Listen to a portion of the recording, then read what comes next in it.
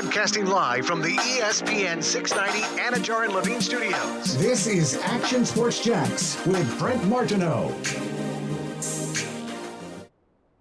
Hey, what is happening? It's a game day in Jacksonville, Florida, in the NFL. It is now 48 hours or so away from enshrinement for Tony Baselli. In fact, by this time on Saturday, he will be a Pro Football Hall of Famer. If you like Ohio, we've got a little bit of that in the background of our shot on Facebook, YouTube, Twitter, and Twitch. Although we got the big old faces of Casey Kurtz and Aaron Schachter in that shot, so there's not really much to see anymore other than our goofy mugs. It's refreshing if you ask me, Brent. Oh, refreshing. Yeah. Huh? Is that what you call it? Yes. You've been pushing out these teases, or back teases, what I would call them.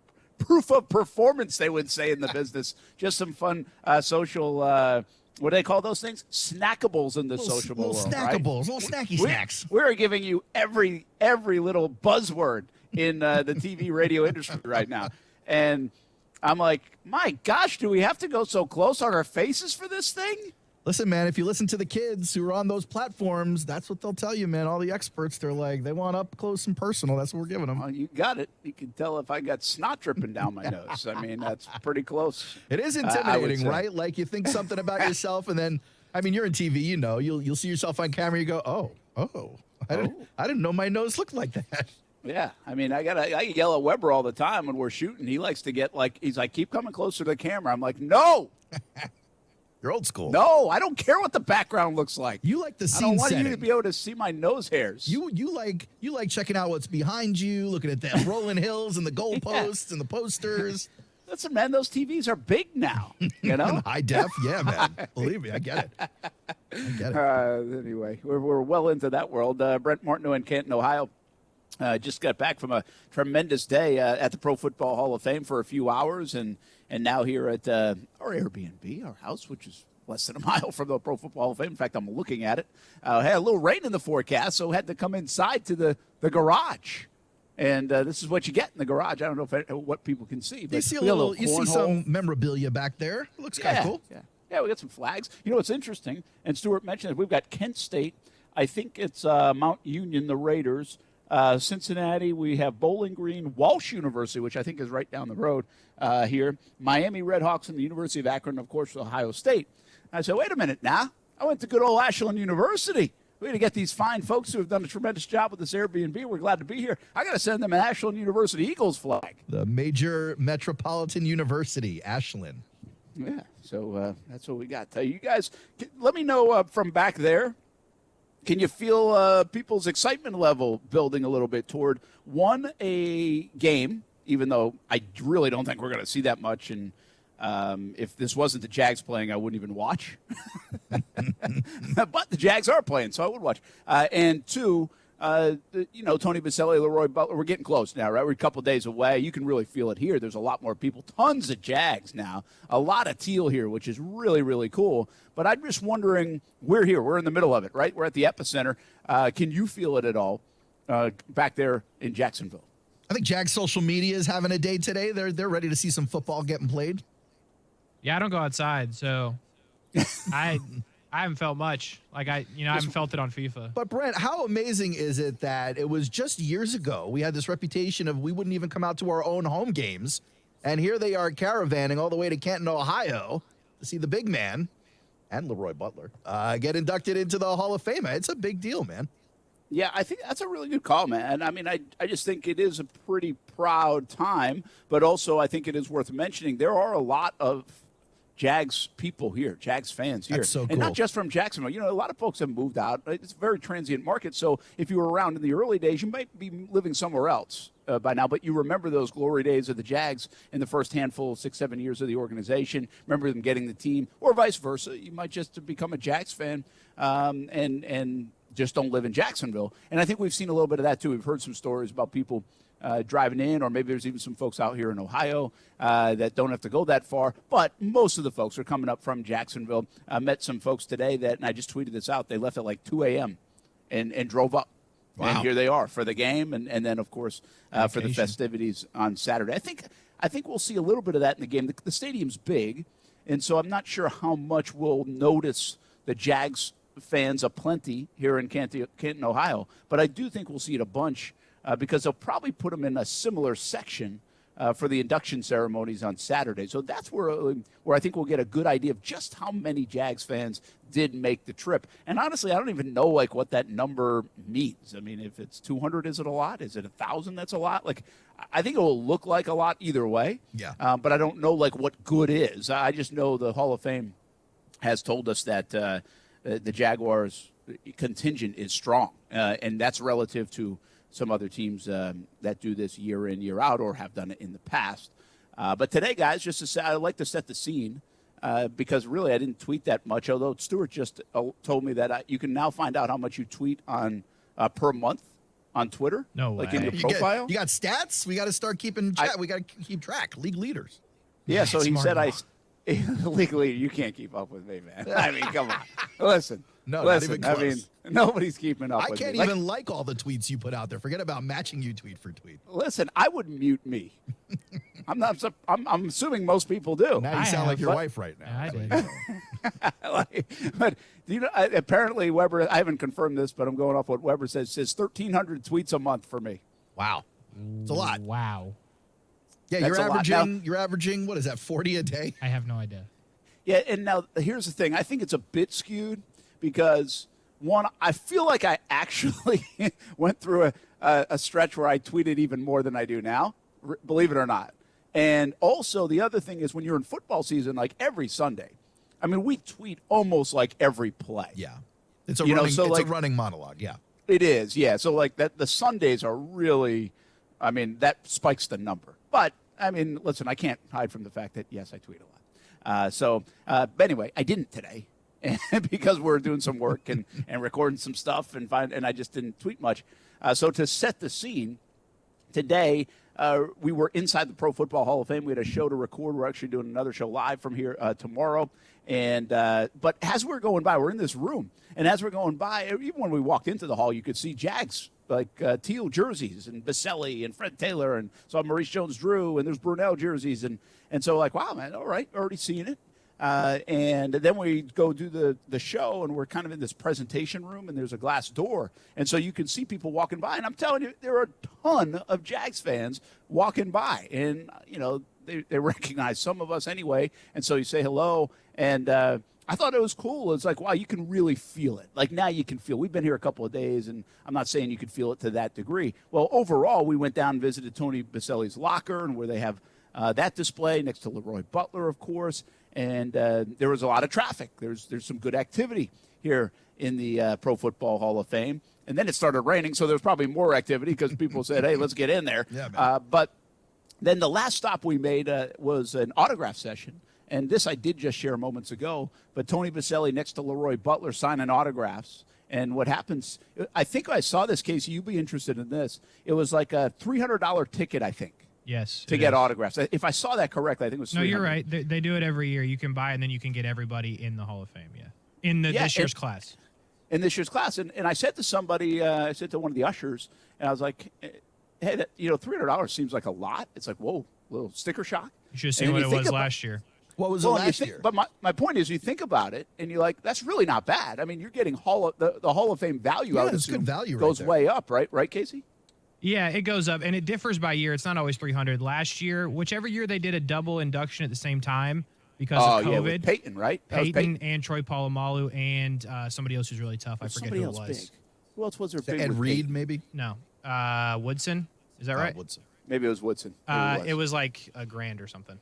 Because Wow, of Peyton. really? Yeah, my buddy paid it. Wow. But I think it might be worth it. In your world, like you're in that autograph world, wouldn't that be worth it? Yeah, it's worth it. I mean, even like they know like the Hall of Fame isn't dumb, but you got to appreciate it because they price it accordingly. So like 300 for the class this year, yes, is worth it. And then with the Peyton class, yeah, it was still worth it then at the price. They do a good job of pricing it, but yeah, it's definitely worth it. I thought that was interesting. It's a cool scene too. You can shake hands, you can say hello, and we talked to Tony that's the first time we've seen Tony. He's been here since last Thursday. He actually said he came in, played a little golf, and he is nursing a back injury right now, and it's significant. Okay. Like it's actually been a problem for him this week. Now I don't think it's going to be a problem. Like he'll be out there tonight, but he has been actually getting physical therapy this week on his back. So it's serious, but he's still just questionable for the induction ceremony. Yeah, I mean, it's pretty wild. I don't think it's questionable. I think it's probable. All right, he's probable. Okay. I don't think they do the probable designation anymore, but I think it is probable. Well, let me ask this, because the induction's on Saturday, right? Yeah. So is the team going to stay behind, or some people on the team going to stay behind for it? Now, it's a good question, and no is the answer to that. Wow. The team is coming back later tonight, like a normal road game, and there will be some people that come back up on Saturday, or I don't know if they'll come up Saturday morning or Friday night. And Doug Peterson has said on behind a microphone that he is coming up, and he's going to be with Shad and Trent Baalke, and they'll be here to represent the Jaguars. But a guy like Mike Perkins, who's been with the organization since day one and one of the few, there's only a handful of people that have been here since like the actual inception of the organization, and Perkins is one of those. And he will, I think you know Perk, Aaron, from your travels with the Jags. Yes, sir. So I'm assuming, I didn't even ask him, but I mean, he's coming. He's going to be there, like no doubt. And then there's some others, I think, from within the organization. But from a team perspective, there isn't a lot. But Doug Peterson, it's funny. I was told that he probably won't come up there because they got to get right back into camp. They have like a walkthrough on Saturday, and then their first practice back at Episcopal is Sunday. But then I was later told, he is making the trip to represent the Jags. So that's pretty cool, and he's embraced it as well. This whole thing. Yesterday, Casey, you'll like this story. I think you'll like it. I tweeted the picture of your family up here in Canton. Those are boys. Your autographed family. I did know those people. A few of them in the video. I'm not kidding. It was like I literally said to Weber, okay, so here's the scene. The Jags, yesterday we were done with the show, and we go over and we do some TV stuff. Well, the Jags arrived at the Pro Football Hall of Fame about 5:45, so we really just got there in time to watch them walking in, and they go tour the Hall of Fame for an hour. And we were doing some TV stuff, so we happened to be there just about the entire time. And as they were leaving, Doug Peterson came out, and when we were going in, there were two guys yelling, Trevor! Trevor's getting that treatment. And that was Casey. Just picture Casey yelling, Trevor! Yeah, man.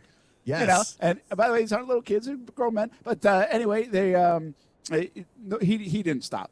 On the way out, though, Doug Peterson stopped. And now there are like 15 guys, right? Casey, maybe you'd say in that picture. And so Doug was awesome. We talk about Doug being a good guy. We've said that countless times.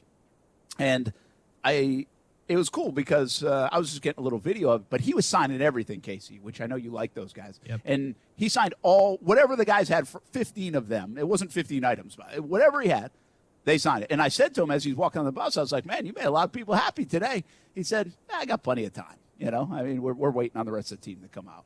And I was like, that's cool because you know what? There have been guys that have plenty of time in the past and don't sign. That's right. And sit there and do that. And I'll even give you one more. I'm going to give you another anecdote to be like, it'll show you the kind of guy Peterson is, I think. At least doesn't mind enjoying this moment, doesn't go hide on the bus. And by the way, sometimes you're not in the mood to do it. I get all that stuff. But he actually came back off the bus because I think someone wanted to show him something from that crowd or had come late, Casey. And so this man was showing him something like on his phone. He wasn't even asking for an autograph. But Doug came back off the bus and like entertained that guy for a bit. And I was like, you know what? That's pretty cool. And the reason I say that is because, Casey, in your world, you get a lot of guys that you'd be like, jerk, blah, blah, blah, blah. I didn't do this. Well, that was a story of Doug Peterson made a lot of guys happy, made a lot of people happy yesterday. It was a good one. I was not surprised to see your video. Doug's always been known as a good dude like that. So it's good to see it carries over. And it was good to see some of my people I haven't seen in a while in your Twitter video, Brent. I was not surprised. Let's just put it that way. But I did say to Stuart, I was like, I think this is like Casey's family here. They Now, were. I did not know that you would know them. I did But then know all of them. a sudden we get back here like 20 minutes later and Casey sends me a text and he's like, I knew like half those guys in the video. Yeah. That couldn't have I'm shocked like- you. Yeah. Well, it did though. Like why? all right. Like what? So Well, is that a traveling road show? Yeah, like they didn't all come together. The main staple in that video was a true legend in the autograph community, Dan Leghini. If you're listening, you probably know who that is. If Martin Buckley's listening, he definitely knows who that is. And, The Sultan of Signatures, Dan Leghini. and Dan goes to the Hall of Fame every year, so I was not surprised to see Dan. Yeah. A legend in the autograph. The Bambino of autograph beggars. Bring it, Dan Leghini. That's him. That's him. Dan the man. That is an amazing line right there. Like send that to Dan, okay? I will. I'll send it to Just him right because, after the show. I mean, that is amazing. Like, what a shout out. I thought Tony Baselli was getting a lot of love and showered with accolades. Yep. Apparently Dan's the goat. Shohei Ohtani's got nothing on Babe Ruth compared to this guy. There you This go. guy, yeah. Just got to give credit where credit's due. By the way, what makes you the GOAT, like in autograph That's what I want to know. Like, how bad do you got to bother someone to be considered the best at it? I mean, he's good. I don't know what to tell you. I mean, he was there, was he not? How He many was times? there, but Go ahead. does that mean, like, is that part of it? Like, as long as you're there? Well, no, or does it mean you have to come, you have to get him? You have to get I him. would venture to believe, you got to get him. I would venture to believe that Dan Langini usually knows what's going on, and he was probably one of the two that were there before the team was there. Because you know why the other people showed up? They followed the bus. Yeah, true. But Yeah. there were people that knew where they were going. I guarantee you Dan's in that group. Well, if you're smart, you follow Dan. And that does happen. All right. There you go. You get hangers on leader to of the the pack. hangers on. That's interesting. Getting way too much love. When we go to commercial, I will clarify who it is in the video. And if you see him, I'm going to tell you something to say to him, and he will probably have a heart attack and die. That Really? probably is a bad outcome. We Yeah. don't want that to happen. Yeah. We were wondering this, though. And again, I told you that nice story about Doug Peterson. I thought it was actually kind of cool. But, like, what's, like, a Doug Peterson card worth? A card? Yeah, like he was Not signing a think book. Of much. card. You know how, like, he's got the whole I saw sleeve, it. right? Yeah. Not And- a lot. Like, so is he doing it just to check something off the list? Like, you'll say that to me a lot. Like, you're like, I need X person. But does needing X person actually mean that you're going to make any money off it? No, like, so for that dude, right, I doubt he's doing 6 different sets in which Doug Peterson are in. But if he is, then he needs the set card done. Or, I see. So, yes, I get that. Yeah. That makes sense. Or Okay. there might be 6 people he took consignments from that need him for sets. You know, that's kind of the scenario with that. Yeah, Or yeah. he just loves cards. So he could be well, yeah, he might, but he could be finishing off a set that also Yes. has Brett Favre, Reggie White, etc. Exactly. I get it. That Can makes I sense. ask for a timeout here? Casey, you just said that he might have taken a consignment from someone. Are you saying, like, you'll sign up for a job, a gig? Mm-hmm. You're like autograph hitmen? Yeah, like, so Autograph it. Well, I mean, that's what he's talking about, Yeah. basically, is like, listen, I need the 4 horsemen. Go get them. And, Yeah. like, you're traversing the earth to go get these autographs. yeah, people have sets they need done, and you know, there's people that are like going to be in places. There's minor league autographers here in Jacksonville, and if someone's in the shrimp and they need on their set card, the person will offer a price. You send the card, bang, bang, orangutan. There you go. Consignment. Is there a website where you find these gigs? There is. You want me to tell it to you? No, I'm just curious. Okay. I'm curious What about a the world, man. seedy underworld of autograph seekers. Sportscollectors.net. I'm fascinated. Go look it up. I'm fascinated by it, you know. But do people not pay kids anymore? Because I didn't see any third graders out there. Well, third graders can't drive, Brent. No, but you bring one with you, so you get the autograph. You should know this. I think it went okay for these people. They did get Doug Peterson. They did. Yeah. But Trevor Well- a couple of times. I'm just saying maybe the kid could have got Trevor. You never know. Possible. It's not wanna it's do, not like- very popular to hire kids anymore, Brent. It's not really allowed. Yeah. Used to be a Would thing. you call would you say if I followed you guys around or like autograph seekers around, would you say this is more documentary or expose? No, it'd be super boring. It'd be expose if you ask me. 'Cause, like, this is you all gotta- about these guys trying to find some excitement in their life, and the fact that it comes down to autograph seeking for the excitement should tell you something. It's not- Casey, that's Casey, not you gonna right. take this? Well, Casey, you gonna take this from Aaron? He's like not- this is your gig, man. Yeah, I know. He's not right. It's not any of that. It's how people make a living. But you're Like, not making a living by maybe you're making some you'd money. be very surprised. You got 3 jobs. How much of a living could you be making? I'm not talking about Casey me. helped put himself through college, man. He Yeah. was a student putting himself through college. Like, think about it. We're going to sit here and work and get paid what per hour? Dan made what? He gets 3 Peterson helmets signed at $100 a pop. He made $300 in 5 minutes. You know? What you will find, though, is if you fall around the autographers, there is a lot of dead time. Yeah, just wait around you will hotel find lobbies, a lot of yeah. you will find a lot of eating, you will find a lot of cursing, and you will find a lot of like trying not to get kicked out of places. It's very much like a radio show. Yeah, and then there'll be like 30 seconds of excitement, and then you go on about your day with something else. Yeah, man. I Like- live that like, life. by the way, if you did push-ups like the whole time that you were waiting for autographs, you'd be jacked. You Jacked. would be so ripped. Yeah, man. Tell you what. Push-ups and squats the entire time. They would be That'd confused be though if you great. just broke out in push-ups in like the Omni lobby, just like Gotta get my sets in. they'd be so lost. Hey, Double man, pounding creatines. Dudes walking by, you just Wait chuck up a time. helmet. Waiting time is workout time, baby. Yeah, there you go. You got to get it in. All right, we take a break. Let's get back to some of the football talk. What else happened around the sports world? Jags. What should we expect tonight? In this game, It's interesting to me. It has so little meaning, but I might be underplaying the game. Like, I seriously think I might be underplaying the game. I think there's a lot of people excited about it, who we might see, could see, and I do think it's a huge opportunity for so many players, like probably 40 different players on this roster. Let's talk about what we might see and what we should look for in this Hall of Fame game tonight against the Raiders. That's coming up next on ESPN 690, live from Canton, Ohio, Pro Football Hall of Fame Week.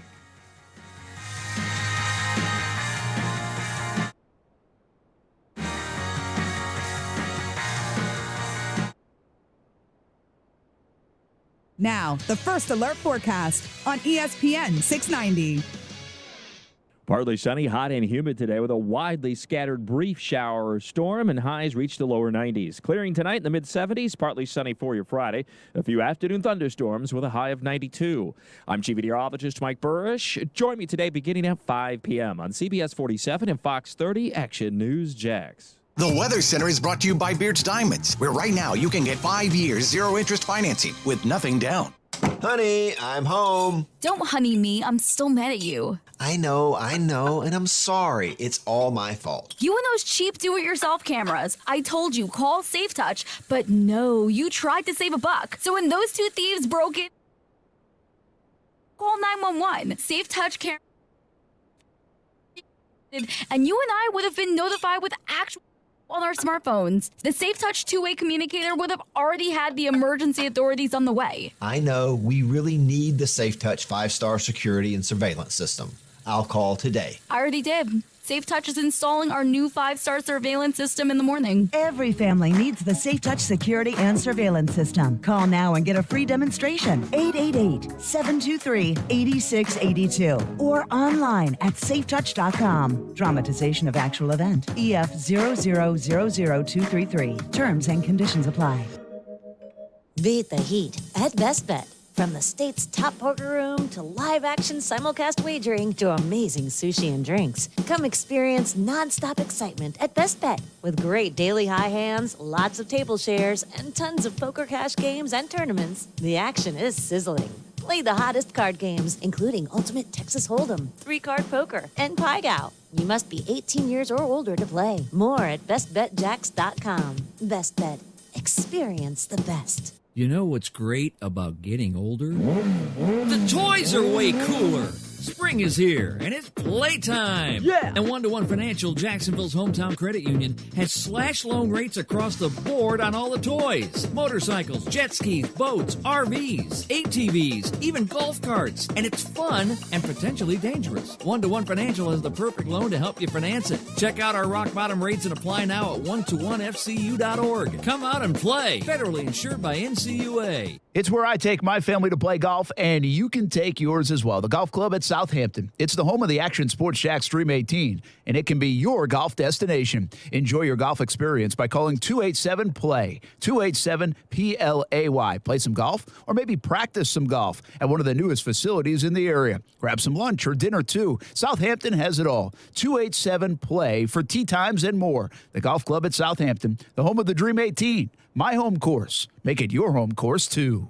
Your local radio stations are here for you. No subscriptions or monthly fees necessary. We're here to give you the news, weather, and traffic you need and the music you love. But if the foreign-owned record labels get their way, it could stop the music. They want Congress to force radio stations to pay them more money simply to play their music. Don't let radio go silent. Text LOCAL to 52886 and tell Congress to protect local radio stations. This message furnished by the National Association of Broadcasters. Celsius Essential Energy is Jacksonville's official energy drink of summer, and Jacksonville summers are energized by Celsius. If you see ESPN 690 out and about this summer, come grab a sample of Celsius Essential Energy. Live fit. The 6th Annual Almond Family Revival, celebrating Greg Allman's legacy. November 30th. Featuring The Devin Allman Project, Dwayne Betts, Donovan Frankenreiter, and more on sale Friday, August 5th, 10 a.m. at FloridaTheater.com. COVID-19 moves fast, and now you can too. If you feel symptoms, even if they're mild, you should test fast. Test positive and at high risk for severe COVID-19? Then act fast with authorized oral treatments that can be taken at home and must be taken within 5 days from when symptoms begin.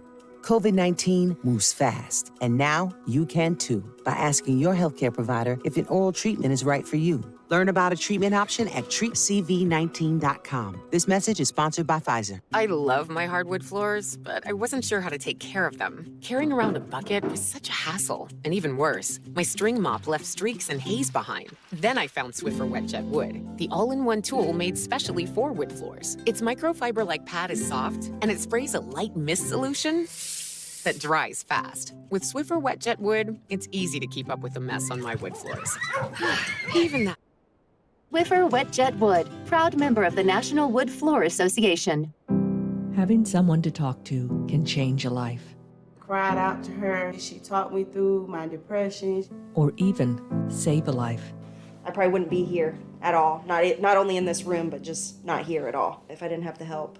If you need someone to talk to, Jewish Family and Community Services is here with in-person trained counselors or through teletherapy.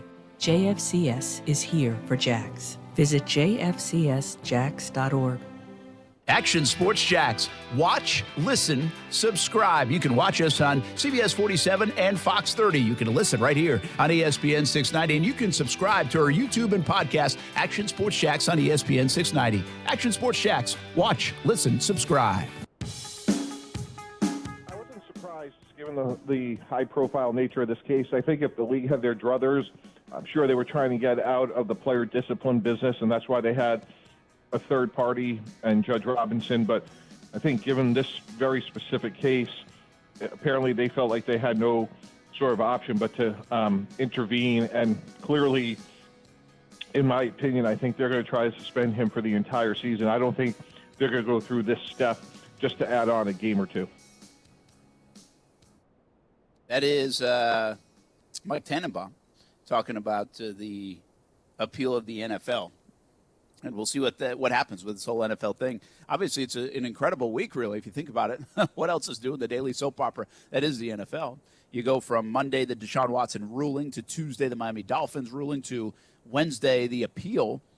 And now we have the Pro Football Hall of Fame game, and welcome to the season. And then the festivities tomorrow that conclude on Saturday with the enshrinement. So, wow, right? I mean, what a week in the NFL. Yeah, action-packed. It's just the way it is. I mean, it's just a machine, you know? I mean, it is a machine.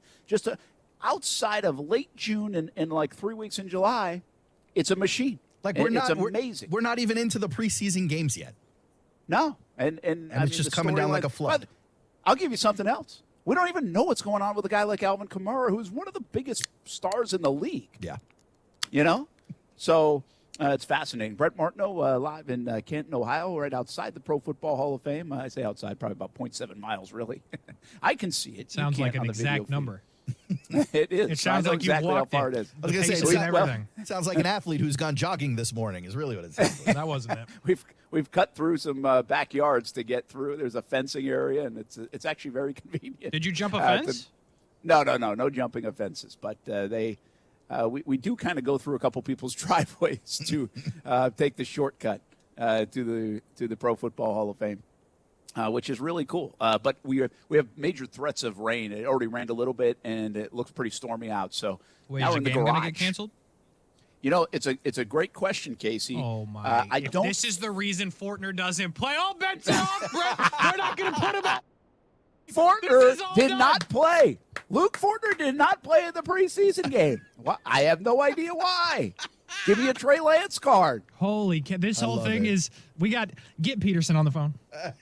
This is unbelievable because, this is not good. Love it. Here's the deal. I think we have seen this in the past in this game, and I just read it recently. Now I can't remember what. But the game it might have been the game Peterson actually played in.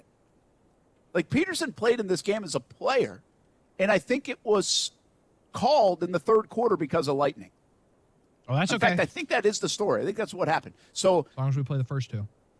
Yeah, as long as you get the game going. So, but my point being is that doesn't happen. Like, even in preseason games, very few times, I think, in the history of the NFL has a preseason game been canceled or just stopped. Casey, In the past, they'll have delays. Believe me, I've lived through some of those on the sideline. But this one, they actually don't. They're not going to play this at midnight, right? They're not going to make people sit. They will cancel this game if lightning exists, and they will especially do so if it happens in the third quarter, and they would just say, all right, see you later. So that's a possibility tonight. Keep that in mind.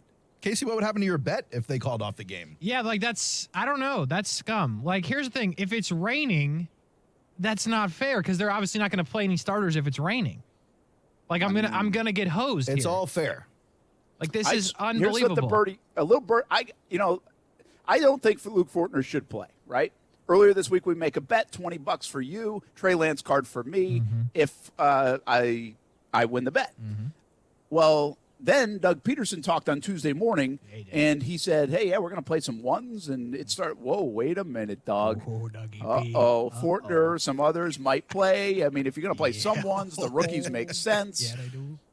And so I'm like, oh, man, I'm not going to win this bet. Well, today did get a little bit of intel that maybe the offensive guys won't be playing as much as some of the defensive guys that you know. And so I was like, okay, maybe I got some more hope here. They do have, even if they sit the entire offensive line, they have 8 offensive linemen. So that's enough. I'm doing the work on this Trey Lance card. Barely. So anyway, I feel a little bit better about my situation. Then you throw some rain and lightning in the mix, and I might feel really good. So anyway, that's the situation. But keep that in mind. It could happen that this game doesn't play in its entirety. I would think we'll get started. It's not that stormy, I don't think, but the clouds are rolling in right now. Brent Martineau here, Casey Kurtz now wondering about his bet back there along with Aaron Schachter, and we'll see what happens. Brent, the other day when you were out, we were rolling through some of the roster and the depth chart. We were trying to figure out an updated version of who we thought would play. And when me and Casey were looking at it, it kind of seemed like we felt more people on offense who were starters might play than defense. You're saying the opposite is going to happen. I'm kind of curious who we might know as a starter who's going to play on defense tonight. It sounds like you know everything, Martineau. You know the whole depth chart. Listen, man. This is why you wouldn't let me go to Canton, because you knew this would happen. I'd see the depth chart, I'd see the script, and you knew I'd lose the bet. You suckered me into this. Well done. Yeah. And listen, I would know a lot more if we had a production meeting, but we're not doing the game. The next 3 games, I'll know a lot more. Yeah. Now, whether I can tell you or not, I'm not sure. But I was like, clearly, again, right? It's not going to be Fadukasi or Josh Allen or Devin Lloyd or Olokuin. Probably not Trayvon Walker either. So, who are we looking at here? Yeah, well, and that's my point. I say I don't think many should play. That's how we got to the Fortner bet. But Doug did say some ones. Yeah. Listen, I think a guy here's what I'll tell you. I think don't know, but I think a guy like Laviska Shenault would have played if he was healthy. But he had kind of not came out of practice, I think, Sunday or Monday, or he was working off to the side. So now if you have any threat of injury, right? Yeah. Any threat, well, you're certainly not playing. Sure. And we know guys like Devin Lloyd and Fadukasi, as you mentioned. We know Juwan Taylor. Those guys have been working off to the side. Definitely not playing. We know James Robinson. No way. The thing that I've given in a little bit on is I do believe Snoop Connor and Raquel Armstead would play. Earlier in the week, I thought maybe just one of those guys would play, and we'd know on the depth chart maybe who had the upper hand. But I think both will play. I cannot see Trayvon Walker playing. I just don't understand it. Why would you do it? But he is a young guy, and he's a 1, so maybe they would. Josh Allen, no way. We talked yesterday, Rayshon Jenkins, and those Shaq Griffin, no way. Can't see it. Tyson Campbell, no way. The guy that Cisco's interesting. I think I could see Cisco playing. I also think Chad Muma plays in this game. Amen, brother. And so, to be honest with you, that might it's a roundabout way of saying who will be exciting to watch play if they do. And I think he might be number 1 on the list. Chad Muma, who was picked in the 3rd round, they add to the linebacker room. I think there's something to like about this guy. Why do they like him so much? To me, he might be the most excitable player on the field tonight to watch and see how he does. And there are others. I'm just saying I think Chad Muma might be the one. Yeah, besides Fortner. Absolutely. No, but you're not watching. You just want Fortner just to see if he rolls out there. But Literally you the only reason. If Fortner plays, I'm going to just make some frozen pancakes and just slap him around. He might be able to retire from his career of autograph chasing to make a career out of taking money off the both of us. I'm going to pour syrup all over the floor because of the pancakes this man's going to be putting on the Raiders. It takes less time, by the way. I thought about this, too. here's a danger of playing people in this game, not only injuries. You're not playing alongside. Like, Fortner's not playing alongside, most likely, Tyler Shatley or Brandon Sheriff. No, that is So what are they sketch. working on? I'll agree with that. Right? Yep. Like, what are they working on? Are they working on communication? No, they can't. Like, not with each other. And so, like, I don't get it. Like, I don't understand it. And the other thing about it is this. If you play people and they don't perform again, the Raiders are going to play nobody. Like, I'm convinced the Raiders are playing nobody. And so if Fortner can't handle the third team, oh man, knows, sound the alarm, right? Like, now you start putting those kind of storylines and narratives out there and get that in your mind and head and fans. But would we even see Fortner out there long enough to go, wow, I mean, if it's a series or two. I mean, if he ends up on his back twice in 4 plays, yeah. Oh. Yeah, or he false starts twice. Like, listen, the narratives form quick, man. That'd be rough. They form quick. Like, and by the way, he came off like I wasn't there because Monday we had high school media day, but word was he had a rough practice Monday. Yeah. So, like, it could happen. I mean, he's a young guy. And that's why, to Casey's point, he wants him out there to get the snaps. That is So it's literally like a where little this bit of all a came catch. from, yes. I want him to play just to make sure we know what we're getting. Yeah, it's a catch, though, right? Because are you putting him in the right situation? Are you putting him in a similar situation that he'll face 4 weeks from now or even 2 weeks from now when they play that third preseason game against Pittsburgh, where most people will probably play for both teams, at least for a little bit. And so I think it's a little bit of a danger zone, especially when you start really analyzing performances of a Fortner, of maybe even a Walker Little, albeit I think you do kind of want to see, can they go manhandle some of these third-teamers and get off to a nice start? That'd be So I think great, it's right? It's a tricky situation. Yeah, I don't really want the first time that Fortner goes out there to be against the Steelers that actually play people, by the way. Like, if Hayward and those boys are playing for the Steelers, like, I know it's still the preseason, but, like, get him a couple of snaps before. That's what this whole thing comes from for me. I'm just Yeah, saying. I get it, and I understand that, but don't sleep on this part. They do play against, like, NFL first-teamers, like, every day in practice. Yeah. You know what I mean? I know. Believe me, I'm Go wide, ahead. I'm Insert wide joke. awake, brother. I didn't sleep on that one at all. Insert joke here. Yeah. But but maybe seriously, maybe in addition to playbook, it's about ratcheting up game speed a little bit. Obviously, the thing you hear most about all these young guys who come into the league is that the game is so much faster on every level. That's what I'm saying. So, you know, maybe this is just about giving them a little toe dip in that high-speed chase. Amen, bald man. I like that. I'll go with that. Ball by choice. Anybody else got? All right, so Fortner to win a $20. You've Muma, I conceded. think, seriously, Okay. right? Muma. Anybody else that you really Cisco? I Cisco. like that. Walker Little potentially, right? I said Walker Little on Tuesday as well, by the way. I think he needs to be out there. I don't know if he needs to be out there, but I think he needs to be out, especially if he's in a fight for that right tackle position. He's got an opportunity here to leapfrog Juwan Taylor as he's recovering. Like, you need to know what you got there. I would like to see him play right tackle, yes. So, yes, I will go with that. Snoop Connor, we talked about on Tuesday. Obviously, we've agreed that he will play. I do want to see it. And, like, in a weird way, Brent, let me see Laviska Shenault. Like, I hate to say it, let me see it, because if you're playing against second string or third string corners and, like, Luton, again, should he have made starts in the NFL? I don't know, but it was a year the Jags weren't trying to win. So you do have a quarterback that has some rapport with him. Let Laviska Shenault go out there and eat for 2 drives. Like, make it a thing to get him the football multiple times on the first 2 drives and just see what he does. Yeah, and by the way, I think that was pacing that way, like from what I hear the birdies were saying. But I don't think it's happening because he's a little dinged up. Like, it's not a severe injury, but he's been limited in practice the last couple of times, so he definitely isn't playing. He's got to be they're not gonna do really, it. really worried about the roster if he can't get on the field for this preseason, right? Well. I mean, I actually think here's the thing. This is, in my opinion, you should worry about your roster spot if you're playing in this game. That's a good point, too. That's a good You know point. what I mean? And if you're again, out there, if I'll- you're disposable enough, yeah, chances are you got to really hustle out there. Yeah. I will give you a few passes on that. To your point, Fortner, Muma, even Cisco. I can see logic. Snoop Connor's not. I think he makes the team. Walker, like if there are going to be a handful to 7-8 players that you wouldn't put in that category. But I'm telling you, like when I started to hear that, like a guy like Shenault could have played in this game, he might have played in this game if he was fully healthy. But I think now he's just not ready to go. Like when I started, I'm like, that is not a good sign. Like that is not a good sign that they need to see him in this like extra game. No, I don't think that's a good sign at all for Laviska Shenault. And of course the injury part of it now, wherever he's at, there's no official injury status yet this time of year. Inactives will come out about 6:30, so we'll get that huge list of inactives, I would assume, for this game. But, you do start to keep an eye on – I mean, Laviska's going to be a guy to watch in this preseason because they have some guys. They have depth, and they have some young players that they like this Lawan Winningham kid who's really shown up and played well. Although I don't really think Chenault's been bad in practice when I've been out there. Like, I like what he's done so far for the most part. So it's going to be a fascinating storyline. And I think tonight, to me, I would be excited a bit to see Muma play. Cisco, I want to see some good things. I don't care about the offensive linemen because they're not playing with the rest of them. So to me, it doesn't really make a difference other than to win a bet. Get that Venmo ready.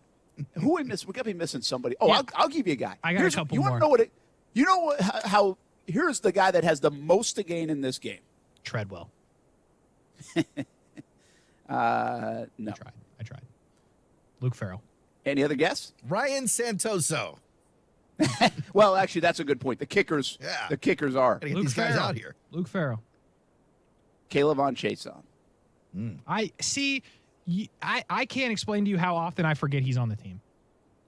Well, like if I had to hopefully name the coaches don't. If I had to name the whole team, I'm telling you, I would forget. No disrespect, well, even though it is. By the way, I think this is a huge preseason in general for Chason, and I think a game like this is important for him. Like really, again, narrative. Some people, we have this thing with Dan on Twitter who listens to the show, who says narrative gets overused. And it's like, well, it's a good word, though, this time of year. Again, like, what does it look like? What does it sound like? What are we saying? Well, right now we're saying the kicking competition is a headline. Like, a kicker is a headline for the Jacksonville Jaguars. Well, Chason, if he plays well, he could get you, the fan, excited a little bit. They know he's got talent. They know he's an athletic guy. There was a reason he got picked where he got picked, even if he hasn't lived up to it. So the coaches would be like, hey, yeah, we're getting to him, right? Or this is a good fit, or all those. He could get people excited, and that is a narrative, and that's a good one. And he needs that. He needs something positive going on, I think, because he's a guy that does look at all the noise. He's acknowledged that. And some guys do better with that than others, and he might say that he does better with it, but he hasn't performed that great. So I really think that of all the people, and you guys actually said that kicker might be the most important for a game like tonight because the lights really go on. You actually get something tangible to take away. But a Caleb on Chason showing and a good showing could really pay dividends for the rest of this month and help the football team. Listen, you want Chason to be good. It's another missed first-round pick. Like, you want the light bulb to go on. And I'll give you an example. He was getting tutored by this guy in practice the other day. And this guy also was a cheerleader for him. And Arden Key was the guy. Arden Key was coaching him up and cheerleading for him after he made a good one-on-one rep. And Arden Key is a guy that kind of was the same, right? Didn't do much the first couple of years. And then last year, boom, light came on. Jags pick him up. He's still a very young guy and could have a very successful career in the league. So Chason could be in that kind of boat, and you'll want the light bulb to go on for some of these guys like Chason, especially since you spent a first-round pick a couple years back on it. We'll be back. Action Sports Jacks on ESPN 690. Keep talking about this Pro Football Hall of Fame game and, of course, enshrinement coming up on Saturday. Tony Baselli and Leroy Butler with Jacksonville ties. We'll be right back.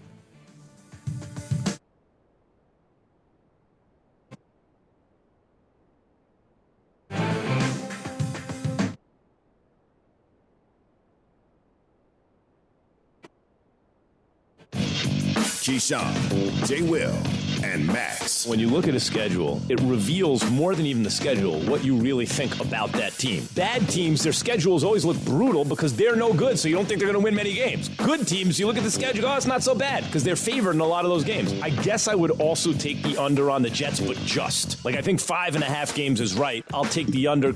Key, J, and Max, followed by Greeny. Mornings on ESPN Radio and on the ESPN app. This should be 8 by 7. When it comes to closets, Janina's home organization business runs tip-top tidy. Is this schedule right? I'm gonna need help. But she needs to reorganize and find a new assistant. I know it's your last week, but can you make sure the Hanson pantry's wrapped? Indeed can help her hire great people fast. I need Indeed. Indeed you do. We instantly connect you with quality candidates whose resumes on Indeed match your job description. Visit Indeed.com/credit and get $75 towards your first sponsored job. Terms and conditions apply. Cutting the price of your wireless bill feels good, really good. Actually, it feels great. You should try it out. So cut your bill by switching to Straight Talk Wireless, now offering our $45 Silver Unlimited plan with 5 gigabytes of hotspot and nationwide 5G on America's largest, most dependable networks. The $45 Silver Unlimited plan from Straight Talk. Straight Talk Wireless. No contract, no compromise. A month equals 30 days. See terms and conditions at straighttalk.com. 5G capable device required. Actual availability, coverage, and speed may vary. 5X480. Dayton B100 V-Belt, one of the many parts Grainger carries. It's also the item that helped Rob carry the day. The job was on hold, deadline fast approaching, but a quick search on Grainger.com and Rob found his part. And with same-day pickup at his local branch, he and his crew got the job done, safely and on time. Get supplies and solutions for every industry with real-time product availability. Call, click Grainger.com, or just stop by. Grainger, for the ones who get it done. Men, if you suffer from erectile dysfunction or PE, experience the Prime Men's Medical Center difference. I'm Dr. Brown. To help you last longer in the bedroom, Prime Men's Medical Center offers custom blended medications, with men lasting 30, 60, 90 minutes or longer, and it's affordable. Experience the Prime Men's Medical Center difference. See results on your first visit guaranteed or your exam is free. Call 904-664-8214. That's 904-664-8214. I'm getting my kids ready for back to school. I'm Heather. I'm a Jacksonville mom, and every morning I start my day with Action News Jax. Welcome, everyone, to Action News Jax. I'm Jada from Orange Park. I watch Garrett for my weather. We are seeing some clouds. He's a certified meteorologist, and his forecasts are always the most accurate. And I'm Lisa from Fruit Cove. I can't waste time in the morning. We've got some breaking news this morning. Action News Jax gives me what I need so I can get my day started. So we're telling moms everywhere to do what we do. Start your morning with Action News Jax. The summer of performance is back, and so is the legendary Acura Integra. Visit your First Coast Acura dealers for aggressive APR offers and exclusive summer bonuses on the next-gen 2023 Integra today. FirstCoastAcuraDealers.com. The 6th Annual Allman Family Revival, celebrating Greg Allman's legacy. November 30th, Florida Theater, featuring The Devin Allman Project, Dwayne Betts, Donovan Frankenreiter, and more on sale Friday, August 5th, 10 a.m. at FloridaTheater.com. Celsius Essential Energy is Jacksonville's official energy drink of summer, and Jacksonville summers are energized by Celsius. If you see ESPN 690 out and about this summer, come grab a sample of Celsius Essential Energy. Live fit. Hi, this is Keith Gurr, president of American Window Products. Right now, we're offering a free installation on 6 or more windows, as well as a free energy package. Go to AmericanWindowProducts.com and click for an estimate. That's AmericanWindowProducts.com. American Window Products, we are the window professionals.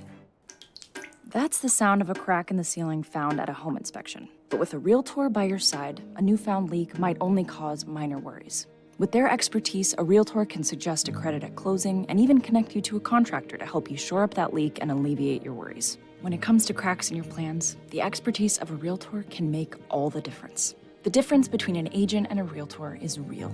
Realtors are members of the National Association of Realtors. That's who we are. Hey everybody, it's Brett Martineau from Action Sports Jacks. There's a good chance you have a smart speaker, so use it with the ESPN 690. Stay up to date on the Jags and all things sports by telling Alexa or Google to play ESPN 690. It's as easy as that. Make sure you listen weekdays 3 until 6 p.m. on ESPN 690. Just a tough inning where he was struggling to, I think just find his command and his rhythm and getting all his pitches, and unfortunately we're behind the 8 ball there, and then obviously pitch really well from there. So we gotta find a way to just when you're going through a little struggle there to obviously limit some damage, and that's hurt us from time to time here of late in some of our starts, instead where those crooked numbers are getting us. That is Aaron Boone Talk about Garrett Cole, I assume, from the other night. Gave up like 6 runs early. That was just yesterday afternoon, wasn't it? It was yesterday afternoon. It's always tough when you see the Yankees have a rough outing. I always feel so bad for them.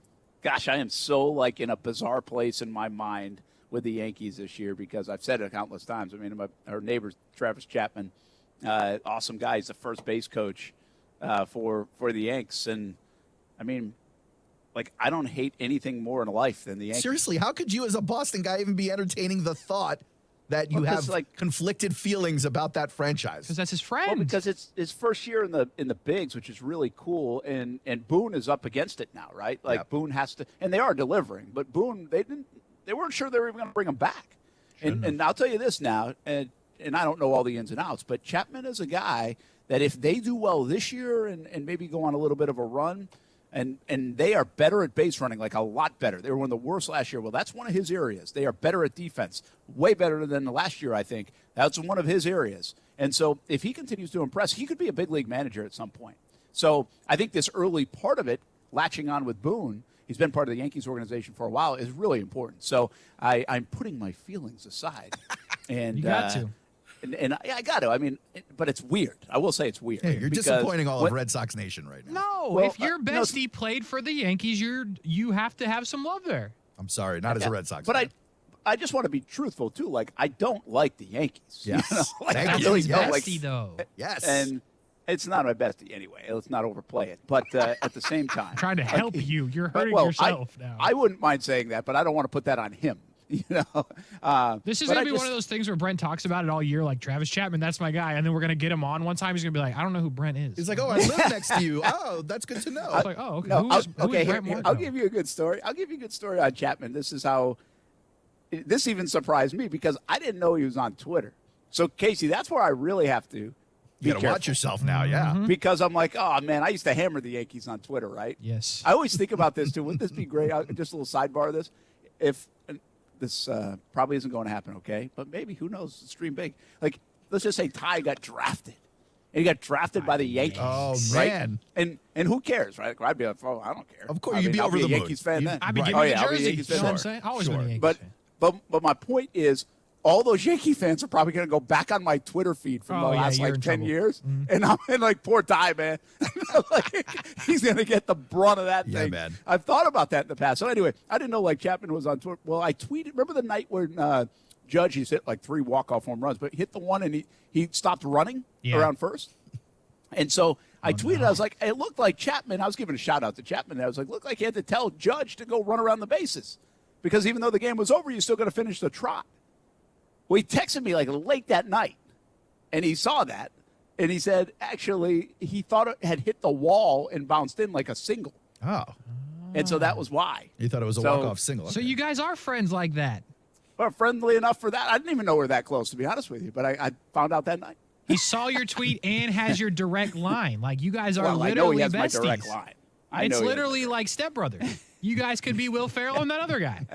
So anyway, long story short, I'm rooting. I'm not rooting like actively, but obviously I'd like to see him do well and get in and off to a great start in the big league career. So there is that. But Garrett Cole, what I was going to say, guys, what's interesting, and Casey, if they ever did I'm sure you could probably find this out like Elias Sports Bureau.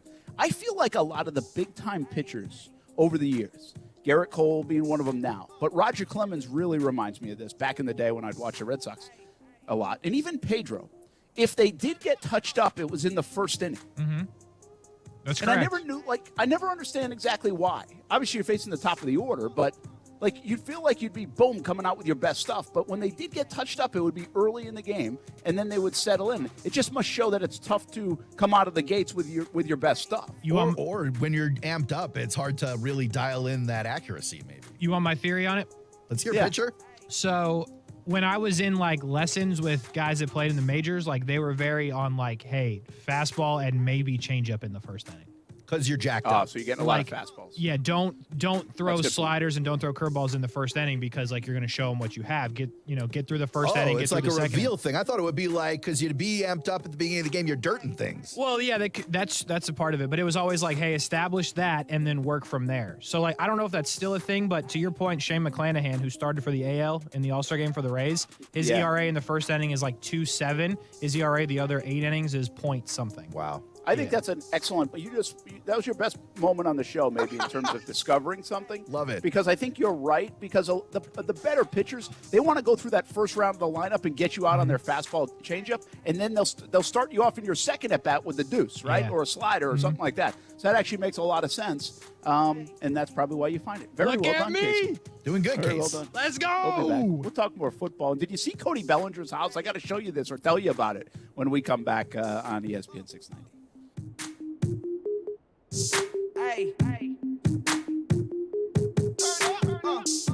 A new era is here for Jaguars football. New championship-winning coach, new superstars, and new optimism. One consistent this fall is Tailgaters Parking will still be delivering the very best tailgating experience at the bank all season. Tailgaters Parking doesn't just talk a big game. They're right across the street from TIAA Bank Field. Offer clean, permanent restrooms, food options, a full liquor bar, and all parking spots are on a well-kept grass lot. Check out Tailgaters Parking at tailgatorsparking.com to reserve your spot today.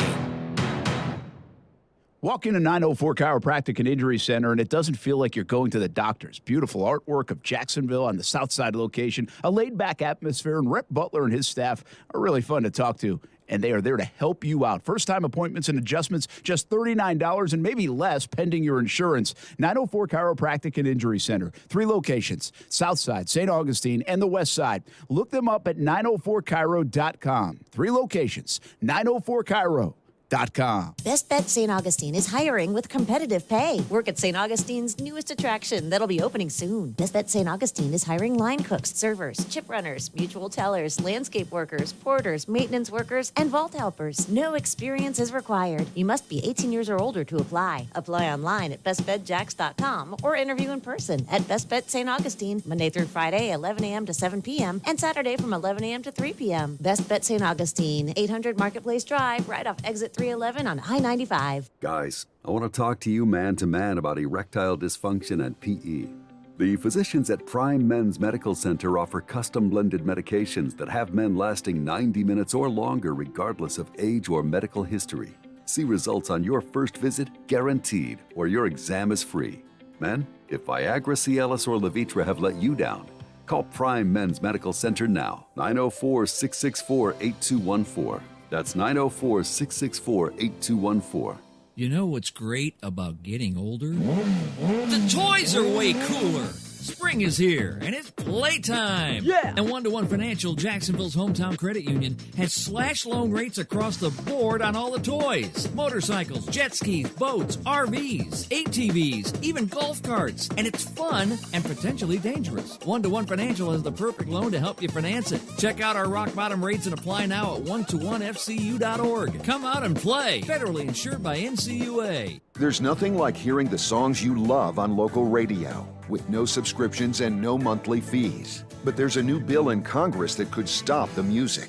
If passed, this bill would tax your local radio station simply to play the music you love. Text LOCAL to 52886 and ask Congress to support local radio stations. Help us keep you connected to the music, local news, weather, and traffic that you need each day. This message furnished by the National Association of Broadcasters. Get a guaranteed offer from Mark Spain Real Estate and sell your home hassle-free. Hi, this is Mark Spain, and our offers are the strongest in the industry, so you can sell your home stress-free and make the most money. When you get a guaranteed offer from Mark Spain Real Estate, there are no showings, no open houses, and no stress. Our guaranteed offer keeps you in control. Find out what your guaranteed offer would be. There's no obligation. Call 855-299-SOLD or go to markspain.com to get a guaranteed offer on your home today and start packing. Certain restrictions apply.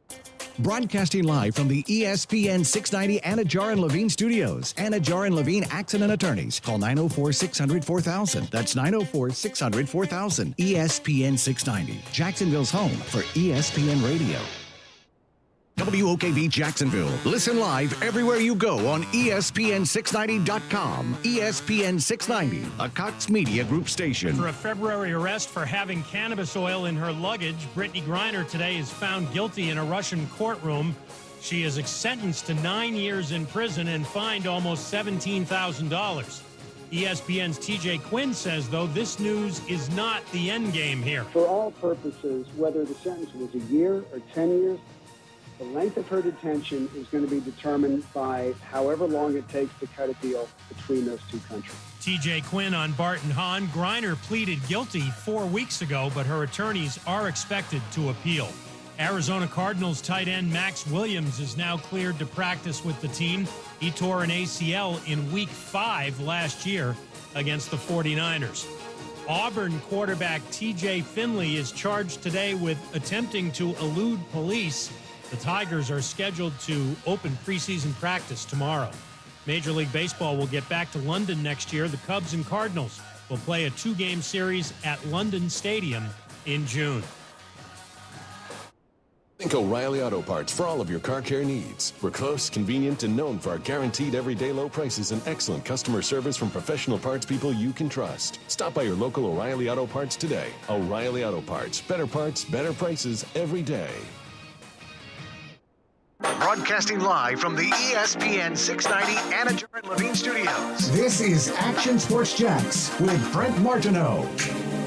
It was so bad and so dysfunctional last year, it's almost unfair to look at the numbers on the field. I actually look at the whole picture of Trevor Lawrence and what he was able to do from a leadership standpoint and hold that thing together and not crack under the pressure with a head coach who did not know what he was doing and was not doing the right thing off the field. So, maybe that's a little bit of a cop-out, but I do think he's going to be a superstar. And I think Doug Peterson will get him there. I don't think this is a team that's going to do what the Bengals did, go from last to the Super Bowl, but I do think they will be playing meaningful football in December and probably get close to that 500 or just over 500 mark and set the stage for a team that has good talent, a really good coach, and I think a generational quarterback.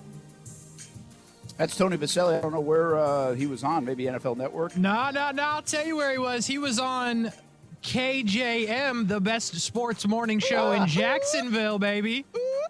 Baby.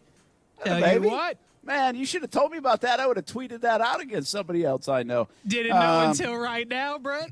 Unfortunately. I did? No, I didn't know. That's good. Tony Vaselli on KJM this morning on ESPN 690. Yeah, into morning time. Very good. I like it. I'm glad you caught that, and I'm glad he was talking Trevor, because I had a thought watching the Jags arrive last night. I was just talking about this whole autograph scene. And I'll bring it up in just a moment. Brent Martineau here in Canton, Ohio, Pro Football Hall of Fame week. We've got a football game tonight. Raiders and the Jags. How many will play?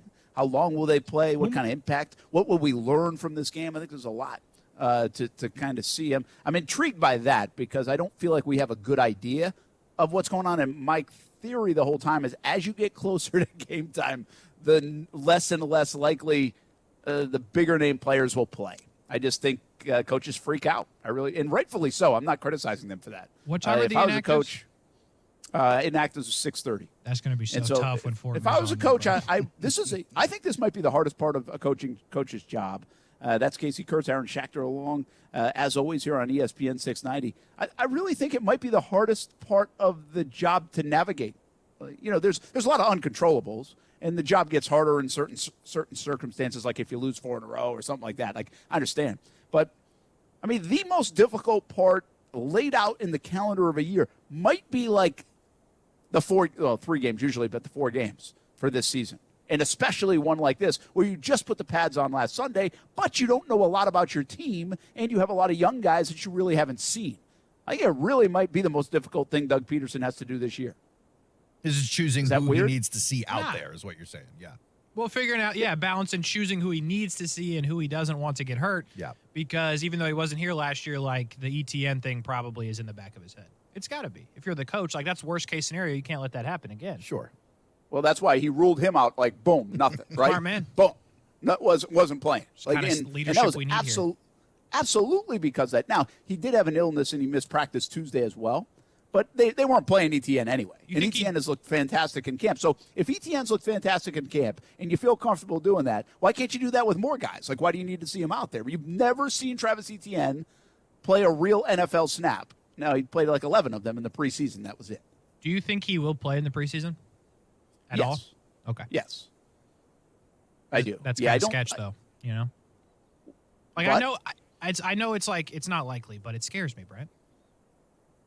I'm not ready to be hurt again. You remember that day? We were all sitting here just dumbfounded and hurt. Like, I'm not ready for that again. It left you with scars. Tissue that runs deep. Got it. Well, but I'm writing this on social media right now and engaging the fans. I think you would call that, Aaron, in the radio biz. And you bring up that question. You're like, should he play in the preseason?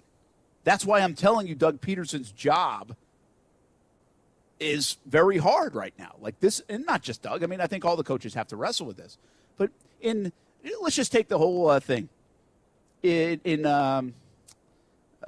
injuries weren't a factor, okay? If you never got hurt, if this was more like baseball where the injuries didn't happen as much. Except for the Mets. Except for the Mets. And by the way, that's probably a bad example because guys like blow out their arms like every other day. Yep. But anyway, if you didn't have to worry about the injuries, these guys would play a lot in the preseason, like everybody. Because why? They would see this as valuable time to prep. Like, that's logical. Valuable time to prep. Speed of the game, as you guys brought up. First time we get to see you in this setting. You get to work with your team. Like, even if it doesn't look great, at least you get the offensive line to communicate together. It's a new offensive line. Trevor gets to get used to guys like Christian Kirk and Evan Ingram. Makes a lot of sense. You get to look at your defense, even though you'd be pretty vanilla. That'd be obvious because you don't want to give much away. But ideally, every coach would say, heck yeah, man, I'm going to use this extra game, and I'm going to get better than the rest of the league because we're going to get a leg up with a few more reps and more knowledge of our football team. But because of injuries, every question you ask, should X guy play, you pause. And that's exactly what just happened. We know ETN's not playing for obvious reasons in this game. And I wouldn't play him either. But then when you ask the question, Casey, and you say, well, will ETN even play in the preseason? And I'm like, well, yeah, I think he will. Like, I really do. But then you say, well, Brent, you got hurt in the preseason last year. Like, you could talk me out of it. Mm-hmm. When did the philosophy on preseason change? Because obviously it wasn't always like this. And it was actually recently that I think the philosophy was you basically play most of your starters for a couple of quarters, game one, and then two, you dial it back. Three, everyone plays for a half or so, and then game four is for the roster cut guys. When did that start to change? Because now nobody plays. Yeah, Aaron, it's a good point. I think we're seeing a massive change over the last decade in how a lot of things are done.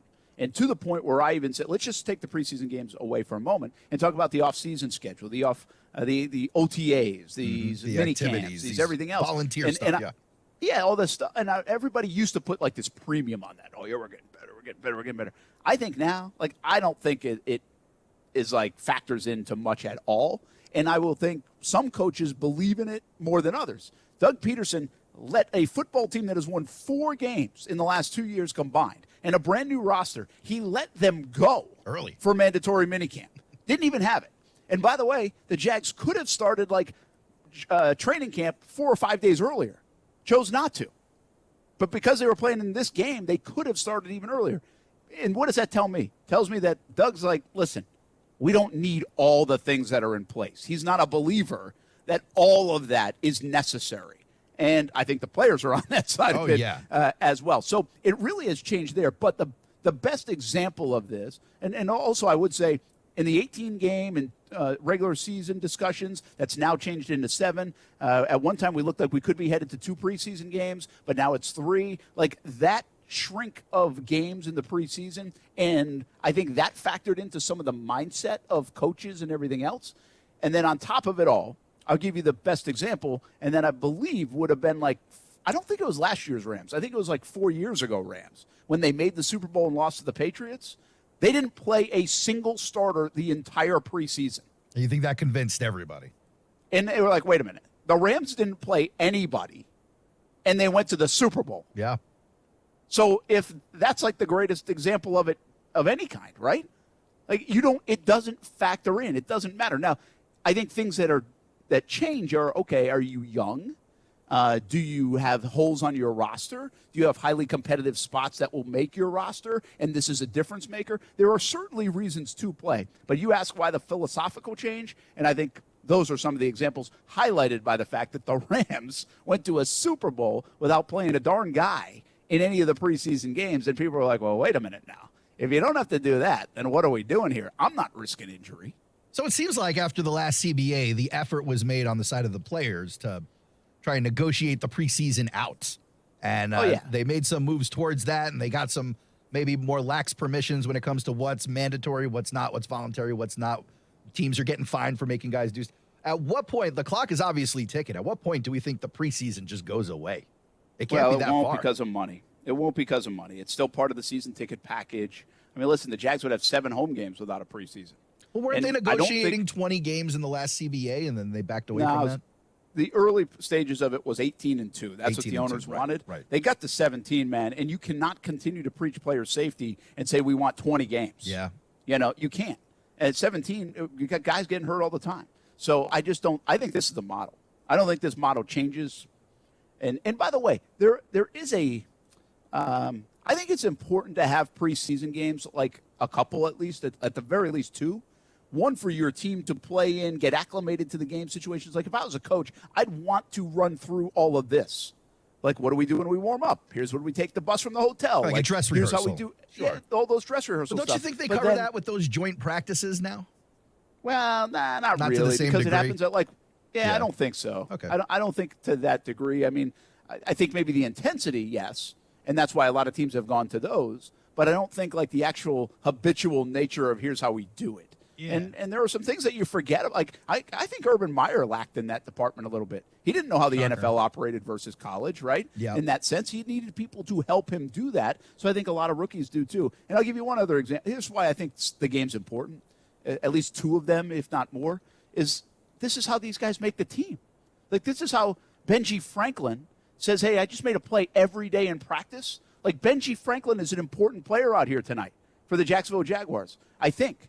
At least from his sake. He has a chance to now go do it under the lights. If Benji gets a pick on top of making a play every day in camp, how do you keep this cat off the team? Yeah. So like this is their livelihood. This is their lifeblood of getting on a roster. It's not just what you do in camp. That's not enough. It just seems you have to to be me, able to go make a play. It seems to me that the players keep inching more and more towards keeping us out of danger until we have to step on the field and earn those paychecks. And by the way, you have more coaches that, like Doug, have played the game. Or we have really flipped from that old school mentality. Like the Coughlin, this is the way we used to do it, right? Yeah. And I'm telling you, what we've lived through it now. This has been a stark change in the mentality of how business is done in the NFL. Super quick. Over the last decade. 1, because of the CBAs, as you mentioned. 2, because of the power of the player and the amount of money they make. 3, because of player safety. And 4, because of the structure of the league now, 17 regular season games where the owners seem to get a little more greedy, and then 3, preseason games. So I think there's a lot that's changed, and we've watched it, and that means the old school coach can't really do it the way he used to do it. He has to evolve with the time because of that. But it's not lost. I don't want to lose sight of the main point of this, though, is that I really think Doug Peterson's job right now is hard. You have a team that you really don't know much about. And if you play these guys, you really run the risk of injury before you take a real snap. And it's like you can live with, you don't like any of it, okay? But I'll tell you this, losing Travis Etienne last year in the preseason, to me, stings a hell of a lot more than losing DJ Chark in week 3. Yeah, clearly. Because DJ Chark was playing on a Thursday night in a game that mattered, and it sucked for him, and it sucked for the Jags. But at least it was the real bullets flying. It was the real deal, yeah. You didn't waste it on a preseason game, yeah. And injuries are a part of the game. I mean, we never got to see Etienne, who they spent a first-round pick, who could really be a difference maker for this team. And now we have no idea where he even fits this year because we saw him play like 11 snaps in the preseason, and half the time he didn't even have the ball. Like, that is, to me, like, if I was a coach, I'd be like, listen, I can handle an injury even though they stink. I can handle it in the regular season. I lose sleep at night with injuries in the preseason. And Doug's a player. He's a former player. I think he understands that. And that's why I just feel like, without knowing him well enough and seeing what he's done to this point, I just feel like, man, he's going to err on the side of caution this entire preseason. I don't know how to answer your question, Casey. I think ETN will play. But would I be stunned if he continues to stack practices and they think he's that important to this offense, which I think he's pretty damn important too, that he doesn't play until week 1? I'd be okay with that. I would not fault that. Get me to the regular season with my first-round pick from 2 years ago. Because if the, oh, my gosh, happened in the preseason, it would be a tough one to handle. Yeah, me too. I wouldn't play him. I wouldn't play him or James, and then we'd have no idea how they want to use them together. And then, boom, week 1, the Commanders are like, bro, what is this? They're both in the backfield, double pass, left. It'd be crazy. I'm excited. I wouldn't play either of them, though, for real, for real. And we say that, and the most important player on this football team is Trevor Lawrence, but we just feel like, at least from an injury standpoint, those guys are more guarded. There's a lot less contact. Yes, freaky things can happen, but it's okay to put Trevor out there for a bit. I'll tell you what, I'm not playing Trevor if they don't play Cam and Shatley and Fortner and Sheriff and Walker Little. And that will be a conversation. What was it last year? Do you remember that game we've had? I think it was a COVID thing. You remember that? We talked about should they play Trevor Lawrence? Yeah. No, that was against the Patriots. Yeah, that's right. That was against the Patriots, and they considered it, Yeah. They considered not playing Trevor. And by that time, obviously, it was like December. The Jags were way out of it anyway. Mm-hmm. But they considered not playing him because of that. And certainly you wouldn't do that to him in the preseason. And if you look at the score from that game, you would think they didn't play him. I said, Well, by the way, they might have been better off not playing him in that game, Casey, because if there's any scar tissue from last year, I feel like that game has some of it. Mm-hmm. Tennessee has another of it, and probably Houston early in the year has some of it. Yep. Because Literally of the amount of interceptions. Yeah. He threw so many interceptions in those games, and he had a whole lot of I don't give a damn at the time he threw his 4th interception against New England because he was so frustrated. Same with Tennessee. So, it might have actually been a better thing for him not to play in that game in a weird way. I don't know what he gained from that game. But still, they went with him. It's good to have bad days, too, though, learn how those feel. Well, he had 6 of them 14 before then, I think he had enough bad days. Learned enough. 14 of those to learn from. He learned how to lose in the cold, I guess, is what he established in that one. That's tough. Yeah, I mean, so we'll see. But probably spending too much time on it. I just think it's kind of fast. I think Doug's in a tough spot. And I would imagine he really leans. First of all, you have to have a philosophy here. You have to be committed to your philosophy, convicted about it. And then you have to lean on your coaching staff to say who we're comfortable with and who we're not. And sooner or later, you just got to go play. I mean, you can't help it, right? I mean, you got to play, and you just keep your fingers crossed. Because a lot of this thing now, keep in mind, I've been very adamant about this over the years. A lot of this thing turning around in Jacksonville seriously does have to do with luck. You need Trevor to be healthy. You need other guys to be healthy. You need to hit on 3rd-round draft picks. You need to make sure you hit on 1st-round draft picks. You need to make a free agent or two really work for you. Like, if you want to turn this around, you need some lady luck on your side. And you really can't do anything about that. You just kind of hope it happens. So we'll see who plays. Again, this conversation a little bit about tonight, but I think even more so about weeks 2 and 3. See, the 4th game against Atlanta is easy. You're going to practice for 2 days, and then you're probably not putting anybody out there. Like, you're not making the Luke Fortner bet with me on the last game, Casey. No, He's sir. definitely not playing. No, sir. Right? So, but again, you come around that time, it's a very important game for guys like Benji Franklin. I'll find somebody. And who knows? Like, it could be a huge game for a guy like as we talked about earlier, Laviska Shenault. Like, is that the way he makes the team? Or Chason, does he play in that game because he needs to get some playing time? Mm-hmm. And he earns it that way. So it'll be fascinating to watch the preseason unveil itself. Let's take I got to get something real quick because I teased it already. Did you see Cody Bellinger's house? Yes, I did see Cody Bellinger. Did Aaron see it? Yes, he did. I took a quick peek. It looked pretty amazing. Guys, that's sick. Like, did I see it right where he basically panned out of the garage and he had a runway with a private jet in it? It's very Travolta-esque. Yeah, it was Travolta. Yeah, I just had to walk outside, and Cody's on the runway, which is extremely dangerous as well. But, Cody just a couple steps away from jetting off to wherever he wants to go. Except anywhere other than a batting average over 220. Is that all he's hitting? No, bro, he's hitting 206. Oof. Is that it? Yikes. What happened to him, huh? He's an MVP.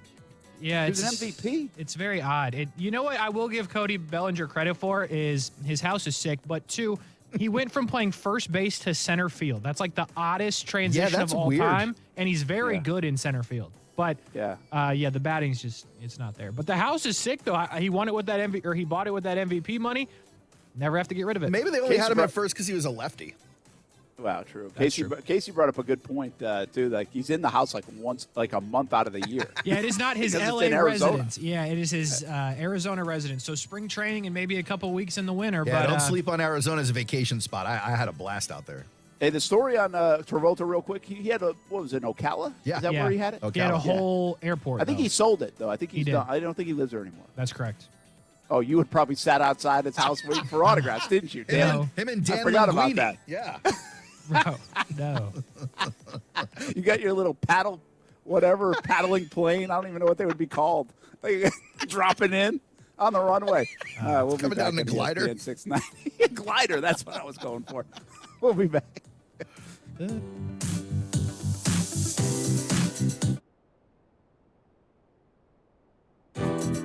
Now, the first alert forecast on ESPN 690. Partly sunny, hot and humid today with a widely scattered brief shower or storm, and highs reach the lower 90s. Clearing tonight in the mid-70s, partly sunny for your Friday. A few afternoon thunderstorms with a high of 92. I'm Chief Meteorologist Mike Burrish. Join me today beginning at 5 p.m. on CBS 47 and Fox 30 Action News Jax. The Weather Center is brought to you by Beards Diamonds, where right now you can get 5 years, zero-interest financing with nothing down. Men, if you suffer from erectile dysfunction or PE, you can call other clinics and hope for the best. Or you can experience the Prime Men's Medical Center difference. Their licensed physicians offer treatments that have a 98% success rate, regardless of age or medical history. Listen to a specialist in men's health. I'm Dr. Brown. If you're not the man you used to be in the bedroom, Prime Men's Medical Center offers custom blended medications with personalized care. Even men who have diabetes, high blood pressure, or prostate issues are lasting 30, 60, 90 minutes or longer.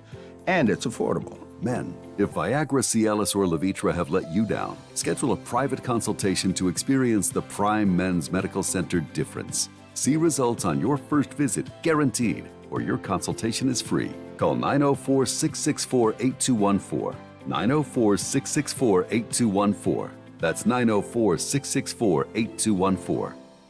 Walk into 904 Chiropractic and Injury Center, and it doesn't feel like you're going to the doctors. Beautiful artwork of Jacksonville on the south side location, a laid-back atmosphere, and Rep Butler and his staff are really fun to talk to, and they are there to help you out. First-time appointments and adjustments, just $39 and maybe less pending your insurance. 904 Chiropractic and Injury Center. 3 locations, south side, St. Augustine, and the west side. Look them up at 904chiro.com. 3 locations, 904chiro.com. In the wee hours of the night, when everyone else is fast asleep, you're the one on third shift, burning the midnight oil. When a part fails and everything comes to a grinding halt, regardless of what the clock on the wall says, you leap into action. Grainger is with you and all the ones who get it done, with 24/7 customer support by phone or click to chat.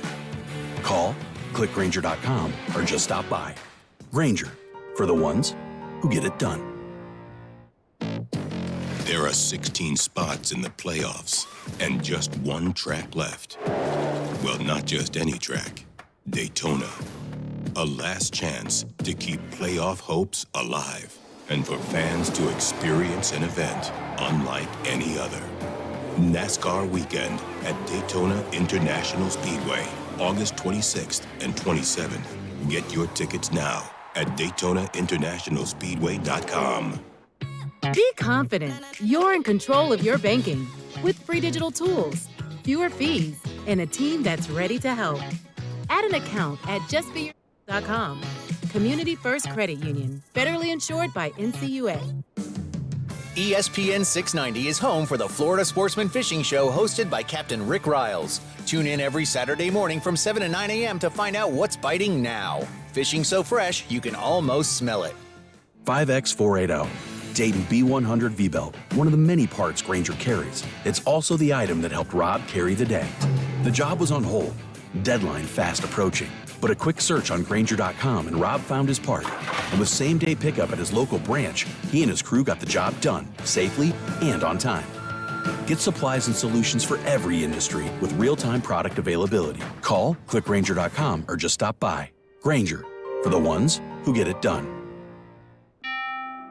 Rates are on the rise, but with Rocket, you get an advantage. You can lock your rate for 90 days while you search for a home. If rates drop within 3 years of buying your home, you'll get exclusive savings from Rocket Mortgage to refinance to a new lower rate. We'll help you lock it and drop it so you can buy today. That's the Rocket Advantage. Call 8337-ROCKET or go to therocketadvantage.com. Must lock purchase rate between 7/19/22 and 9/30/22. Call 1-8337-ROCKET for coverage fees, terms, and conditions. Equal housing lender license in all 50 states and MLS ConsumerAccess.org number 3030. An essential part of starting and running a business is managing cash flow. This involves not just generating sales revenue, but also securing financing, handling expenses, and ensuring there is working capital in order to reinvest. At SCORE, we offer advice and can direct you to resources to help address these issues. Since 1964, SCORE has helped more than 11 million entrepreneurs and small business owners. We provide free one-on-one mentoring, a library of online information, and a series of timely webinars. Go to jacksonville.score.org to see how we can assist you today. 5X480. Dayton B100 V-Belt, one of the many parts Grainger carries. It's also the item that helped Rob carry the day. The job was on hold, deadline fast approaching. But a quick search on Grainger.com and Rob found his part. And with same-day pickup at his local branch, he and his crew got the job done, safely and on time. Get supplies and solutions for every industry with real-time product availability. Call, click Grainger.com, or just stop by. Grainger, for the ones who get it done. Staples has everything for school at great prices. So this year you won't go back to school. You'll be ready to move forward and build that papier-mâché volcano. I am not cleaning this up. Ooh, yeah, I meant the kids. Staples will help them move forward. Right now, Crayola 24-count crayons and 4-ounce Elmer's glue are just 50 cents each, and 1-inch binders are only $1.99. Everything on your list at amazing prices. Staples, we're not going back. We're going forward to school. Ends 8/27 in-store only, limit 30. Listen to ESPN 690 anytime, anywhere, on any device. Whether you're at home or on the go, get the latest on the Jags, FSU, the Jumbo Shrimp, and Action Sports Jacks on Odyssey.com. That's AUDACY.com or on ESPN690.com.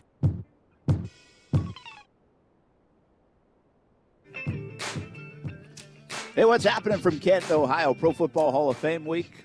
Brent Martineau, Aaron Schachter, Casey Kurtz. Casey and Brian Middleton have Action Sports Jacks OT coming up 6 o'clock. Jacksonville Jumbo Shrimp. They still in first place, Casey? Casey's not on mic because we have the IT guy standing like in his lap trying to fix the machine right there. I see. He will know, but they're right around first place. If they're not in first place and heading down the stretch of the season, they'll be on ESPN 690 after Action Sports Jacks OT. We will be here from Canton as well tomorrow. We got a football game tonight, of course. Plenty of coverage in our 5 and 6 o'clock hours on CBS 47 and Fox 30. We have a news team here, Ben Ryan as well, and Stuart Weber. So team coverage coming up about the football game, but really about Tony Baselli and Leroy Butler going into the Pro Football Hall of Fame. We'll have some reaction tonight. We get to go in the locker room tonight and get some post-game. First time since 2019. Doug Peterson will meet the media after this one as well. And then our coverage picks up right again in the morning tomorrow for the next couple of days. We will have you covered all the way through. Hey, just in case you were wondering, Jacksonville tied for first place with Durham, the Bulls, 56 and 45. It's crazy. Like, again, I mean, standings are standings in minor league baseball, but when you're in the lead, it's kind of fun. Like, there's some juice there. Oh, yeah. And they've had a bunch of different things going on with guys going up to the big leagues and rehab assignments and all that. But they've done a nice job and really been pretty consistent overall. They've got themselves right in the mix. So that's a lot of fun, at least for those guys as they head down the tail end of this minor league season. It can be daunting, but when you got something to play for down the stretch, that's nice. And it feels like they've been tied for the lead like every night for the last month. It's been a great season for them. They've been up there the whole time, yeah. Yeah, I'm not sure that that's true, but it feels like there's been multiple teams tied for first place like every day over the last month. Like not just one team taking the lead and then the others catching up, but some pretty good stuff going on there in the International League as the Jacksonville Jumbo Shrimp in AAA. We're making a minor big league night out of it, baseball. too, man. We're going to bring the whole CMG radio family out there. I heard that. Later on That's this 2 month. weeks from tonight, actually. Yeah, we're going out there. We're going to have a grand old time. We're all going to get out there early, have some delicious food out at the stadium, do a little team building, a little bonding. Of course, we'll be here on the radio. We won't be out there for the free baseball game. But well, maybe we'll go live. Yeah, that'd be fun. I told Casey, I was like, man, that'd be fun. Casey's looking at Fun. We're not allowed to have fun. Yeah, let's have fun. So anyway, yeah, maybe we will go live at the Shrimp game on, that would be, what, the 18th? Yeah, man. We'll get Casey to throw out the first pitch. He could show us that Oh, slider. my gosh. Oh, my gosh. Now, that'd be great. Show us the four-seamer. You know, I was looking at our feed, and I was like, we kind of look like a show, like straight out of, like, the 60s or something. How so? Mostly because of Casey.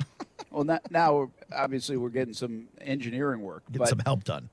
I mean, I've got like an American flag behind me. Like at least it's Ohio State flag. I think it is. It's an Ohio State flag, not an Ohio State Buckeyes flag, although that's behind me too. And then we got like hippie boy with the bandana. And then, well, there's you. I don't know how you relate to the 60s. I just look like a normal person. I don't know what this 60s stuff is. Like, I don't know, but it looks like this throwback on the feed. Like, what era is this from? The garage definitely has like an old school rustic feel to it with the wood and the cornhole stuff and the flags. Yeah. This is classic right here. So Stuart Weber is now leaving. He's pulling out of the driveway. He's had enough. And he's going to drop off the news crew over there at the Pro Football Hall of Fame. And they both went in the back seat. How's that work? They're both in the It's back a self-driving car. Got a Tesla over there. Like, Stuart is literally chauffeuring these guys. Lucky them. That is funny. That was a funny scene. And it's not like a big car either, so they look like big men in a little car in the back seat. Did anyone complain about the fridge when they got there? I know you were stocking it up with some garbage. Nah, man, it was pretty good. Like I think they were pretty happy. We got pizza last night. Yeah, from my last those guys check, got in. From the last check-in, I think we were at pizza, beer, and Munchies mix for Stuart. I think that was it. Yes. Yeah, and I've got toasty Cheez-Its. Ooh, I like Cheez-Its. All right. You can get with that. We have Swedish fish, and we've been snacking on gummy butterflies, not gummy bears or worms, but butterflies. We have he got some muffins, chocolate muffins breakfast. I don't eat breakfast. We got some like what I call lunch deli meat or something like that to make some sandwiches in a pinch. And so yeah, we're doing pretty well, man. I mean, it's so nice. This is a great spot. The chocolate chip muffin is like the undercover fat kid treat because it's muffin, right? So like everyone's like, muffin's not that bad. You have a bran muffin or a blueberry muffin, but you throw the chocolate chips in there and it's basically dessert for breakfast. Yeah, this thing does not look anything healthy, by the way. Yeah. But like you don't know this about me, but I don't like chocolate. No. What are you, a like communist? Like I will say like that. Like there's that. Like I like milk chocolate. Like I'll eat a candy bar. Okay. Like I don't like the dark chocolate candy bars. Though. Yeah, It's dark like too chocolate's much. rough, man. Unless you're someone who thinks they're healthy and still trying to eat chocolate, which is nonsense. Yeah. I'm back. Like friends. I really don't like like the chocolate frosted donuts. Like I can do that. Yeah. But it can't be all chocolate. But like a little frosting on top, like that's fine. I don't like.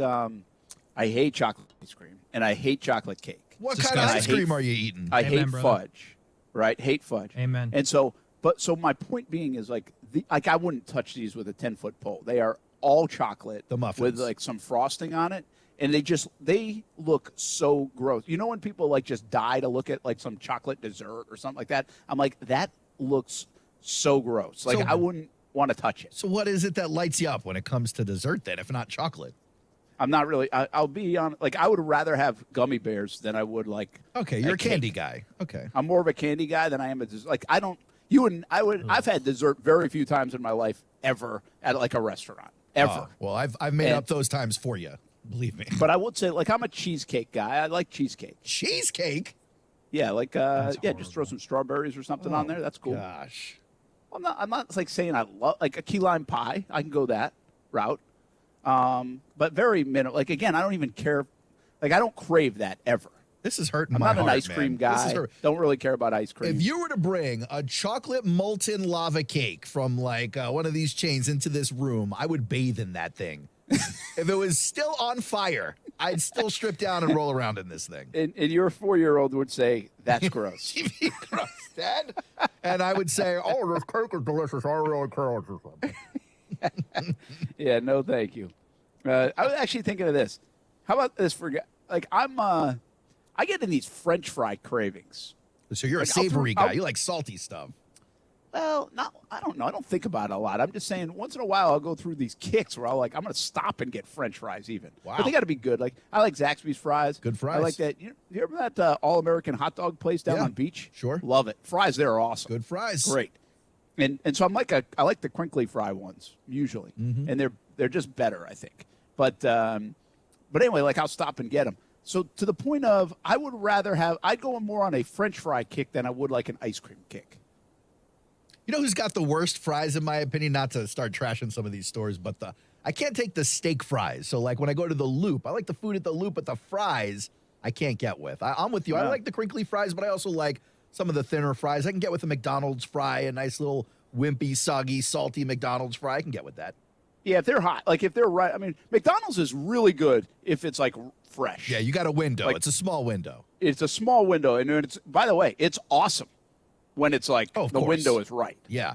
I think I you mean, can say everything. this. I'll have the filet of fish, and it's like the best thing I've ever eaten. Easy, Brent. Easy there, buddy. Yeah. Easy, Brent. Filet of fish. Crazy. Oh, filet of fish right hot. Oh, man, it's so good. But filet of fish, like 7 minutes later, it is not good, Stop man. it. Casey, you got to go make a doctor appointment. Stop for Brent. it. You're overselling You the gotta go check McFish, him bro. out. It's not good if it's fresh. It's not a McFish. It's yes, a it filet is. of It's a fish. McFish. It's Yeah, not good at any don't point. By the way, the dress it Burger King one ain't bad either. No. Brent. Listen, I'm a guy that gets hot dogs from the gas station and loves it. No, that's All fine. no. There's a Fine. gas station food is good. Then you got the McFish 7 minutes old. It's like death. Oh, yeah, I'm Well, into you look. can't I go grew up- 7 minutes old. I agree. You throw it out. Like, I'll throw it out. Oh. Well, you got money to throw out food. I don't. If I pay for the McFish, I'm eating it. I grew up in New York. We used to eat dirty water dogs from these vendors off the street, right? They never clean out the water. They're just soaking those dogs in the water. But they were delicious, right? So I can get with you on like a street dog. That's fine. But the filet of fish, I think, is where I draw the line. By the way, That is you rough. shouldn't have stopped eating them, and you wouldn't have got COVID like 3 times. You know? I mean, It would have stopped everything. Yeah. Yo. It'd make you got to invincible. build up the immune system, man. You also glow in the dark, but no big deal. No big deal. It's okay. Love me a man. dirty water dog. Man, back in the day, get a knish with some ketchup, some sauerkraut on that bad boy, and head up to second period. It was great. Second period? Yeah, it's high school. This was during school? High school. That's Well, school was Second going period on. had to be like 8 in the morning. What are you talking about? You got a hot dog of sauerkraut at 8 in the morning? No, it wasn't a hot dog, it was a knish. Hey, let's do rapid fire NFC North. Green Bay Packers. Can anybody catch them in the NFC North? How good are they without Devontae Adams? Aaron Rodgers is. I still think, for my money, I'd take Aaron Rodgers over anybody the way he's played the last couple years. He's been Is that making right? somebodies out of nobodies for over a decade. Hey, quick question. Did we discuss this, or did this just come out of left field? Because I'm so lost. No, we just totally came out of left. We were talking Okay. fries and ice cream. Man. Yeah, I didn't know if you talked about this while we were working on the computers in here. No. Rodgers, good. Yeah, nice. Yeah, he's a good player. Like, seriously, they were like 13-3. I think the last couple of years they've been disappointing late in the postseason.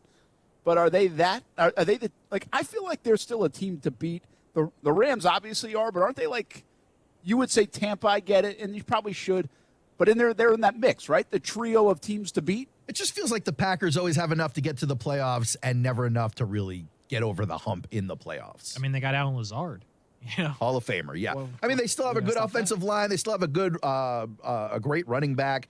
They got that soft secondary, but yeah, you got to wonder where Rodgers is going with the ball. Lazard. If you get one QB this season, isn't Rodgers the guy? No. He might be like a 1A or a 1B. He's up there though. Well, I understand. I mean, I'm asking you to make a freaking decision. No, like ice cream or the French answer fries. is no. I wouldn't pick him. No. Really? See, I would. I'd go Josh who, Allen. Who are you taking? I'd you go taking Josh Mahomes? Allen. Or Josh Allen? I would No. go Josh Allen. Yeah. Tom Brady. That at some point that's got to stop, right? Okay, Max Kellerman, but it's not today. It's not today. Give me Tom Brady. It's like Okay, but 46 or whatever. Here's the difference. 45. He just had a birthday. Here's the difference to that story. Now, what happened? Who the Packers lose to last year? Was it the Bucks? No, there In was the the playoffs? 49ers. It's Jimmy G. Oh, they lost to the 49ers. Let's not Good get a game. short memory, man. You and Aaron. The bottom line is Tom's been obviously surrounded with a lot of good players. Tom couldn't do, I don't think at this stage of his career, what Rodgers did with Green Bay the last couple of years. Yeah, I'd agree with that. Yes. And Tom's not taking a team of nobodies and going deep into the playoffs at this point. I don't think. He's done it in the past, by the way. In but his I don't prime, think. yeah. Tom literally made nobody's Hall of Famers, but continue. In his prime, with a great defense and a Hall of Fame, maybe the best coach of all time. Did they not come back down 28-3 with literally Gronk and Edelman? But Who are the other dudes? Aaron Rodgers is playing Aaron Rodgers is playing with this pissiness, with this confidence, with the game so slow, and he's still got this rocket arm and talent, you know? Yeah. Like, again, I take him, guys. I think if I could pick the number one, you put him on any team, I'm taking Aaron Rodgers. I mean, he's great. I'm not trying to debate that. I get it. It's debatable. If you're picking any guy, I'm picking a guy who still's got legs. I don't think Rodgers has the legs he used to. Not that he was ever a rushing quarterback, but he got out of the pocket. He'd roll out to the sidelines. And, I mean, Allen is certainly looking better from an age perspective. He's got a strong arm. He's been deadly accurate, at least the last year. I don't see how you don't take Allen at this point. So can anybody clip the Packers? Can Minnesota do it? No. They got a shot. I think they got a better roster than the Packers. It's just a question of whether Kirk Cousins can lead the team better than Aaron Rodgers can lead a team. That's an interesting point. So you just said that you think they might have a better players if you match them up. I do. And they have, by the way, Kevin O'Connell walks into a fantastic situation. But wasn't that whole thing odd? Like, how much confidence do you have in Kevin O'Connell, even though he does walk into this great situation? New GM, new head coach. I'll tell you what, if there's going to be a year for it, this could be the year between Justin Jefferson, Dalvin Cook, all these other moves made, and Cousins still gets it done. This could be the year they pass them by. Did they make the playoffs? I think it's a good question. I don't understand what's happening in Minnesota when it comes to Kirk Cousins. Do they like him or do they not like him in that franchise?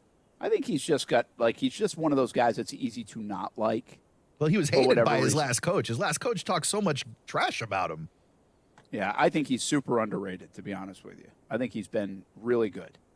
And he just has to find – if he could win, he's the new Matthew Stafford. Yeah. And by the way, Matthew Stafford's had a more prolific career, better quarterback, all right? Don't get me wrong, overall.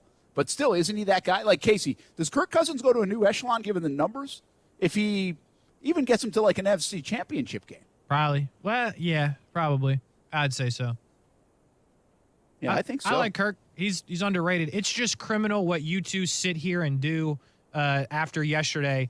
New head coach for the Bucs. That was a problem. They can't be as good with the new head coach. And now Kevin O'Connell's walking into a great situation. It's disgusting what you guys Casey, just I just said the biggest question mark is their coach. Listen. And it's not just any new head coach in Tampa. It's one I am very familiar with in Todd Bowles, who I watched dismantle my winning New York Jets team. It's just gross what you tried to do. Did you see the Chicago Bears practice that Clay Harbor tweeted out the other day? Did you see all the drops and stuff? I can promise you there's 85 different things I'd watch than Chicago Bears practice. I think the Bears are the worst team in the league and will have the first pick in the draft. Well, start following Clay Harbor, and this is maybe just a little teaser for the rest of you. Start following Clay Harbor. But he was at Chicago Bears camp, and I saw him tweet like 5 passes. Go back and look at it. It's I've watched a lot of Jags, and I know the Jags have not been great. I've never seen a Jags practice look like that. And, I mean, it was wild. So the crazy thing about the NFC North, the Lions or the Bears, does anybody take a significant step? If they do, it's going to be the Lions, right? Like 7 wins, you know? I don't think that's happening for them. I mean, there's not a lot to look forward to in Detroit. Less even, I think, when it comes to Chicago. But I mean, what are you excited about in Detroit right now? What are you talking about? Aside from your new wide receiver who won't play for the first couple of months. They're not the worst team in the division anymore. They'll finish in front of the Bears. By default, though, it's not like they took a gigantic step forward here. They just watched the Bears slide behind them. Their roster's not horrible. Jameson Williams isn't going to play, but you got DJ Chark. You could be excited for that. You got running backs. If DeAndre Swift is healthy, he's going to be good. They just drafted their hometown man, Aiden Hutchinson. There's a lot to be excited about. And they play inside. It's air conditioned.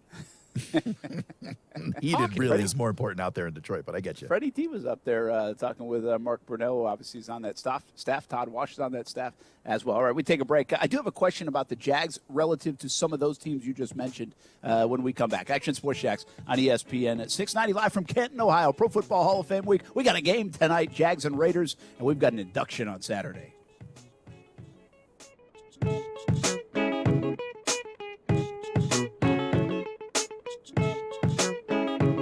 What QC Kinetics is doing for people here in Northeast Florida is nothing short of amazing. Hey, everybody, it's Brent Martin. If you have joint pain, any joint pain, you need to call QC Kinetics. Get rid of that. Live healthier, live pain-free. They are the nation's leader in regenerative medicine, giving lasting relief with no surgery, no drugs, no downtime. QC Kinetics is in Mandarin and now in Ponte Vedra as well. They're growing because demand for these treatments is off the charts. Modern advances in regenerative medicine allow these medical professionals to take the remarkable healing properties from your own body, concentrate them for maximum power, put them directly in your aching joints so your damaged tissue can be repaired and restored naturally.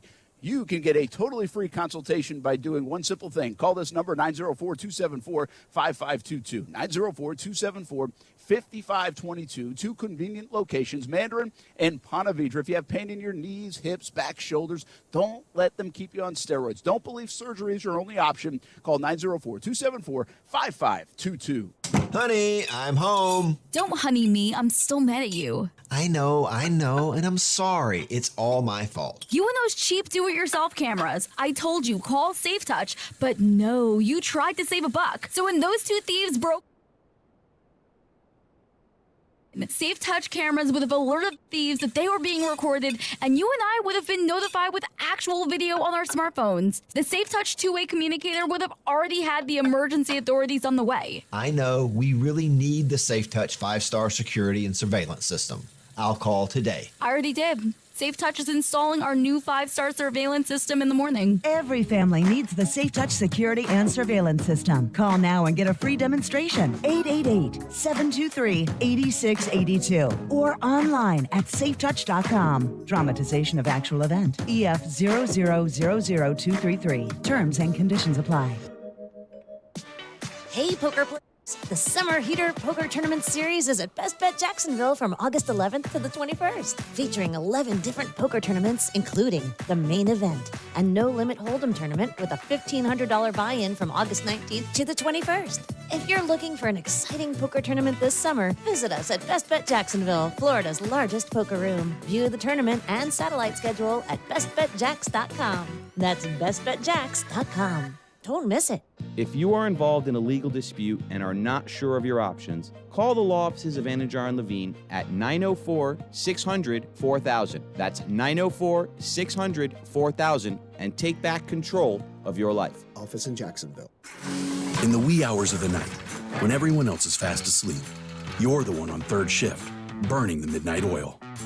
When a part fails and everything comes to a grinding halt, regardless of what the clock on the wall says, you leap into action. Grainger is with you and all the ones who get it done. With 24/7 customer support by phone or click to chat. Call, click Grainger.com, or just stop by. Grainger, for the ones who get it done. The all-new 3-row 2022 Acura MDX Type S has been unleashed. Type S raises the bar for performance with more power, more agility, groundbreaking tech, and incredible 3D surround sound. Shop MDX Type S today. First Coast AcuraDealers.com. It's not easy being the one everyone counts on to keep the facility running, no matter the weather or supply chain hiccup. But we get you, Raymond in Buffalo, and Maria in Miami, Jules in Minneapolis, and Stan in Central Indiana, taking control of everything that's under your control. At Grainger, we're here for you with experienced branch staff at over 250 locations so you get the product you're looking for. Call, click Grainger.com, or just stop by. Grainger, for the ones who get it done. Attention. Per the current government mandate, U.S.-based insurers are now required to cover at-home COVID testing kits with no out-of-pocket fees to you. If you have a current insurance plan, you are eligible to receive up to 8 COVID-19 tests shipped to you each month absolutely free, as long as the government mandate is in effect. Just visit testkitforfree.com to register now from the comfort of your own home. That's testkitforfree.com to receive your tests shipped to you at no cost. Go to testkitforfree.com today. Paid for by T. Health. Hey, it's it's Brent Martineau from Action Sports Jacks. Did you know you can watch our radio show? Yeah, video of a radio show. Just search ESPN 690 Jacks on Facebook, YouTube, and Twitter. Or follow me on Twitter at Brent A.S. Jacks. Watch the show live weekdays from 3 p.m. until 6 p.m. or listen on ESPN 690. The biggest thing that stands out to me about all of this is in her ruling, that was surprising to you and I both, but in her ruling, she made it clear that part of the reason she ruled the way she did was because the NFL has not punished for these things properly in the past, and they have not punished their owners properly. So part of what I'm interested to see is at what point does Roger Goodell admit their own culpability in the fact that it was only a 6-game? It was only a 6-game suspension because they've never handled this the right way in the past. Is that my guy, Jason Fitz? It was. Ah, love me some Jason Fitz. We can get him on. Brent Martineau, Aaron Schachter, Casey Kurtz, heading into the 5 o'clock hour, football at 5 from the Pro Football Hall of Fame. We are in Canton, Ohio. All right, we ran heavy with that NFC North fun. I got this question for you guys as we're talking about two teams that aren't that good, and I'm a big measuring stick guy. I think that's important for this organization. And so you bring up teams like the Jets, the Giants, the Bears, the Texans, the Lions. Who else are some of the bottom feeders? Is that about it? Anybody I'm missing? Maybe Atlanta. Would you put the Texans in there? I did. All right. That's about it. So I guess my point is that a satisfying season if the Jags are better than those teams I just mentioned? Well, they definitely have to. Like, you don't want to be worse than those teams with all the hope you're going into. You want to. I think the goal here is middle of the pack, right? That's a substantial step forward. Yeah. But what I would call it is escape the basement season. You know, like it would feel like something of an accomplishment to separate a little bit from those teams. Yeah. That are often mentioned, and the Jags have been in that conversation. So, like, again, I'm not saying this is this great throw a parade kind of thing, but it might be a somewhat moral victory going in the right direction. That's a big step if you've got to be ahead of the Texans, right? Yes. I mean, you've got to be. I always think the parallel of your team, the Jets, is an important one here. I really do. I think that's a big deal. And you throw the Lions and the Bears, who are trying to do the same thing and also drafted like a quarterback in Justin Fields. That's a big thing. The Giants have looked like a mess. You don't want to look like a mess. Now, the Giants could take a big step if, like, Daniel Jones is really good. Who knows? One of those teams might take a bigger step. But a lot of those rosters are pretty, not that good. No, they're weak. Right? They're weak. So I the Jets could easily be better than them. But for years as a Jets fan, because it's been so bad, moral victories become a very real thing. You know, you just mentioned it earlier with moral victories not being in the basement. So, yeah, is it disappointing to you, Jags fan, if the season ends with 4 wins? Yes, right? But is it as disappointing if you're not in last place with those 4 wins? Maybe just a little bit less disappointing, but you still wanted to see a bigger step forward. Yeah. I think there's something to being separated from them. And then can you catch others, right? Like, can you catch – and I don't know if Atlanta's really been in the category like where the Lions and Jags and Texans kind of are right now. I think they will be this year, though. They could be, right? They certainly could be. Oh, by the way, I'll throw another team like Seattle. So, I start naming these teams, the Jets, the Giants, the Lions, the Bears, the Texans, the Falcons, the Seahawks. Well, those are 7 teams. Now you're picking 8. Okay? I see what you're doing here, right? Yeah, sure. I think that's significant. I think get out of the top 5. I really think significant if you can get out of the top 10. So maybe somebody's going to have a bad year. Maybe somebody gets hit by the injury bug, and it's, let's just say, I don't know, Miami or something like that, right? And they don't do as well. And, I mean, even if you got to however many wins, you might start surpassing teams like the Steelers. You may find yourself in 10th pick territory.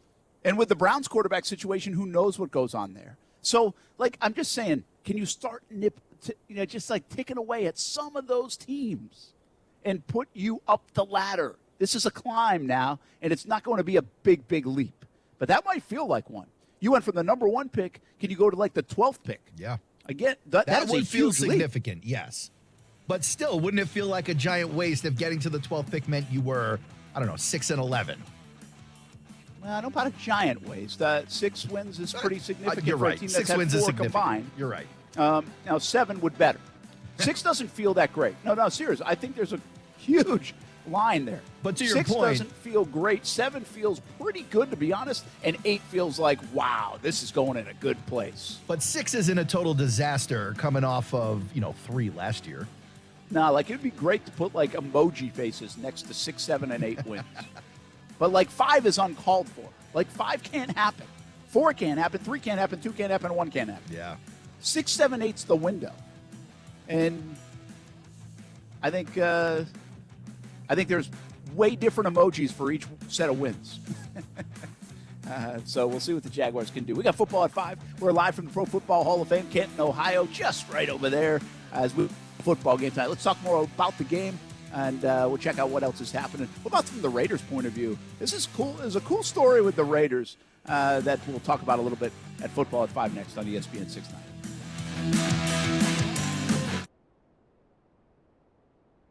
If you've been thinking about a new Toyota, then stop thinking and start buying during the national sales event going on now at Arlington Toyota. And check this out. Arlington's got 500 new Toyotas available, and that makes now the perfect time to slip into a new ride. Plus, you get 30 days to love your new purchase or exchange it, and a lifetime warranty with your new Toyota purchase. So stop thinking and start buying. Even better, start your engine. It's the national sales event at Arlington Toyota. Shop in person, 10939 Atlantic Boulevard, and online at arlingtontoyota.com today. Hi, this is Keith Gurr, president of American Window Products. We are Jacksonville's oldest replacement window company. We have been providing excellent service for over 38 years and still have an A+ rating. At American Window Products, we have helped over 36,000 homeowners, and we don't use subcontractors. Right now, we're offering a free installation on 6 or more windows, as well as a free energy package. Go to AmericanWindowProducts.com and click for an estimate. That's AmericanWindowProducts.com. American Window Products, we are the window professionals.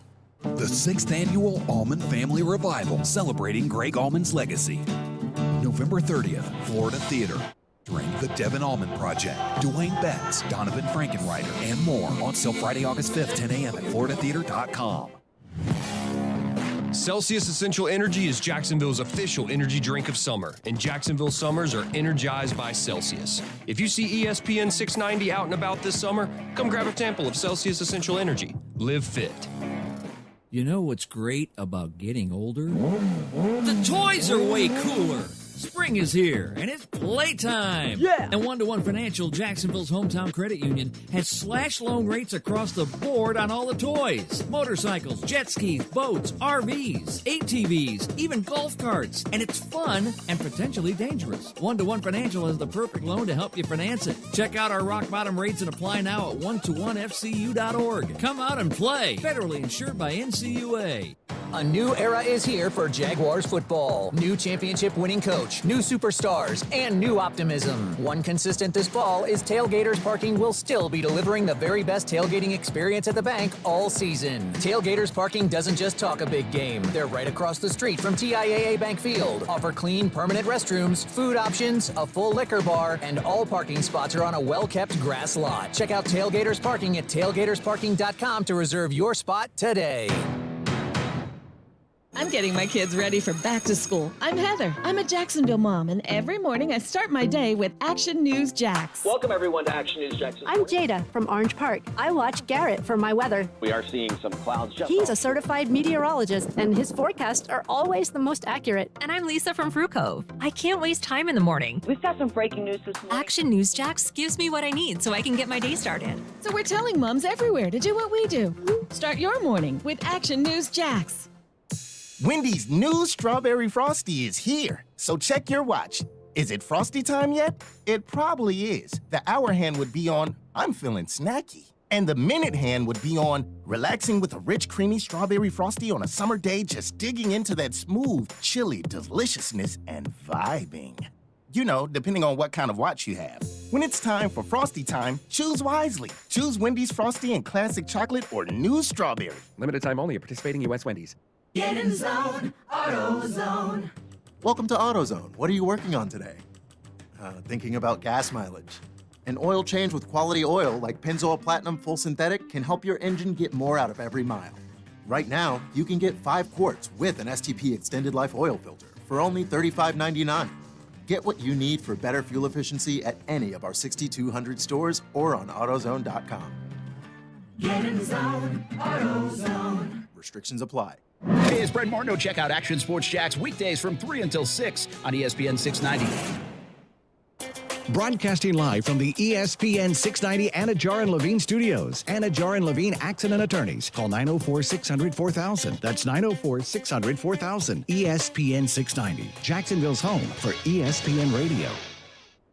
WOKV Jacksonville. Listen live everywhere you go on ESPN690.com. ESPN 690, a Cox Media Group station. This is SportsCenter. Doug Brown, Phoenix Mercury center. Brittany Griner is found guilty of drug possession and smuggling today and sentenced to 9 years in a Russian prison. This verdict, though, was expected, says ESPN's TJ Quinn. Even though it is clearly an illegitimate process, they treat it like it's real, and they want the U.S. to treat it like it's real. Now, Brittany Griner, she did that in her defense. She took it seriously, begged for the court's mercy. It didn't work. TJ Quinn on Barton Hahn. Negotiations are ongoing between the U.S. and Russia about a possible prisoner swap involving Griner. Former NBA player Iman Shumpert was arrested Saturday for allegedly trying to bring 6 ounces of cannabis through security at Dallas-Fort Worth Airport. Shumpert reportedly also had a 14-round magazine in his backpack, but did not have a gun.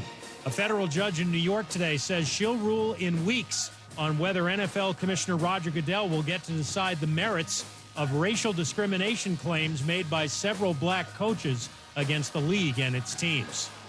If you need last-minute hires in no time, you need Indeed.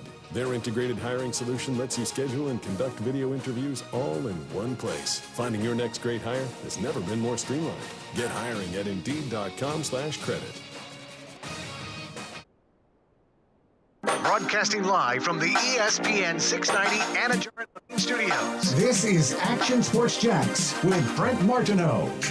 They want it to be for a long period of time, and if the league has its choice, we will not see Deshaun Watson play football this season, and we will have to see him apply for reinstatement once he's met the conditions, once he's received treatment to address his behavioral questions. The NFL will want to go hard. They didn't go ahead and appeal this with the idea that they could take 6 to 8 or 6 to 9 or 6 to 10. They went from 6 to taking him off the field indefinitely. That is Adam Schefter, of course. Brent Martineau, along with Casey Kurtz, Aaron Schachter, and everybody still weighing in on the Deshaun Watson situation. It was interesting, guys. I talked to some folks out yesterday after the Jags arrived. There were a couple of locals hanging out. And I asked them, they actually asked me, like, hey, you guys talking about Deshaun Watson? And I was like, yeah, I mean, Jacksonville, I wouldn't say we're, like, talking about it all the time, but it's enough of a story. Because he was interested, like, is it a big story outside of Cleveland? And I said, yeah, I think, I mean, we spend probably 15, 20 minutes talking about it every radio show, it seems like. And I asked him, I said, hey, these two guys, like, what do you think? And they were Browns fans or living in the area. And they were pretty, I would say, like, diplomatic about it. Not like these crazy fans, like, we need a quarterback, you know? And so it was pretty interesting to hear their response. But it is the story up here now in the Cleveland area where Deshaun Watson, we're about an hour from Cleveland, by the way. Just, I'd be curious to ask them how they feel about it as we get closer to the important games of the season. Yeah, well, I mean, I think fandom is fandom. I'm not sure these guys are in the dog pound kind of fans. All right. You know? So there might be – I think there's an element to that. I mean, listen, they lose a couple games early, and they do have a kind of a softer schedule, if we're being honest. But if they lose a couple games early, I mean, people will be more bent out of shape about it because, you know, winning and losing in football is more important than anything. Yeah, it seems to that a way lot of people. Yeah, sure. Right? And God forbid if those folks, same folks that are losing and they're Browns fans, aren't doing well in their fantasy league, then their attitude really changes. Oh, man, yeah. So it'll be interesting to watch it unravel. You gave us an article today on Pro Football Talk, Aaron, about Roger Goodell, and he's meeting with the owners next week in Minnesota, and part of that is the Broncos approval. Yeah. I think, and But the quote here is he's expected to read the riot act to all owners regarding the tampering and tanking of the Miami Dolphins situation. Yeah, so this was part of the conversation we were having recently where, we have to imagine the tampering happens all over the place everywhere. And not just NFL, like we see in the NBA too. The Knicks are under investigation right now, and it happens, it seems like every season in the NBA. But yeah, the fact that it's leaking out that Godell's going over there to read him the riot act, to yell at these adult men, it'll be interesting to see what the reaction out of that is. Yeah, and I mean, that reads probably stronger than it is. Sure, I mean, sure. How hard is it to yell at a bunch of billionaires? He's not their boss. Like, what's going to happen there, right? He kind of works for them. He works for them.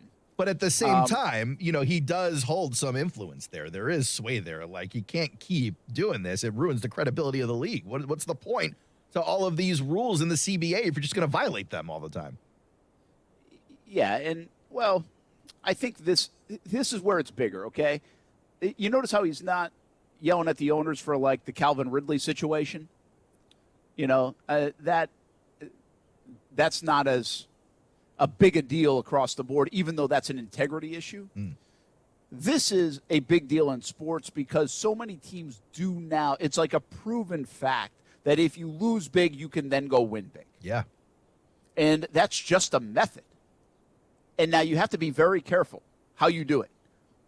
Did the Jags tank a couple of years ago to get Trevor Lawrence? Absolutely. Did the Jags do anything wrong out of character? Not that we know of.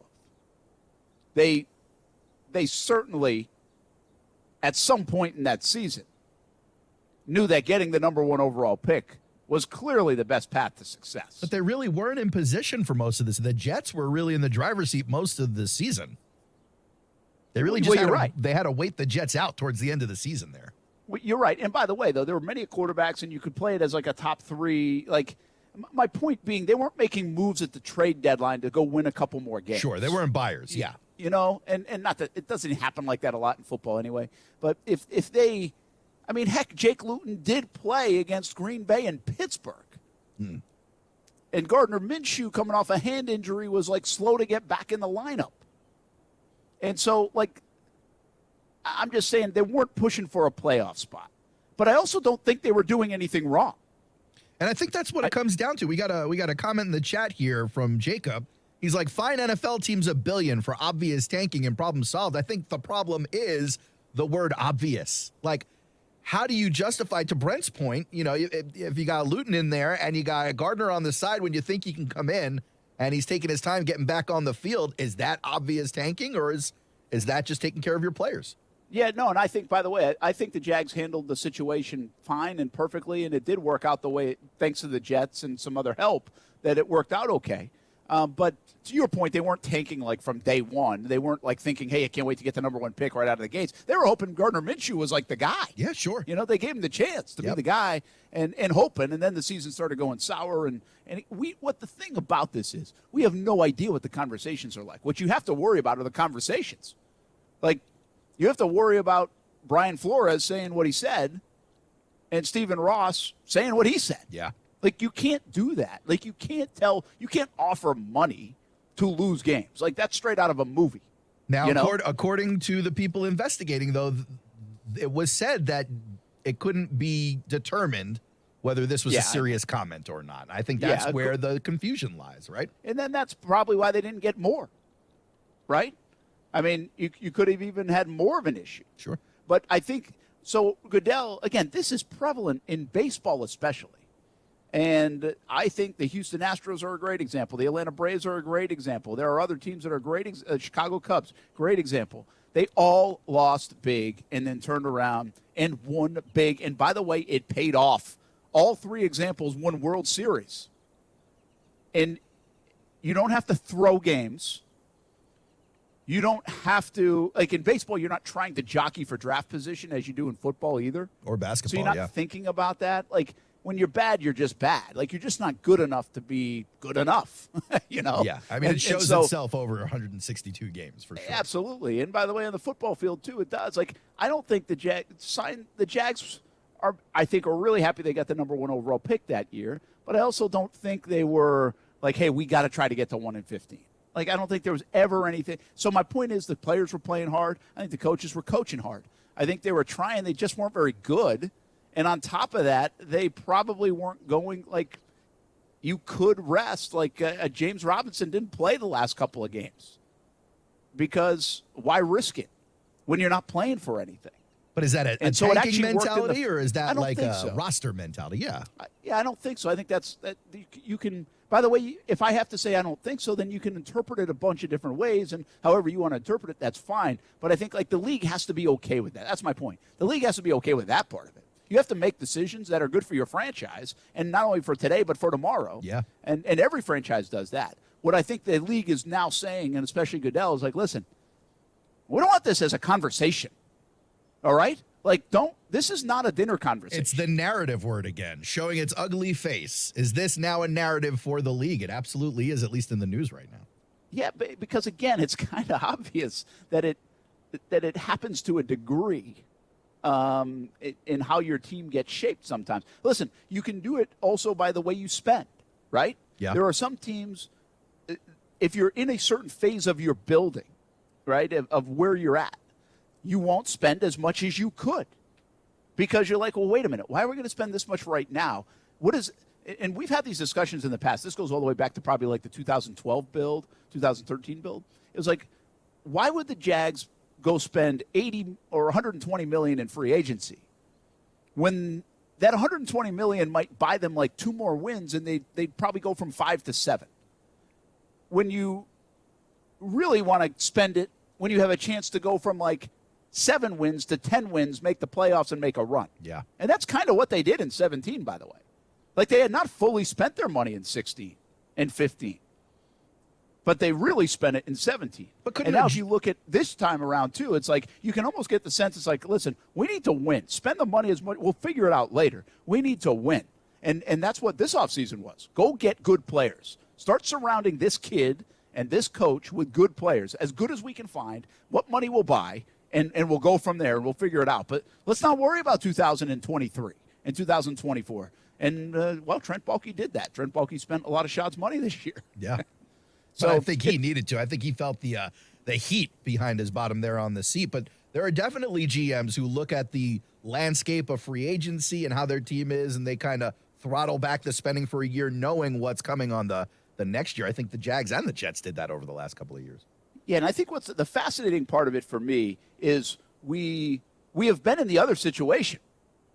The Jags won a game back in what would have been 2011 under Jack Del Rio that allowed the Indianapolis Colts, they won a meaningless game, that allowed the Indianapolis Colts to get the number 1 overall pick. That was a big one. And it was Andrew Luck. Yeah. So, like, it's not like there's a history of this. Hey, we're going to keep trying to lose games at the end of the year. I don't think anybody was trying to lose. I just find it hard to believe you employ a roster, at least on game day, of 50-plus guys. But, at all times, even the guys on your practice squad are highly competitive athletes.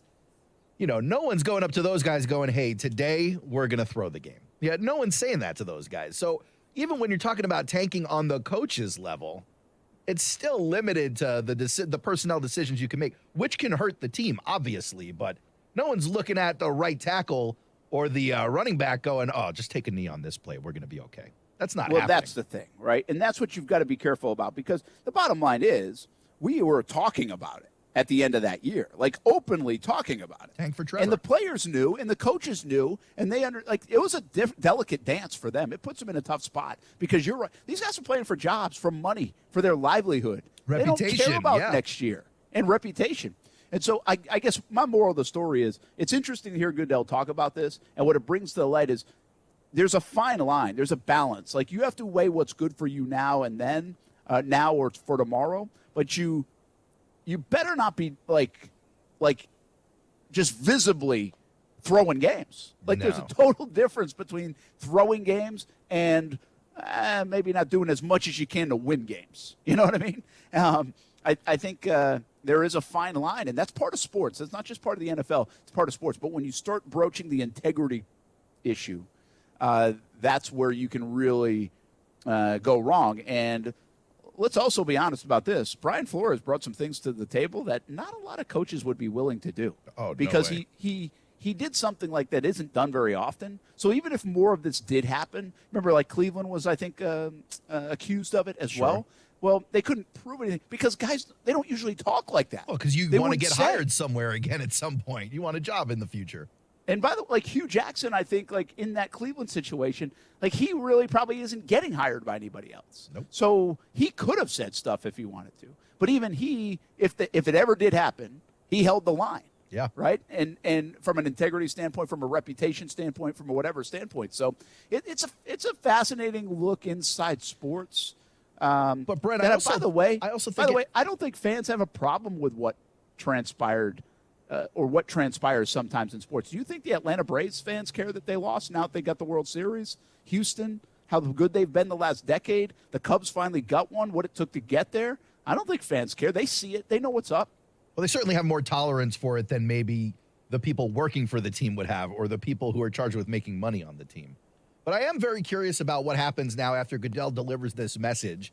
And then let's say hypothetically throughout the season, we have another one of these situations where it kind of does look like somebody's tanking. I mean, it's not like he's going to go public and penalize somebody about it. So what then? If he's going to go there and talk to these guys about, hey, we got to rein this in, what the hell's going on here? What then when he finds somebody? Because he's not going to publicly fine anybody. He's not going to chastise anyone in the media for tanking or tampering. So what is it then? Yeah, it'll be interesting to see what he says, what comes out. And by the way, I'm assuming that will be pretty private. Oh, yeah. But there will be some bullet points coming out of that. Hey, right now in Canton, Ohio, we are here and headed over to the stadium in just a little bit after the show on ESPN 690. Jaguars play the Raiders, and, of course, the next 48 hours will be fantastic. Tony Baselli will be introduced with the class of 2022 later tonight. And then tomorrow, the Gold Jacket ceremony. And then on Saturday, a parade and induction into the Pro Football Hall of Fame. And right now, the man that helped him into the Hall of Fame joins us here on ESPN 690, Sam Kovaris. You know him. And, Sam, thanks for taking a couple of minutes. This should be a lot of fun over these next couple of days. You can really feel the vibe here in Canton. Boy, that's for sure. And, you know, Tony did all the work. I just did the research and the presentation. But I think a lot of people gloss over the fact that it's the class of 2022. And I can tell you both Tony and Leroy Butler are very pleased that they're in the same class. And, Butler was such a phenomenal story that I don't think gets enough run in Jacksonville. Grew up in the Blodgett homes, which is, finally they bulldozed those things down, and raised by his uncle, used to run around the lake there. I mean, just really is such an inspiring story for a guy that literally came from nothing and now is on his way to football immortality. But for the Jaguars also, I mean, there's something to be said, and I don't know, who your favorite team of all time is, but can you name the first person who was named to the Hall of Fame from that team? I mean, my team was always the Baltimore Colts, and Artie Donovan was the first Colt to go in the Hall. But forever, Tony Baselli will be the first Jaguar to ever go in. So I think it's bigger than just a regular Hall of Fame weekend for so many people from Jacksonville. Sam, I brought this up yesterday too, and I think it's worth repeating. For this organization, because there's the symmetry of the first pick ever, and now the first Pro Football Hall of Famer ever in Tony Baselli, he's the perfect guy to wave this flag and carry the Jags name into Canton, Ohio, into the Pro Football Hall of Fame, and open that door maybe for others down the road, Tom Coughlin, Fred Taylor, and the likes, maybe Jimmy Smith as well. But because it's just a 27-year-old organization, you have so many people like yourself that have seen it front to back. Like, you don't get that now with Leroy Butler going in as a Green Bay Packer. Like, I don't think anybody remembers that first one or when the organization was born or all those things. It's a very cool thing. I think a lot of times the Jags maybe take a knock on a lot of different things because they're such an organization in its infancy still relative to so many others. But in this instance, it's kind of cool because so many people have lived through all the hallmark moments.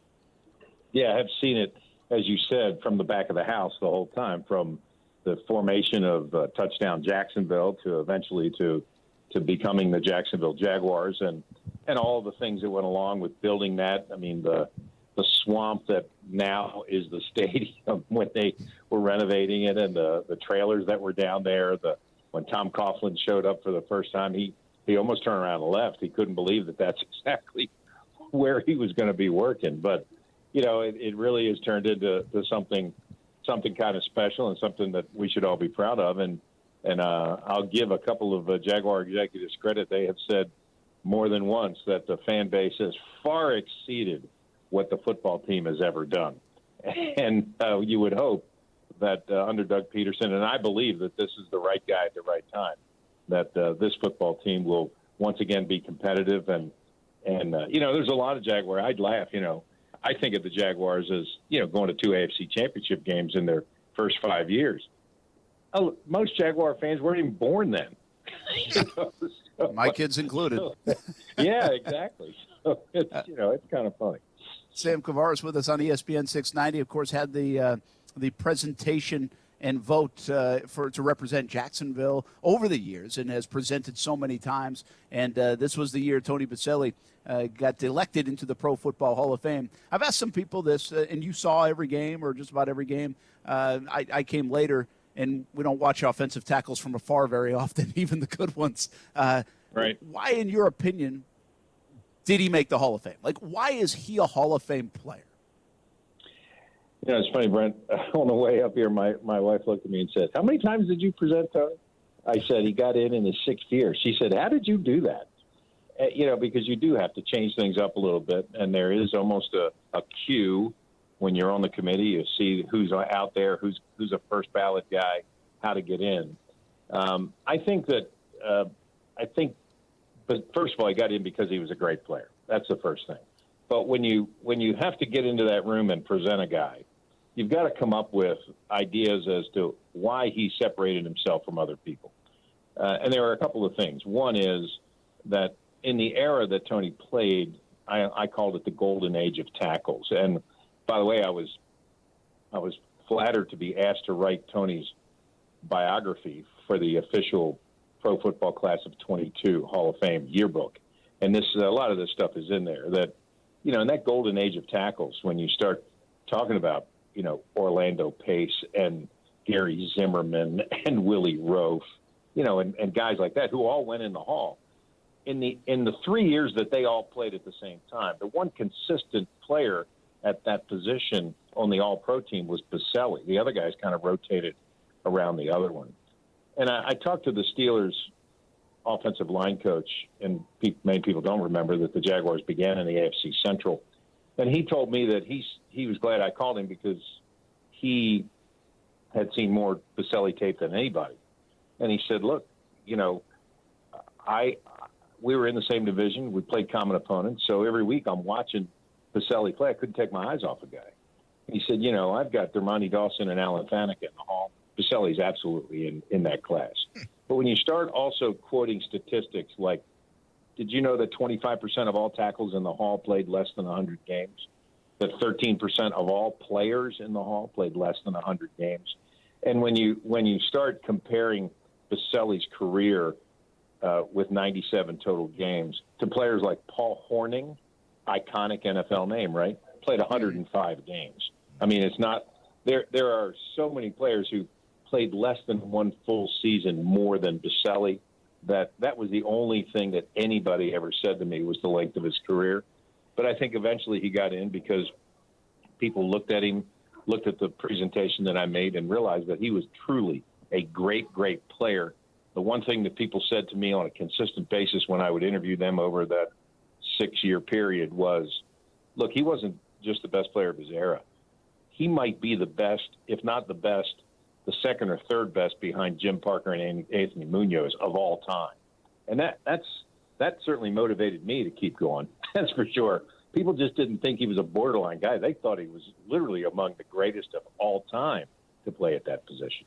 Yeah, and some of the statistics you just shared also shows probably an overblown narrative at times, that the longevity part of Tony Boselli, maybe an excuse for others at times, then really reality would prove itself out. By the way, Tony Boselli made his NFL debut against the Packers. Sam, you would remember this. I think it was week 4 of that rookie season, and Leroy Butler, of course, was on the other side.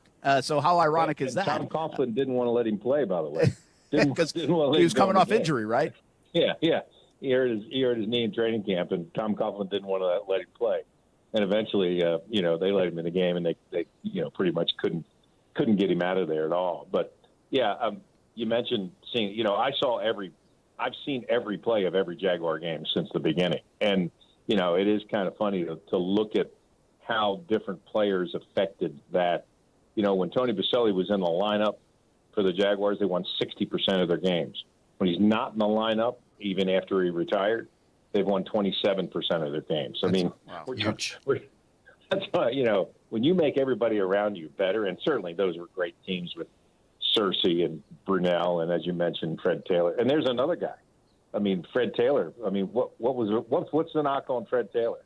Fragile Fred, right? Mm. Missed fewer games for injury than Edgerrin James. Incredible. So, these are the kind of things that you look at and you go, wait a minute. Personally, I don't think, Fred Taylor would be in the Hall of Fame if he either played in New York or Peyton Manning was his quarterback. Jimmy Smith probably would be on the Hall of Fame if he played in New York or Peyton Manning was his quarterback. We're talking about a whole kind of political system that you have to wend your way through in order to even get to the doorstep. And if you had the choice of Edgerrin James or Fred Taylor, I'm sorry, Fred Taylor, every single time, not 9 out of 10, 10 out of 10. Yeah, and I think that's fascinating because I do think a part of this, hopefully, and a lot of folks have talked about this over the years, myself included, that maybe Tony Baselli on Saturday opening that door and his bus being in there could open the door for so many other Jags, or at least a few other Jags. By the way, another guy that wore the uniform, I still think Calais Campbell has a very good chance when he's done playing, and he spent 3 quality years with the Jacksonville Jaguars. Sam, let me finish up with this. Sam Kavaris joining us on ESPN 690. You've done a lot of work on this. You put a lot of homework into it. You've presented. Sometimes you've taken a lot of heat on it, quite frankly. Where you mentioned the biography you get to do. Like, where does your job end now with Baselli? Like, is there anything else you do as a presenter, as a voter, or do you just start going to present Fred Taylor? Like, what's next for that role for you, I guess? In that role as the Jacksonville rep to the Pro Football Hall of Fame, if Fred Taylor gets to the finalists, the final 15, it would be my job to present him. I think the next person I'll present is Tom Coughlin. True, that's true. When he comes up, and I think Tom will get in, by the way. But the Hall has changed some of the things. There's the modern era category that has 5 players, and then the coach and contributors are in the same category now. And there are some contributors from pre-1950 that have not gotten the recognition that they deserved at the time, because remember when the hall was begun, they just didn't have a chance to put everybody in, and a lot of people kind of did slip through the cracks. So I don't know when. I think Tom Coughlin will be in the Hall of Fame. I don't think you can deny not only what he did with here, but then won 2 Super Bowls, of course, in New York, and that job as the representative has been one of the true great honors of my career. I have thoroughly enjoyed it. And, to have the background and kind of the experience that I have in the committee, I think there's something to that. It takes a little while to kind of figure it out and make some relationships and to understand. As you said, a lot of people wanted to give me a lot of heat when Baselli didn't get in. And I just recognized very early on that those people had no idea how the process worked.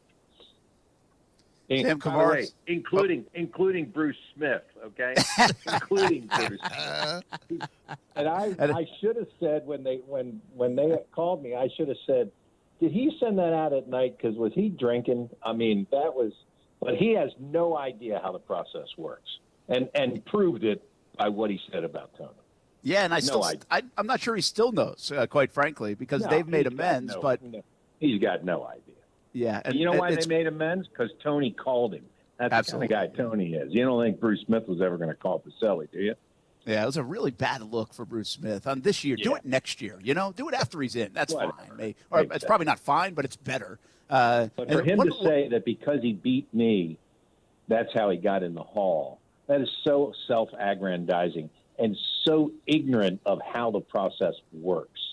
I mentioned Bruce Smith's name once in my presentation. And you know how? I said Tony Baselli beat Bruce Smith, Jason Taylor, and Derek Thomas. Now, there's 3 different kinds of players, and he was able to handle all of them by himself. That's the only time I ever mentioned Bruce Smith. Casey, please throw aggrandizing into the Scrabble list, okay? Very good, Sam. Appreciate you throwing a word at us, and thanks for taking a few minutes, man. Hope you enjoyed. I know it's been a long road, and obviously you've been there every step of the way and played a role in this thing, so enjoy the next 48 hours or so in Canton. Thanks. I'll look for you. Thanks. All right. See ya. Sam right. Kavaris joined us on ESPN 690. It was interesting to hear Sam say that. I did not know that. He only mentioned him one time, Bruce Smith. Yeah. And, it's fascinating there, Aaron and Casey, is 2 of the big games in Baselli's career. Obviously, Bruce Smith's the biggest one. I mean, Bruce Smith is like one of the greats of all time defensively. Like, he didn't need to say what he said, but he handled it one way.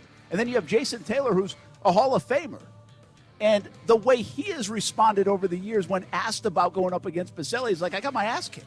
Like, I got whooped. Yeah. Like, and he doesn't mind saying He's got like, humility. Yes, the way he handled it versus the way Bruce Smith handled it. And it's really 2 of the bigger moments in Baselli's career going against those 2 guys and the way he manhandled 2 Hall of Famers. But I always think that dynamic there is fascinating, that the 2 guys handled it totally different ways over the years, even all these years later. Thanks to Sam for coming on, and the Hall of Fame festivities continue, and so does a game tonight. That will take place. What are we looking for as we put a bow on the show and lead you into Action Sports Jax OT coming up at 6 o'clock on ESPN 690.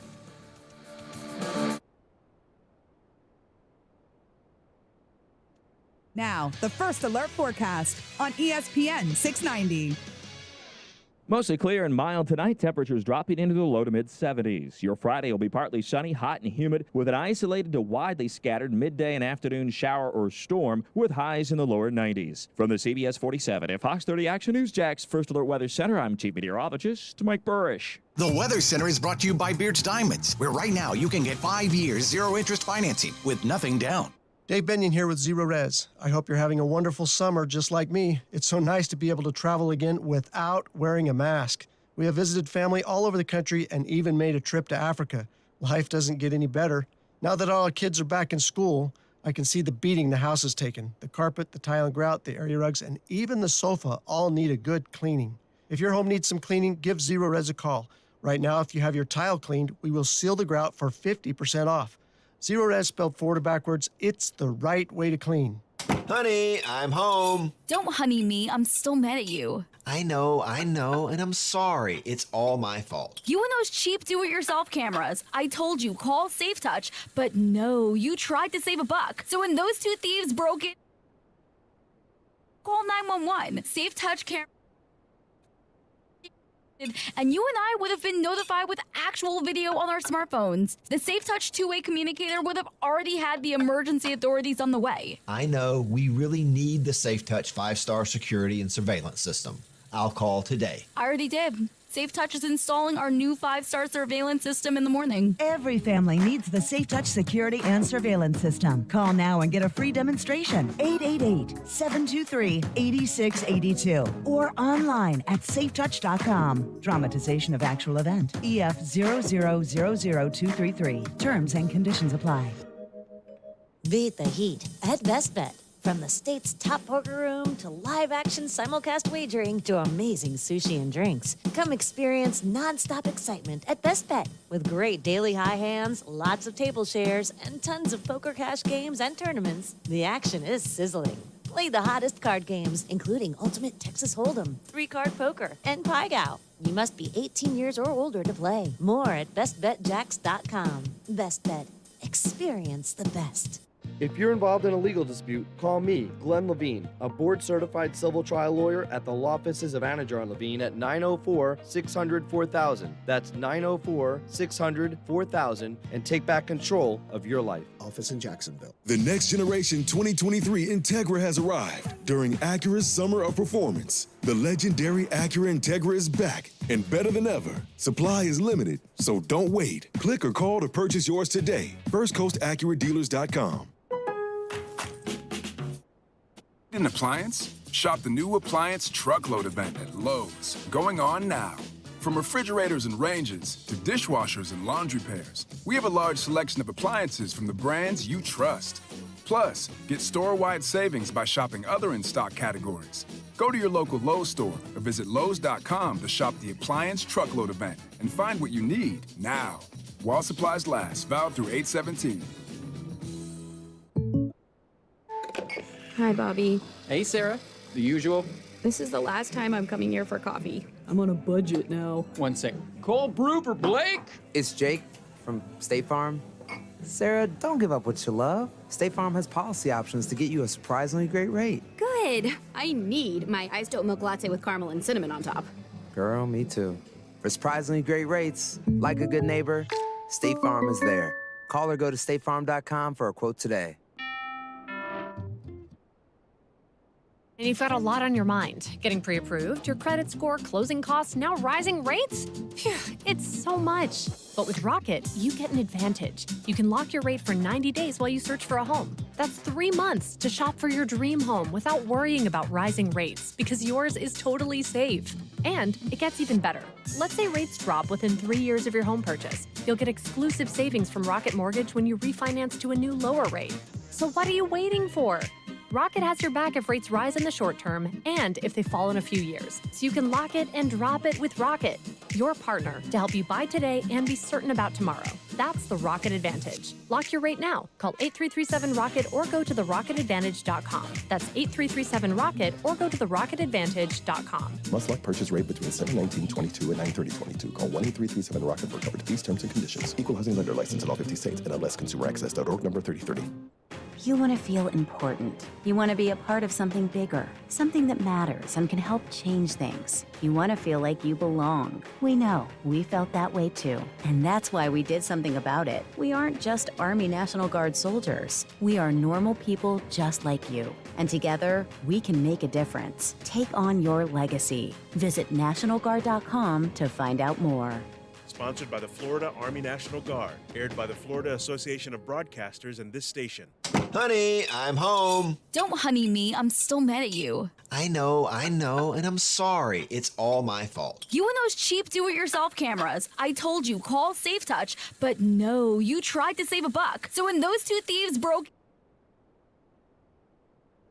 Safe Touch cameras would have alerted the thieves that they were being recorded, and you and I would have been notified with actual video on our smartphones. The Safe Touch two-way communicator would have already had the emergency authorities on the way. I know we really need the Safe Touch 5-star security and surveillance system.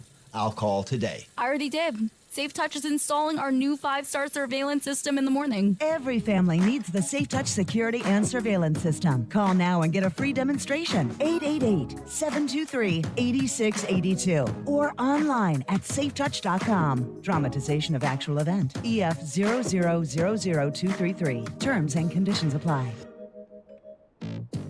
There are 16 spots in the playoffs and just one track left. Well, not just any track. Daytona. A last chance to keep playoff hopes alive and for fans to experience an event unlike any other. NASCAR weekend at Daytona International Speedway, August 26th and 27th. Get your tickets now at DaytonaInternationalSpeedway.com. Listen to ESPN 690 anytime, anywhere, on any device. Whether you're at home or on the go, get the latest on the Jags, FSU, the Jumbo Shrimp, and Action Sports Jacks on Odyssey.com. That's AUDACY.com or on ESPN690.com. Welcome back, Action Sports Jacks on ESPN 690. Brent Martineau along with Casey Kurtz, Aaron Schachter, here on a Thursday in Canton, Ohio. Pro Football Hall of Fame week. Thanks to Sam Kavares for coming on for a couple of minutes. We have some more guests tomorrow planned with some insight. Again, I feel like sometimes this market we know is very transient. There are some newcomers to the market, maybe don't know the full history of when Tony was playing. There's some young people that don't remember Tony playing or watched it so closely or intently and now are bigger Jags fans. Like Sam mentioned, some folks in those older AFC Championship games weren't even born yet that now go to Jags games. So there's a lot of history here for the Jacksonville Jaguars organization and a lot of impact and meaning for the city and the team, and obviously Baselli and Butler. But, I mean, just think about Leroy Butler. I mean, from Corky Rogers in the impact to Lee High School. That's now been changed to Riverside High School. He's got his helmet from Lee, the Generals, in the Hall of Fame. So, again, I don't think you can overstate some of this. It's a massive week in the landscape of sports in the River City. And it's pretty cool to be able to be here, but also just talk about it. And now that it is here, and that includes a football game tonight, the Raiders and the Jaguars. About an hour or so from now, the inactives will come out. We'll see if I win a bet right off the rip. That's the only thing you're concerned about right now. That's the only thing Casey's concerned about. We heard that. Yeah. Where's the Casey meter today? I mean, is he a little now? The Casey meter might have gone down a little bit once I told him that it could be weather could be a factor. I think a cold front did move into the Casey meter. I think we started out at like a 7 or an 8 today, and then you got in his ear and IT got in his space, and then he got mad at me for something, and I think we're down at like a 2.5 right now. We started pretty high today, too. Yeah. With some football, and he was going to win $20. No, Casey, right? I'm fine. I've been spending the last 20 minutes finding the exact bet we made, so I'm putting together a pre-made social clip, and all I will have to add is the FaceTime to you when he does play. So for the past half hour, I've been looking for the clip. At least you know you got a FaceTime coming, Brent. Yeah. So that's what I've been doing, but all good on my front. All right. Very good. Good deal. Action Sports Jacks OT coming up with Casey and Brian Middleton. Which, by the way, we should be on the air when we find out the inactive. So that's right. There might be that should be a moment. There could be a moment coming. Luckily, Casey's not the kind of guy who gloats, so we don't have to worry about any of that happening. Well, the thing is, can we agree? We're not going to settle the bet that way, but can we agree if he's not on the inactives, he's playing? I would think. He would be. It's either on the inactive or he's not going to be there just in case. It feels to me like it's a foregone conclusion at this point. Of what? That Fortner makes it out onto the field tonight. I agree with you. So you could just settle right now, Brent. You know my Venmo. I'm in there. I'm in your history. I'm waiting now. I do think there are a couple of important storylines for tonight, and I'm kind of curious, Brent, where you think they rate on a scale of importance. Go ahead. All right. Give it to me. First and foremost, at least chronologically, was the first thing we were discussing this week, the kicker battle. How important is it for you to see the kickers tonight? Well, I think I think you can make the case it's the most important part of the night outside of Casey's bet. I think Santoso and Fry, this could go a long way. This is a first impression for the coaching staff under the lights. This is a problem. This is an issue. Yeah. This is part of camp. And I think they might be able to settle or at least begin to settle that kicking competition or know that they need to go to the waiver wire again. Matthew, right? And that might take place tonight. That could be something concrete that comes out of tonight. If one guy goes 2 for 2 and bangs a 52-yarder and a 45-yarder and the other guy goes 0 for 2, I mean, already Curtains. You know where this is headed, right? Yeah. If combined they go 1 for 4, we might still have an issue to the point where there's some roster maneuvering going on to find out who can really get this thing done. So on the level of importance, again, I don't put a lot on this game, quite frankly, but I think that might be the number one thing that comes out of this football game. It could be. You got to get in scoring position first, right? I don't think we're going to be grading touchbacks. Well, maybe some of us will. Some of us will hearken for yesteryear. We'll be grading touchback. Just one more note on that. Ryan Santoso on fire, at least in practice right now. Perfect on his last 8 kicks. Obviously, game situations are different, but he looks to be riding high at a time where he really needs to be. Second narrative here that I think people will be looking at. We've talked about it a little bit today in the last couple of days. The young running backs. Obviously, we know 1 and 2 on the roster.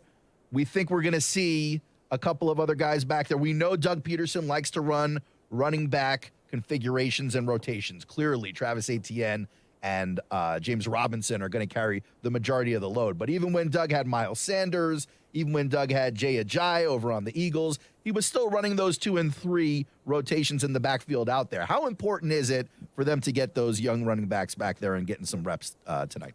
Yeah, I think there's 2 different reasons, right? Snoop Connor is, what was he, 5th-round draft pick, I think. Mm-hmm. And what is he? Nobody was talking about Snoop Connor going into the draft. There wasn't a lot on that. I don't even think a lot of people were talking about him coming out of the draft because Trayvon Walker and Devin Lloyd and guys like that were front and center. So I think this could be a coming out party of sorts for a guy like Snoop Connor. And Raquel Armstead's a little bit different. It's a comeback for Raquel Armstead. And Armstead did some good things early in his Jags tenure. Then obviously COVID, it was a tough battle for him in the COVID year. And all the details still not out there of what went on, but it was a major setback. And so now he gets back out on the field and fighting for time and maybe a spot. We'll see. There's room for both of those players to be on this football team. But from a time standpoint, the battle begins tonight. So I think you're nailing it right now. I think the kickers are a high priority, and I think the rotation of running backs, and especially there's some importance with depth, because Etienne did get hurt last year, and I'm not so much concerned about him coming off the injury. But the bottom line is now he has a little bit of a injury history. Along with James Robinson's injury James history. Robinson, too. And James Robinson, I'm more concerned about coming back because it's more fresh. And can he do it? And, I think Etienne has had so much time go by, and we've seen him out of practice look like he never had an injury. So we feel confident about that. But both have a history of injury to some degree. And so you have to have some other people ready. Never mind the rotation of what you just talked about with Doug Peterson, that he likes to mix those guys in anyway. Yeah. Jaguars added a lot of young guys, obviously, in the offseason, whether it be through the draft or other means. We've talked a lot about some of these rookies who won't be hitting the field, most likely won't be hitting the field tonight. How important is it going to be to see which rookies do hit the field tonight? Is that important at all? Yeah, I think it is, because some of those guys, from a rookie standpoint, might be undrafted free agents, like Lawan Winningham, the receiver. Does he continue to put on a show and fight for a spot? He make this team? Does he make a guy like Laviska Shenault expendable in a potential trade? Who knows if he can rise to the occasion, because he's had a nice few months in a Jaguars uniform. Then you go back to like the back end guys like a Benji Franklin we've talked about already. But let's talk more about the draft class. And I want to go up and down. Guys, just give me a simple yes or no with some of the big names in that draft class. Trayvon Walker, does he play or no? No. Casey? I think he's editing, but he would say no. If Casey, Trayvon Walker, is he playing or what? I think he already said no yesterday. No. Yeah, no. So, okay, we know where he stands on Fortner. Devin Lloyd can't play. So we said we talk about like a guy like Snoop Connor. He should play. And then after that, I mean, we're talking about a bunch of guys that might be just as much like the Winninghams and the Benji Franklin. So to answer yes, this is a huge moment for a lot of different players. Most of them are young, and on many occasions they are rookies. So this is their moment, and they get an extra crack at it. Yep. I don't think that part can be dismissed. This is an extra game for bubble guys, and this could be a big moment for those bubble guys. And I go back to a guy like Benji Franklin, because normally you would only get a lot of game number 3 or 4, however you want to look at it, the Atlanta game. Well, now a guy like Franklin gets the Atlanta game and a lot of this game, most likely, to show his stuff. We're talking about bubble guys for a second here. I want to stay with that for one quick second and focus real quick as we come up on the end of the show on the wide receivers. We essentially know who the top 4 on the depth chart are going to be. So which wide receivers stand out in this game? How important is that to you?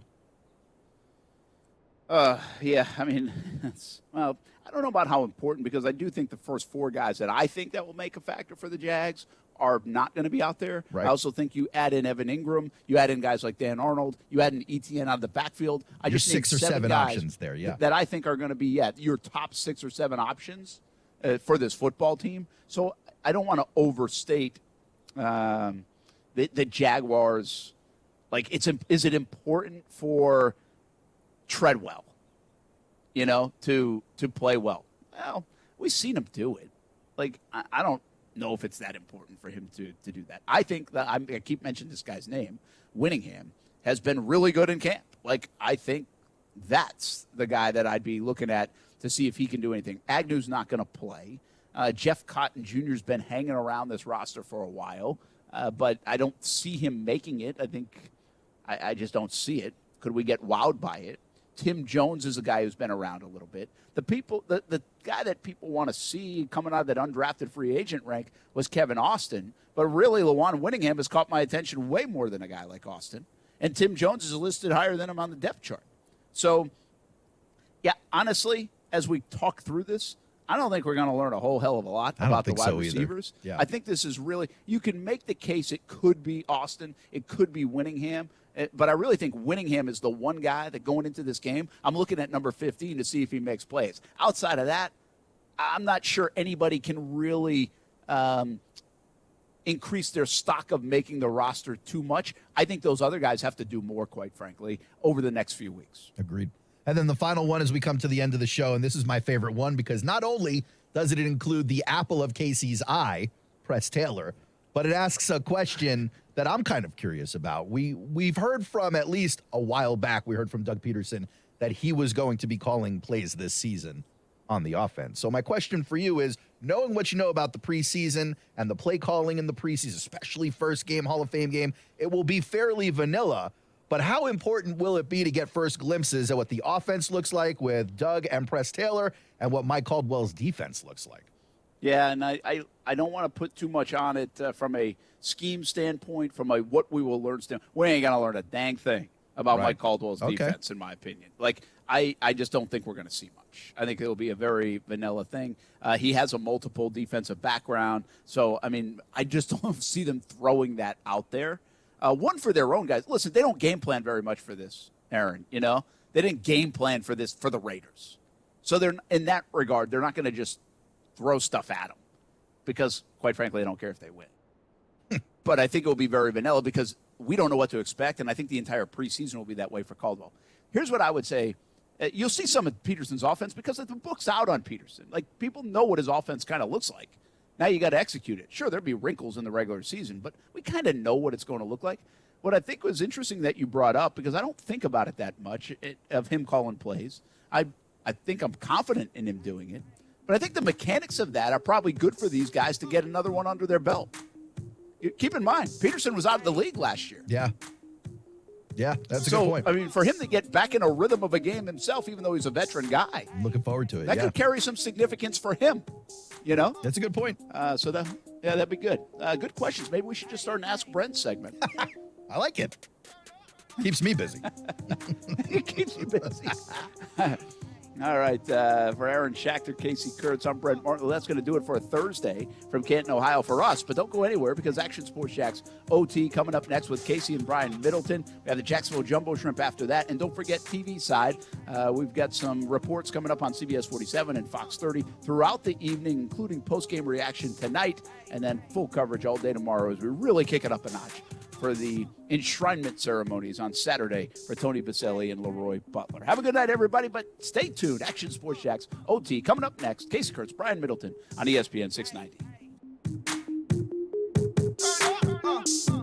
Not 100, not 200, not even 300. I'm talking 400 pre-owned on the lot, ready to test drive at Arlington Toyota Pre-Owned. All makes, all models, all waiting for you to test drive and take home today. Plus, Arlington's 30-day exchange program comes with your purchase. That's 30 days to love your purchase or exchange it. Your next great ride is waiting for you at Arlington Toyota Pre-Owned. Shop in person, 10939 Atlanta Boulevard, and online at arlingtontoyota.com today. Hi, this is Keith Gurr, president of American Window Products. We are Jacksonville's oldest replacement window company. We have been providing excellent service for over 38 years and still have an A+ rating. At American Window Products, we have helped over 36,000 homeowners, and we don't use subcontractors. Right now, we're offering a free installation on 6 or more windows, as well as a free energy package. Go to AmericanWindowProducts.com and click for an estimate. That's AmericanWindowProducts.com. American Window Products, we are the window professionals. A new era is here for Jaguars football. New championship-winning coach, new superstars, and new optimism. One consistent this fall is Tailgaters Parking will still be delivering the very best tailgating experience at the bank all season. Tailgaters Parking doesn't just talk a big game. They're right across the street from TIAA Bank Field. Offer clean, permanent restrooms, food options, a full liquor bar, and all parking spots are on a well-kept grass lot. Check out Tailgaters Parking at tailgatersparking.com to reserve your spot today. You know what's great about getting older? The toys are way cooler. Spring is here, and it's playtime. Yeah! And One-to-One Financial, Jacksonville's hometown credit union, has slash loan rates across the board on all the toys. Motorcycles, jet skis, boats, RVs, ATVs, even golf carts. And it's fun and potentially dangerous. One-to-One Financial has the perfect loan to help you finance it. Check out our rock bottom rates and apply now at one-to-one-fcu.org. Come out and play. Federally insured by NCUA. Oh, are you seeing these readings? This is incredible. Short-staffed, Marco's climate research facility is in the eye of the storm. The atmospheric pressure to find more weather specialists is mounting. Man, this is going to be a big job. We're going to need a bigger team. Indeed can help him hire great people fast. I need Indeed. Indeed you do. We instantly connect you with quality candidates whose resumes on Indeed match your job description. Visit Indeed.com/credit and get $75 towards your first sponsored job. Terms and conditions apply. Have you ever noticed that when the afternoon light hits your floors, you can see everything, including dust? So much dust. And that floor dust gets kicked up into the air, compromising the quality of air you and your family breathe. Eesh. Swiffer Heavy Duty Sweeper is the fast and easy way to clean your floors, with ultra-thick pads that trap and lock dust before it gets in the air. Just a couple minutes a day. And dust is gone. Swiffer Heavy Duty Sweeper. Proud partner of the American Lung Association. Improve your vehicle's gas mileage and power with Royal Purple Fuel Injector Cleaner at O'Reilly Auto Parts. And right now, buy one 6-ounce bottle and get one free, plus earn double O Rewards points with your purchase. Save money on gas and boost performance with Royal Purple Fuel Injector Cleaner at O'Reilly Auto Parts or O'ReillyAuto.com. O'Reilly Auto Parts. This should be 8x7. When it comes to closets, Janina's home organization business runs tip-top tidy. Is this schedule right? I'm gonna need help. But she needs to reorganize and find a new assistant. I know it's your last week, but can you make sure the Hanson pantry's wrapped? Indeed can help her hire great people fast. I need Indeed. Indeed you do. We instantly connect you with quality candidates whose resumes on Indeed match your job description. Visit Indeed.com/credit and get $75 towards your first sponsored job. Terms and conditions apply. I had low back pain that was due to herniated discs. Meet Dr. Justin Garzone, another satisfied patient who found regenerative medicine at QC Kinetics. Over a very short period of time, the pain went away completely, and I have had absolutely no symptoms or pain since my treatment. Before Dr. Garzone found QC Kinetics, he was looking at all the old school pain treatments. It was recommended that I have steroid injections done, but then unfortunately my insurance company said that I would have to do 3 months of physical therapy first, and I needed to get better quickly. With QC Kinetics, the doctor got lasting relief with no downtime. I didn't have to take any medications during my treatment. I avoided surgery, and I am now pain-free. Don't live with chronic pain, and don't go under the knife. Call QC Kinetics, the nation's leader in regenerative medicine, for a free consultation. Call QC Kinetics, 904-274-5522. That's 904-274-5522.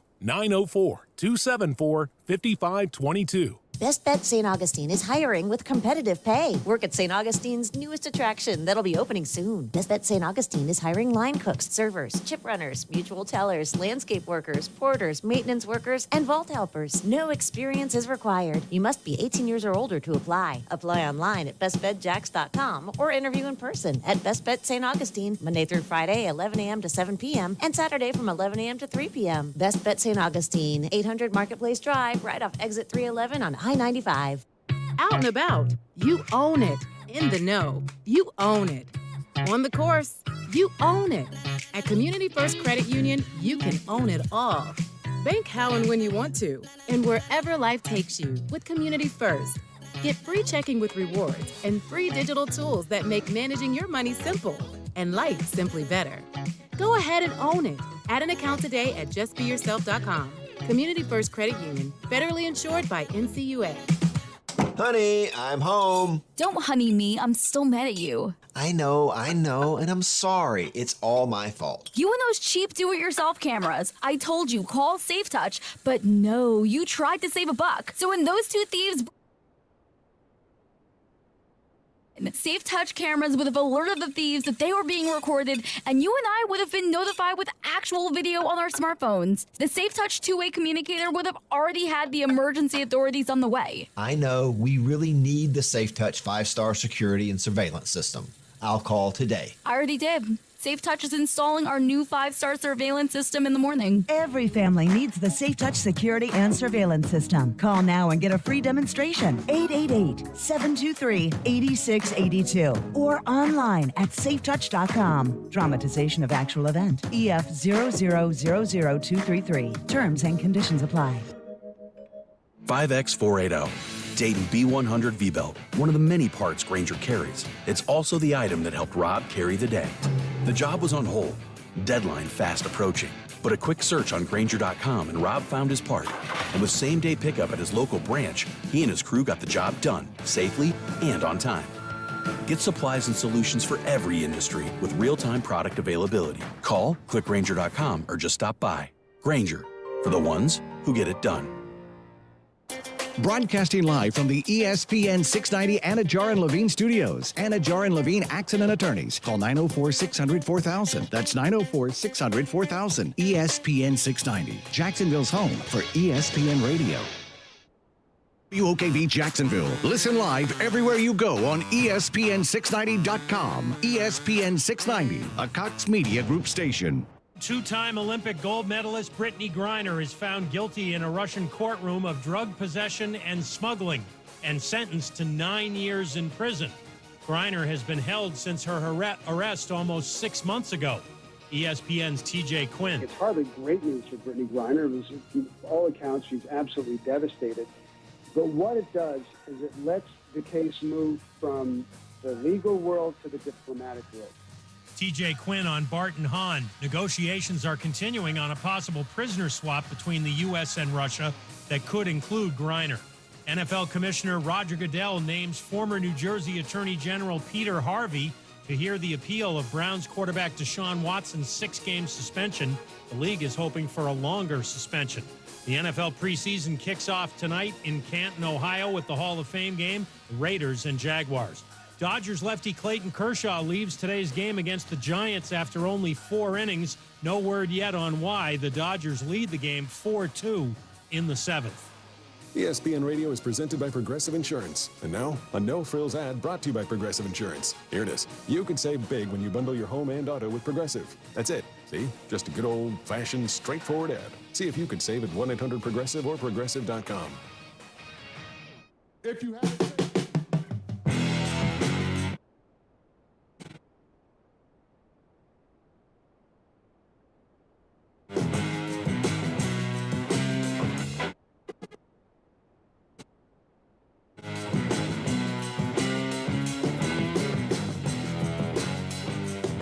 Here we go on an NFL game day and a Jacksonville Jaguar game day. Action Sports Jacks Overtime, ESPN 690. It's been far too long since we can say that, but it is officially time for football and football season. Although it is only the Hall of Fame game, I know I'm not trying to oversell it, but it is the Jags in the game, which makes it more exciting because, to be honest with you, I'm not watching the Hall of Fame game if the Jags aren't in it. But the good news is we don't have to worry about that because the Jags are in it. And that's really all that matters. Casey Kurtz with you. Brian Middleton will be here in just a second. Where is Brian Middleton, though? Great question. I'll tell you, he's updating people on the traffic. Northside drivers on I-95 northbound. You have the 2 left lanes blocked right around the airport road from an earlier vehicle fire. We still have emergency vehicles on scene. It is causing some delays in the area, and right now it's about 16 minutes to get from the Beltway up to State Road 200 in Yulee. And as you head out to Orange Park on the West Beltway northbound, your delays start right around San Jose Boulevard, and you're looking at least 13 minutes to get from I-95 over the Buckman out to Blanding. With Jacksonville's most frequent traffic, I'm Brian Middleton. And there it is. That's why Brian Middleton is not with us to start the show, but that's okay. We will get with him in just a second. Action Sports Jacks Overtime, ESPN 690. We'll get you set for the Jags and the Raiders. Inactive should be coming out in about a half hour or so. We'll be on the air. We'll give those to you as soon as we see them pop up. Kevin says Brian is a man of a lot of hats. Yeah, one of them is not being on time anywhere, but that's okay. You know, we will give him the benefit of the doubt because we all know it's not really his fault. So we will get you those inactives as they come down for the Raiders as well. Again, we talk a lot about the Jags here, but do not expect to see one Derek Carr. Do not expect to see Devontae Adams, Hunter Renfrow, Darren Waller, any of the star power on the Raiders. Who will be the quarterback? It seems like Nick Mullins might be that guy. It might be a Nick Mullins and Jake Luton battle tonight for most of the game. Brent said that their weather in Canton is not great. He is obviously up there, said there's some lightning, there's some rain. This is not a game that they need to get in, so if the lightning is bad enough, there is a potential that it could be canceled. Hopefully that is not the case because I need Luke Fortner to play a little bit of football, and I know we would all like to see the Jacksonville Jaguars and the Las Vegas Raiders going at it tonight. Brian Middleton, what you made you in here on a Thursday or what? Yeah, man, it would have been early. My replacement came in early. Yep. And someone decided to drive a car they knew didn't have enough oil in it. Really? Had a vehicle fire. I don't know why. Really? I just assume every time there's a vehicle fire that someone didn't change their oil. Yeah. Yeah. I just assume. Huh. But when I was walking in here, man, you know, they had a little Cater to You song, man. I was just like, you know what, man? I forgot about that song. You know that song? Cater to You. Baby, this is your day. I do not. Baby, you blow me away. Or something like I'm messing the words up. Who actually sings that song? Destiny's Child. I'll give you something, there's reason, and so much more. Okay. And they I want to cater to you. And they were playing that in the hallway? In the hallway. Really? Now you just got to find somebody to sing it to you. I guess Casey Kurtz said, I got somebody to sing it to me. No, Huh? I guess so. Yeah, the cameras are going to look like this on the stream. Like, I'm not dealing with this. Well, I saw you working on it where you're trying to go. We have a very Twitch feel to it. You know what I mean? Very, gamer or some type of, like, that's what it feels ours kind of looks like. The main show, you guys. Yeah. There's a sleekness to the main show. Yep. And I like the energy on this as well. I mean, I just don't know what are you thinking about doing, though? What are you trying it's not up to me. Listen, I'll tell you off the air because I'm not going to totally incriminate everybody on the air, but this is what it's going to be. This is what it's going to look like on the stream today. The cameras are outside of the frame, and that's what you're going to get. Sorry. Sucks to suck. Especially on a Jags game day, but that's what you're getting. I don't know what to tell you. But we move on because we have listeners on the radio as well as the stream. Brian Middleton, how excited are you that football is on in literally 2 hours' time? Yeah, man. You hype? Let's go. Will you do anything extra for it? No, I'm not. I figure out where I'm going to have dinner at tonight, though. You know what I'm saying? Not cooking. Not cooking. Not doing that. Absolutely not. May get some wings. You know what? I could get some wings. Get a football food. There you go. Actually, I may get some, which food did you hate? You hated tacos, right? Yeah. Tacos, Taco Bell. I hate Taco Country Bell, in yeah. Mexico. You just like all Not of that. it. All No. of it. I could be done with all of that. No. And I was like, No. I can't believe. Listen, I've gone to Taco Bell too many times and had something in my food that was not food. Come on, man. Don't like do a that. piece of wood. I swear. No, you didn't. Don't do that.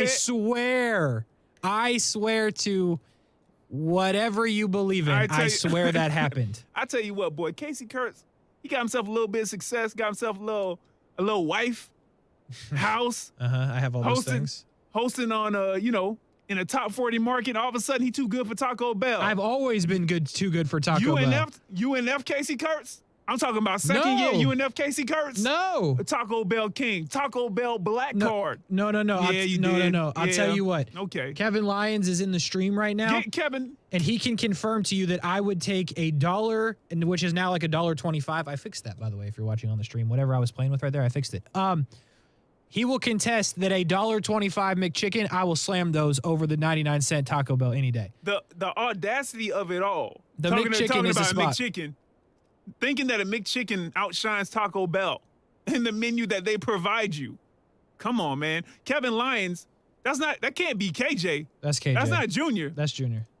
Kevin, you gonna step up for him the way he been roasting you ever since he beat you a couple of weeks ago in that trivia game? Come on. Him and Chip Kurtz, bro. I'm taking names out here in the trivia game. Are You Smarter Than Casey Kurtz comes to you on Tuesdays, by the way. Let me go find Chase. I just walked out of the studio. Chase was doing his newscast. Like, Chase, man, you need to come break someone's ego real quick.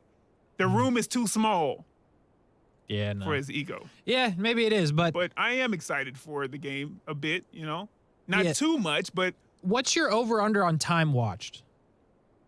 Like halftime, are you still there? When they come back for the third quarter and literally it's the undrafted versus the undrafted, are you still there? Okay, two ways to say, are you still there? I probably won't be there in actual focus. It could potentially still be on whatever device or television I might be watching it on. You know what I'm saying? Like in the background or something like that. Yeah. But it won't be my main focus. Honestly, it'd probably only be like halfway through the first quarter or the entire first quarter where I'd be like, okay, because I'm going to be into it because it's new, it's fresh. You're going to see somebody play in a Jags uniform. Yeah. That's good enough for me for 12 minutes. But then, the second quarter is just because I don't like to quit what I've started. But I'll quit at halftime. I quit halfway through things. Really? So I'm good on that. That's like a normal occurrence for you, quitting halfway through? Hey, man. You do what you got to do. I respect that. Consistency. Wait a minute. Trying to fix something else. What are you doing? Well, so Brett Martineau, me and Brett Martineau have a bet right now that Luke Fortner will play in this game. Okay. And I just was tagged in a tweet by Brett Martineau. Okay. And it is a video of Coach Peterson right now on the field talking to somebody that you really wish you knew well. They don't work here, so I can't say their name. Glory! Come on, Brent. Come through for it. So I can't click on the video, but he said what Brent said to me was, no, not Fortner. Lost the bet. So it sounds like Luke Fortner will be playing. We betting. What was the bet? $20. Oh, no, I thought y'all bet some Celsius. No, Casey like, nah, I need your money. Huh? I got Venmo. I got Cash App. Brett knows my Venmo. Zelle. He's been in there once or twice, paying up. Woo, Tell you what. talk. So I'll have to listen to that in the break. So I can't. I mean, listen, Martineau's pretty trustworthy as a blue check mark. So, he's trustworthy. So we'll have to check on that. But it sounds like Luke Fortner will play. Now, the main point of the video, though, I'll tell you this. Defensive. This is what Coach Peterson just said. Defensively, our starters will probably go a series, maybe two. Didn't say who. I'll have to watch the video to find out. We will do that in the break, which we're about to take. But whoever the defensive starters will be, will play at least a series, potentially two tonight in the Hall of Fame game, which is going to kick off in about an hour and 50 minutes or so from now. I will listen to this in the break, and I will update you with what Coach Peterson said in terms of any other names were named other than Luke Fortner. But it sounds like we will see Luke Fortner out on the field tonight, as well as some of the defensive starters for the Jags. Get you those names the best that I can on the other side of this break. Action Sports Jags Overtime, ESPN 690, as we just get closer and closer to the Hall of Fame game coming up in a couple of hours.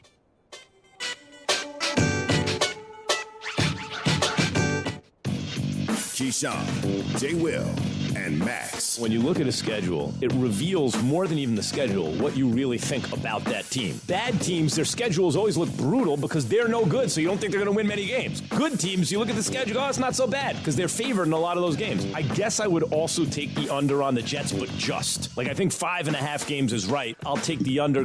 GJ and Max, followed by Greeny. Mornings on ESPN Radio and on the ESPN app. Now, the first alert forecast on ESPN 690. Mostly clear and mild tonight. Temperatures dropping into the low to mid 70s. Your Friday will be partly sunny, hot and humid with an isolated to widely scattered midday and afternoon shower or storm with highs in the lower 90s. From the CBS 47 and Fox 30 Action News Jax First Alert Weather Center, I'm Chief Meteorologist Mike Burrish. The Weather Center is brought to you by Beards Diamonds, where right now you can get 5 years, 0 interest financing with nothing down. Mr. Clean, Mr. Clean. Of course I use Mr. Clean Magic Eraser to clean tough messes off my stovetop and bathtub. But then I discovered I can also use it to easily clean my patio furniture and even my shoes. I'm hooked. And when wipes won't cut it, I use Magic Eraser Sheets. They're thin and flexible erasers, perfect for everyday messes, like gunk on my counters and sinks. They really are magical. The reviews are in. Mr. Clean Magic Eraser and Sheets make cleaning look easy. God, I'm so stressed. Our business is growing. We've got people all over now. Ooma. What is that? Meditation? I'm recommending Ooma and their all-in-one phone, video, and collaboration solution. Ooma? Yep. Switching to Ooma is a cinch. Just $24.95 per month per user, plus taxes and fees. Ooma. Now you're feeling it. Visit Ooma.com. That's OOMA.com to learn more. Ooma. Smart communications for the smarter business.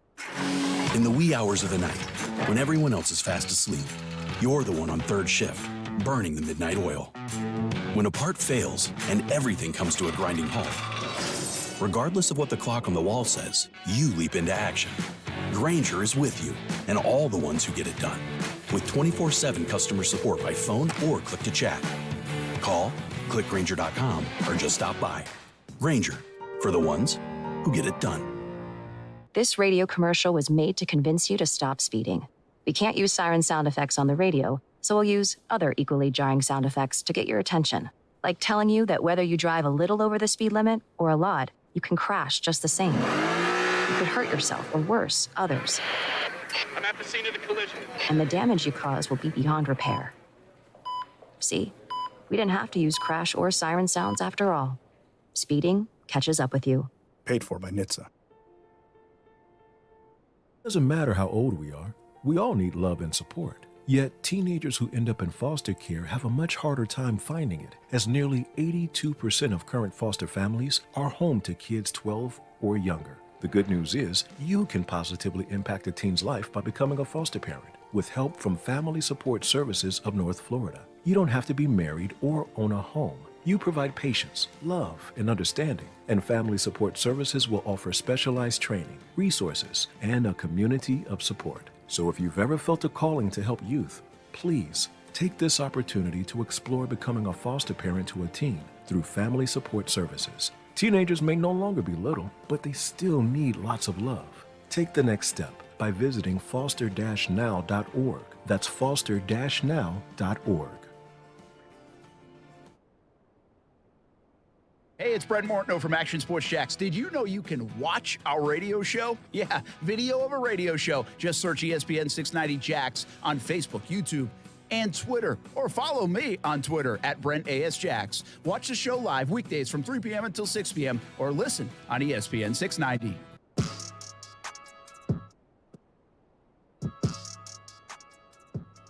Action Sports Jacks Overtime, ESPN 690 on a Thursday. NFL football just a couple of hours away, and the Jags and the Raiders will go at it in the Hall of Fame game. Weather pending. Weather pending. We just want to make sure on the weather. I'm not a weatherman. I'm no Mike Burrish, but... Oh, you know Mike Burrish. I know. That's what I said. I'm no Mike Burrish. Oh, okay. I just wanted to make sure that. I just wanted to double down and let you know I agree with your lack of Mike Burrishness. Yeah, I ain't got no Mike Burrish in me at all. But the chief, I tell you what, the chief. But yeah, so Brett Martineau's the one that told me about the weather, by the way. So, you know, take it for what you want. But sorry, I was looking for my notes. I listened to that video I was telling you about. So we do have a little bit of an update for the Jags tonight.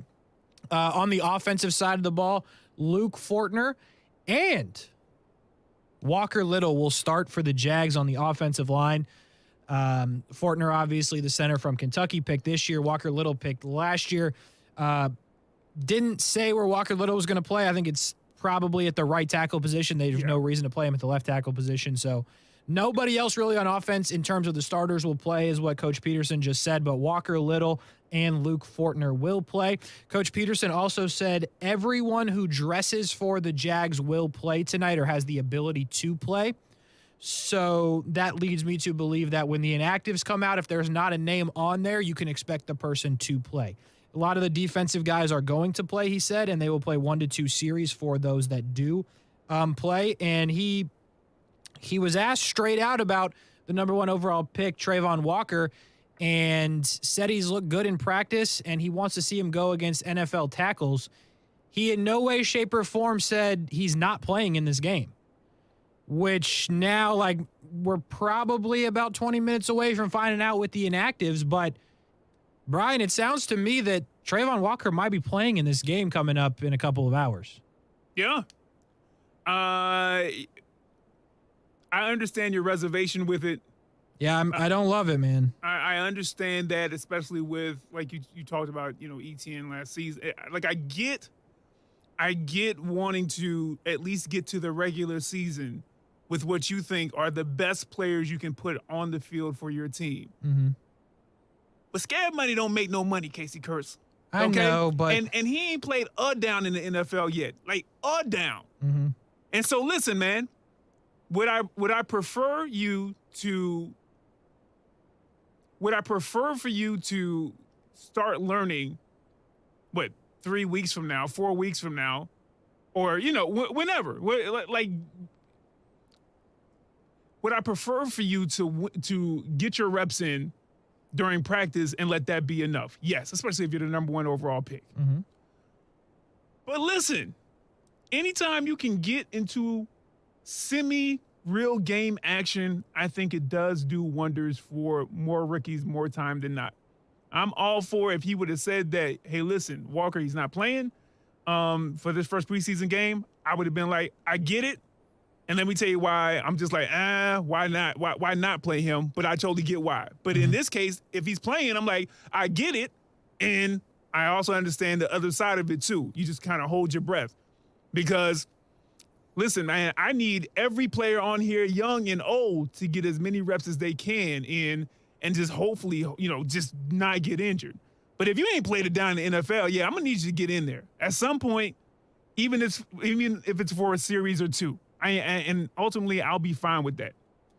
Yeah, I don't know, man. Like, that was one guy that even when we thought some of the younger players would play, we never considered him actually playing in the game. Like, I get that. You're using the same argument that I use for Fortner, and it's a valid one. Like, hey, it's literally his first time playing, like, up to speed, all of those things. But, like, even though I just told you that it seems like it's likely, I'm still going to be surprised if he plays. Like, I don't know, man. It just surprises me completely that they would play this guy. But it sounds like it's a possibility. He didn't rule it out. We're going to find out here shortly, but I don't need to see him. You don't love it. Don't get me wrong. I want to see him play. I want him to be healthy, but like, I don't need to see him play 1 or 2 series in this game. Like, let's save it a week. Fortner is different for me because I think on the offensive line, the speed of it, how the how the rush, how you're going to pick it up. Walker Little, I kind of made the argument that he should play because if you're going to start him at right tackle, get him as many live reps at right tackle as you can because he was playing left tackle before. So those, like, I'm with those two. Oh, I'm going to be holding my breath for 2 straight series if he's out. You know what I mean? I think it's just the level of investment is what the level of risk is causing the kind of like almost recoil just a bit when you hear the possibility of him playing in week 1 of the preseason.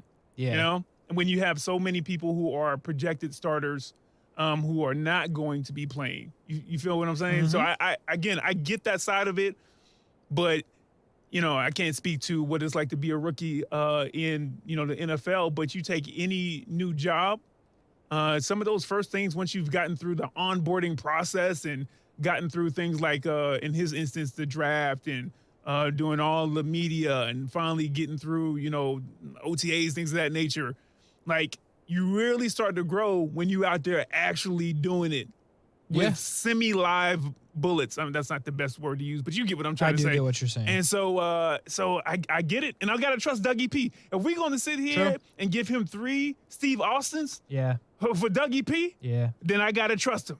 Okay? That Super Bowl trophy is allowing me to trust him on this. So we'll just have to wait and see, but I'll be holding my breath as well. I'll be like, hurry up, man. 3 and out. 3 and out. I know, right? I mean, yeah. Here's the thing. Like, I'm trying to figure this out, and I can't find it. Did Myles Garrett play in the preseason, the first game? Like, I'm trying to find that information. Now, Myles Garrett missed time early, so was he coming off an injury? That I don't know, so then that would make sense.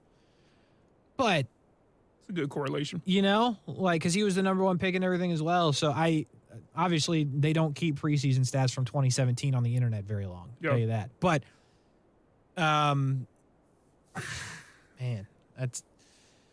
I will be surprised, but I guess we're going to see. I guess we're going to see. And if he's on the list of potentially playing, then that opens it up to Chad Muma, the linebacker that was selected, will obviously play at that point. Anybody in the draft at this point is pretty much fair game, especially on the defensive side. I wonder what else they'll do on defense. Like, I wonder if a guy like Cisco will play.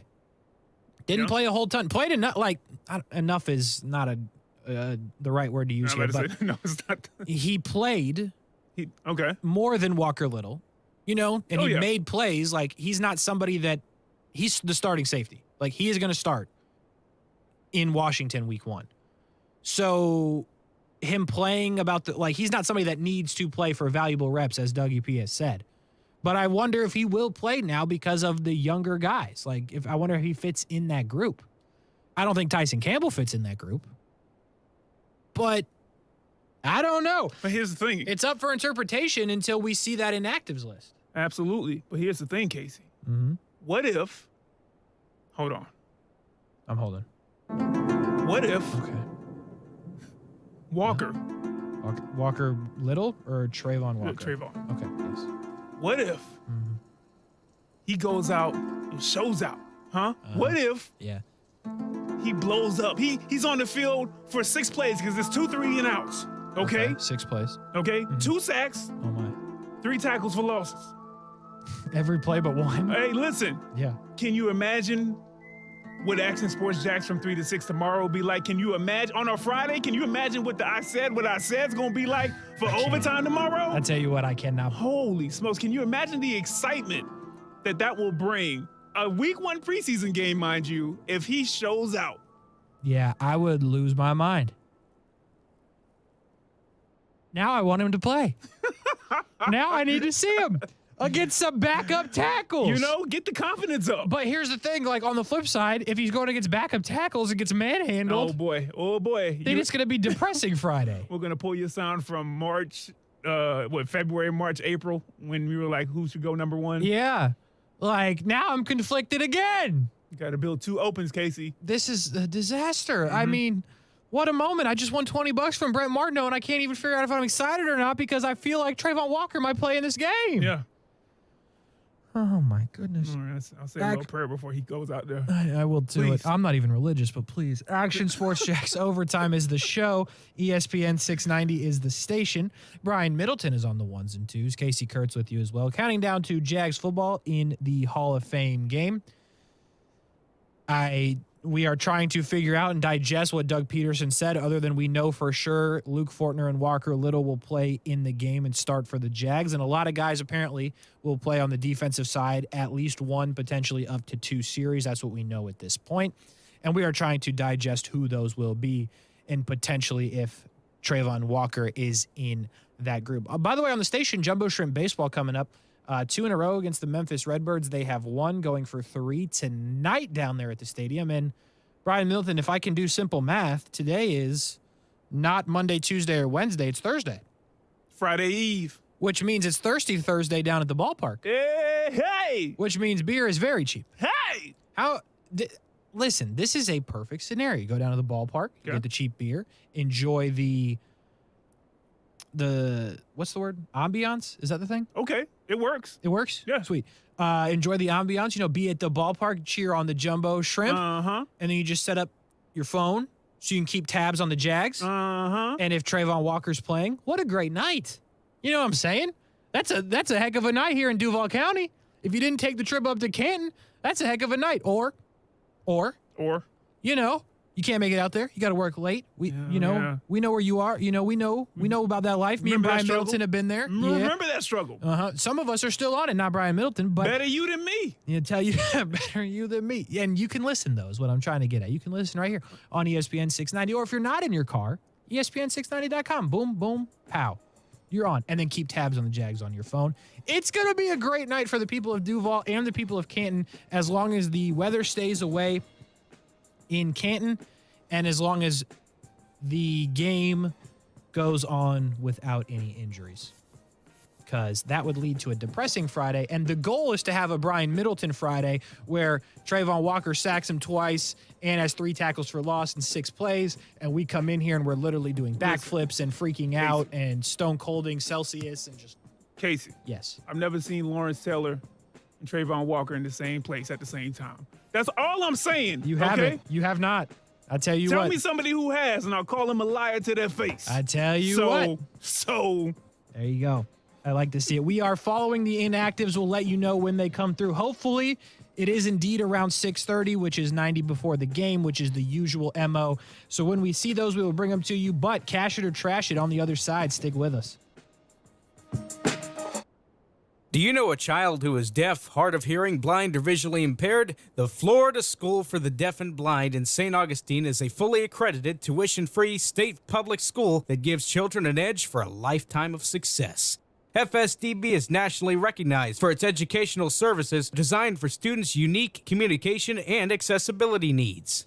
Eligible pre-K and kindergarten through 12th grade students benefit from small class sizes, advanced technology, and various recreation, extracurricular, and performing arts activities. Transportation and boarding services are free to any eligible deaf or blind student, kindergarten through high school, no matter where the student lives in Florida. My name is Trent Ferguson, and I'm a proud graduate of this wonderful school. This place changes lives.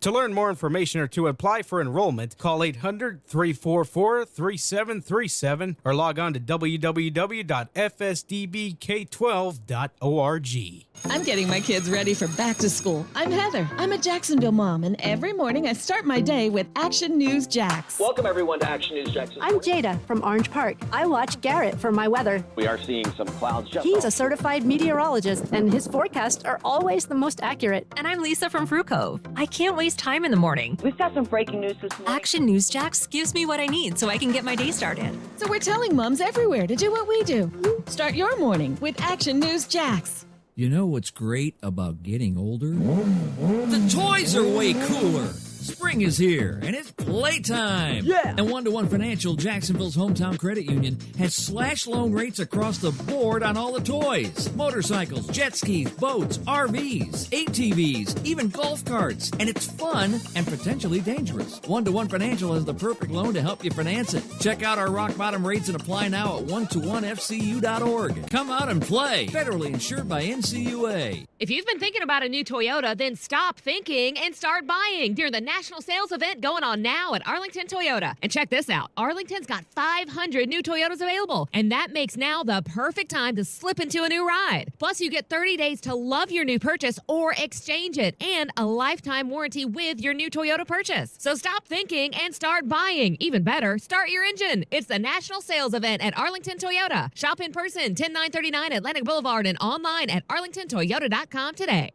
New era is here for Jaguars football. New championship-winning coach, new superstars, and new optimism. One consistent this fall is Tailgaters Parking will still be delivering the very best tailgating experience at the bank all season. Tailgaters Parking doesn't just talk a big game. They're right across the street from TIAA Bank Field. Offer clean, permanent restrooms, food options, a full liquor bar, and all parking spots are on a well-kept grass lot. Check out Tailgaters Parking at tailgatorsparking.com to reserve your spot today. For seniors, staying healthy can be complicated, but one of the easiest routes to good health is prevention. No matter what our community's current COVID-19 infection rates are, getting your booster shot now is a smart way to protect yourself from severe illness later. ElderSource encourages people 65 and up to get a safe, free COVID-19 booster. For more information, visit myeldersource.org or call the ElderSource helpline at 888-242-4464. This is a Reese's Peanut Butter Cup sound experiment. We're looking to find the perfect way to hear Reese's so you'll buy more of them. Here we go. Reese's. Reese's. Reese's. Reese's. Reese's. Hey, get out of here, you little stinker. Reese's. Reese's.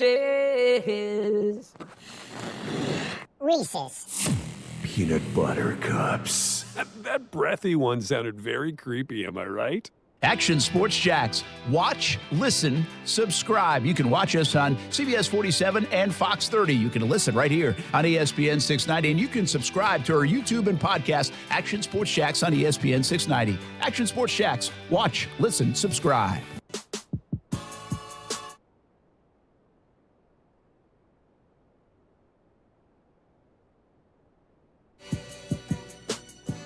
Action Sports Jax Overtime, ESPN 690 on a Thursday. NFL Hall of Fame game coming up. We keep an eye on the inactives for the Jags and the Raiders. We'll bring those to you as soon as they pop through. But until that time, we've got Cash It or Trash It. Action Sports Jax Overtime, ESPN 690. Cash or Trash It, Brian Middleton, let's go. Oh, I wasn't ready. Hold on. I know. I tried to give you extra time, but I heard just you, couldn't. but I was looking anymore. at something. All right, say it one more time, Casey. Cash or Trash It. Cash it or trash it. Tell them to bring me my money. On Action Sports Jax Overtime.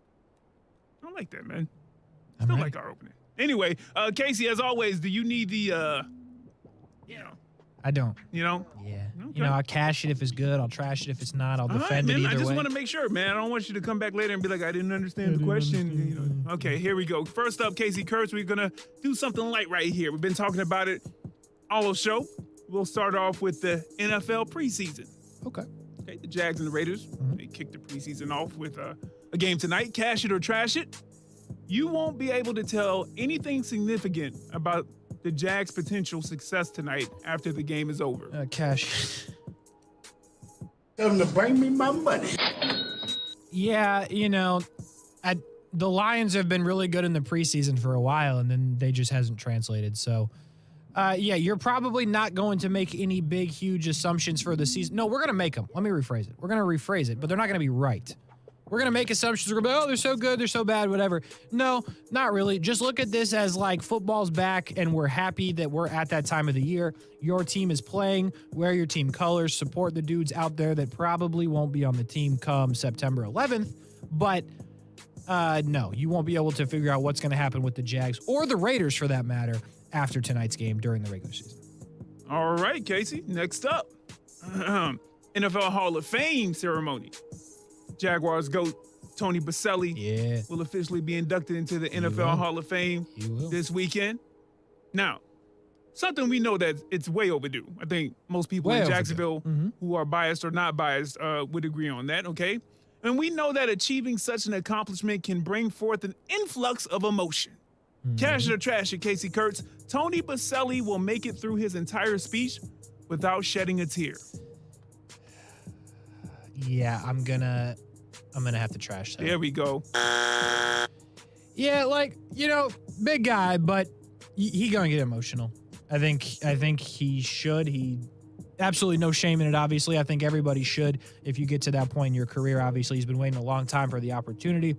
Most believe that he will become emotional when he talks about his dad. Obviously, it was a big part of his life and has talked about it since going in and gets emotional about it then. So, yeah, I think we will see a tear or two from the big man, as we should. Well-deserved. A well-deserved tear or two from Tony Baselli, as well as everybody else who sheds one, including probably Jacksonville's own Leroy Butler.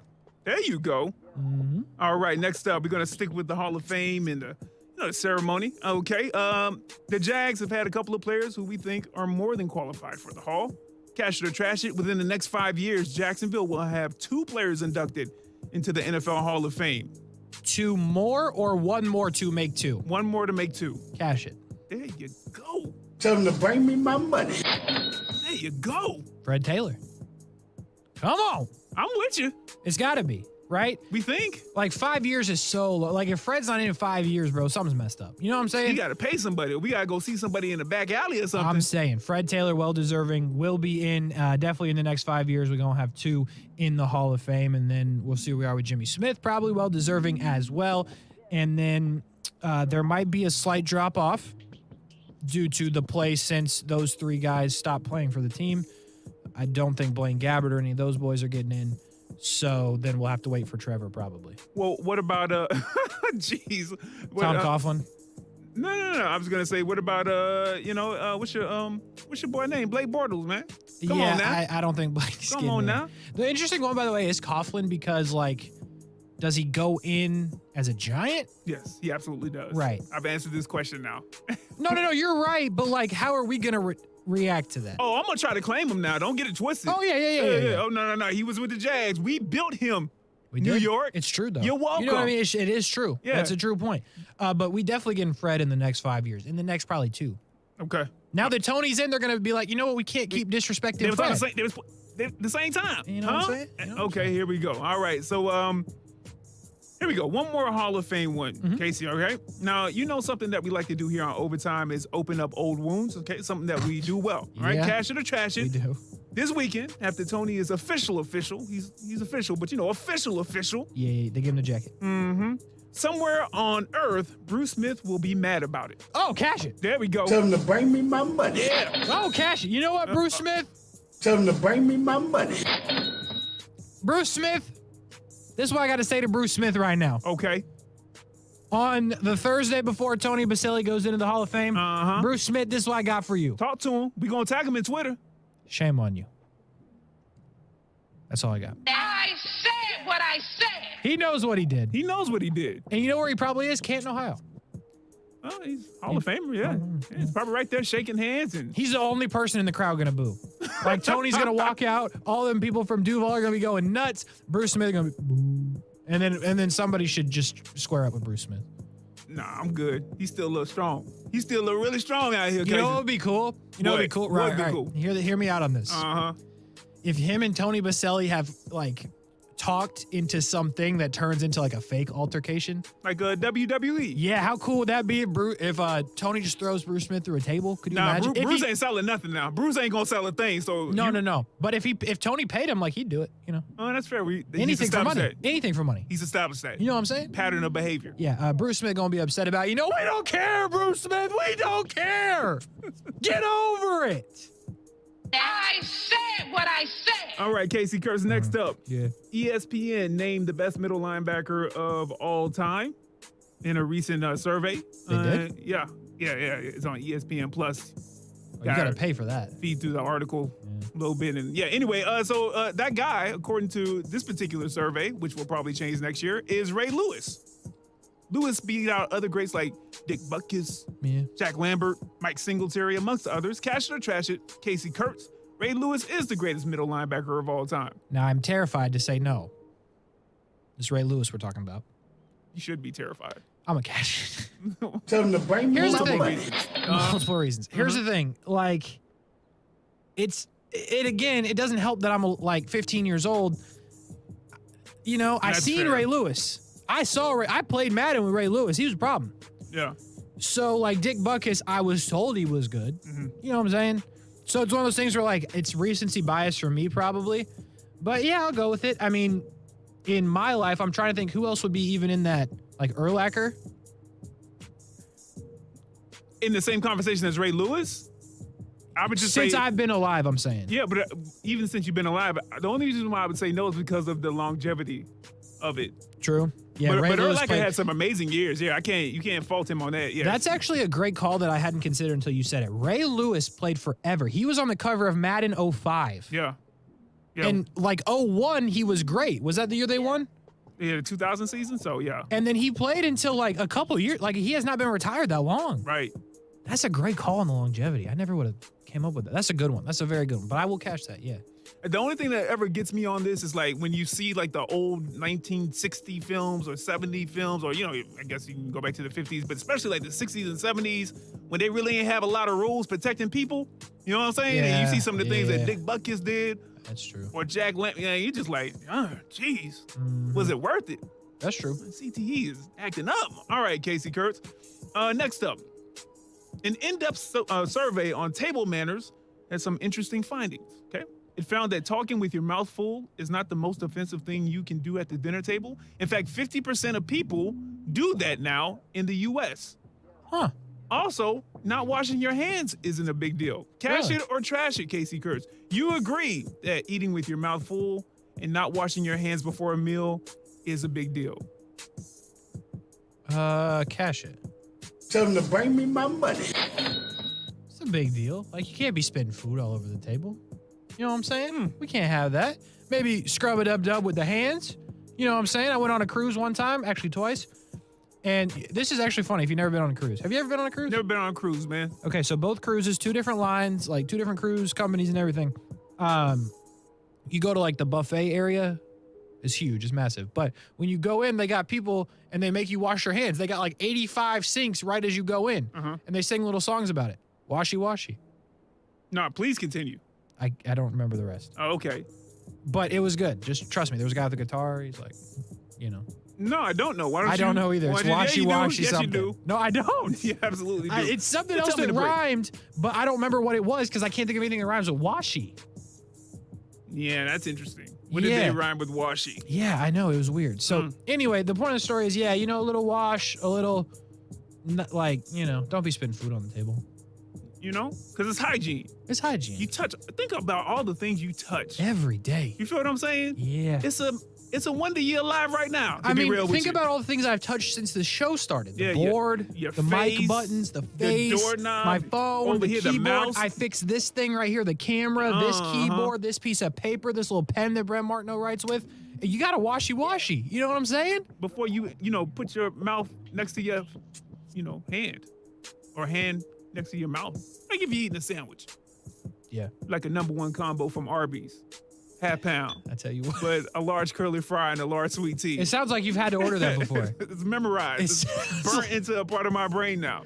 Oh, my goodness. We'll check one more time on the inactives before we get out of here and head to Jumbo Shrimp Baseball. Nothing out yet. Hopefully we get it in the next couple minutes, and we will update you if we get it. If not, obviously stay tuned to Twitter for that. But we take our last break of the day. Action Sports Jacks Overtime, ESPN 690. We'll be right back. Honey, I'm home. Don't honey me. I'm still mad at you. I know, and I'm sorry. It's all my fault. You and those cheap do-it-yourself cameras. I told you, call SafeTouch, but no, you tried to save a buck. So when those two thieves...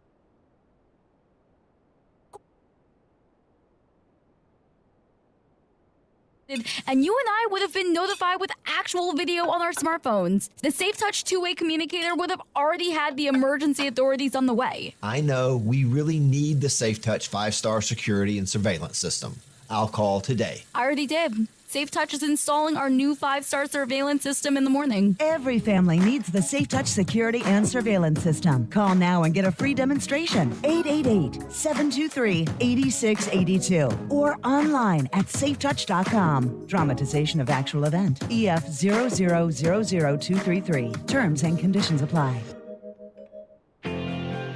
Serving part-time in the Army National Guard has led to a lot of firsts for me. The education assistance I received made it possible for me to be the first person in my family to go to school and graduate debt-free. That education helped get me to the first day at my dream job, a job that I can still hold while I serve part-time. That job, plus the other benefits possible from the Army National Guard, helped me become a first-time homeowner. Also, part of my role as a National Guard soldier means I know that I can be one of the first to respond and help my community if disaster ever strikes. I'm extremely proud that I get to serve my community, and that first step I took by joining the Army National Guard has made all the difference in my life. Talk to your local recruiter or visit nationalguard.com to find out what firsts are available to you in the Army National Guard. Sponsored by the Florida Army National Guard. Aired by the Florida Association of Broadcasters and this station. Dave Benyon here with Zero Res. I hope you're having a wonderful summer just like me. It's so nice to be able to travel again without wearing a mask. We have visited family all over the country and even made a trip to Africa. Life doesn't get any better. Now that all our kids are back in school, I can see the beating the house has taken. The carpet, the tile and grout, the area rugs, and even the sofa all need a good cleaning. If your home needs some cleaning, give Zero Res a call. Right now, if you have your tile cleaned, we will seal the grout for 50% off. Zero Res spelled forward or backwards. It's the right way to clean. Hey, everybody, it's Brent Martineau from Action Sports Jacks. There's a good chance you have a smart speaker, so use it with ESPN 690. Stay up to date on the Jags and all things sports by telling Alexa or Google to play ESPN 690. It's as easy as that. Make sure you listen weekdays, 3 until 6 p.m. on ESPN 690.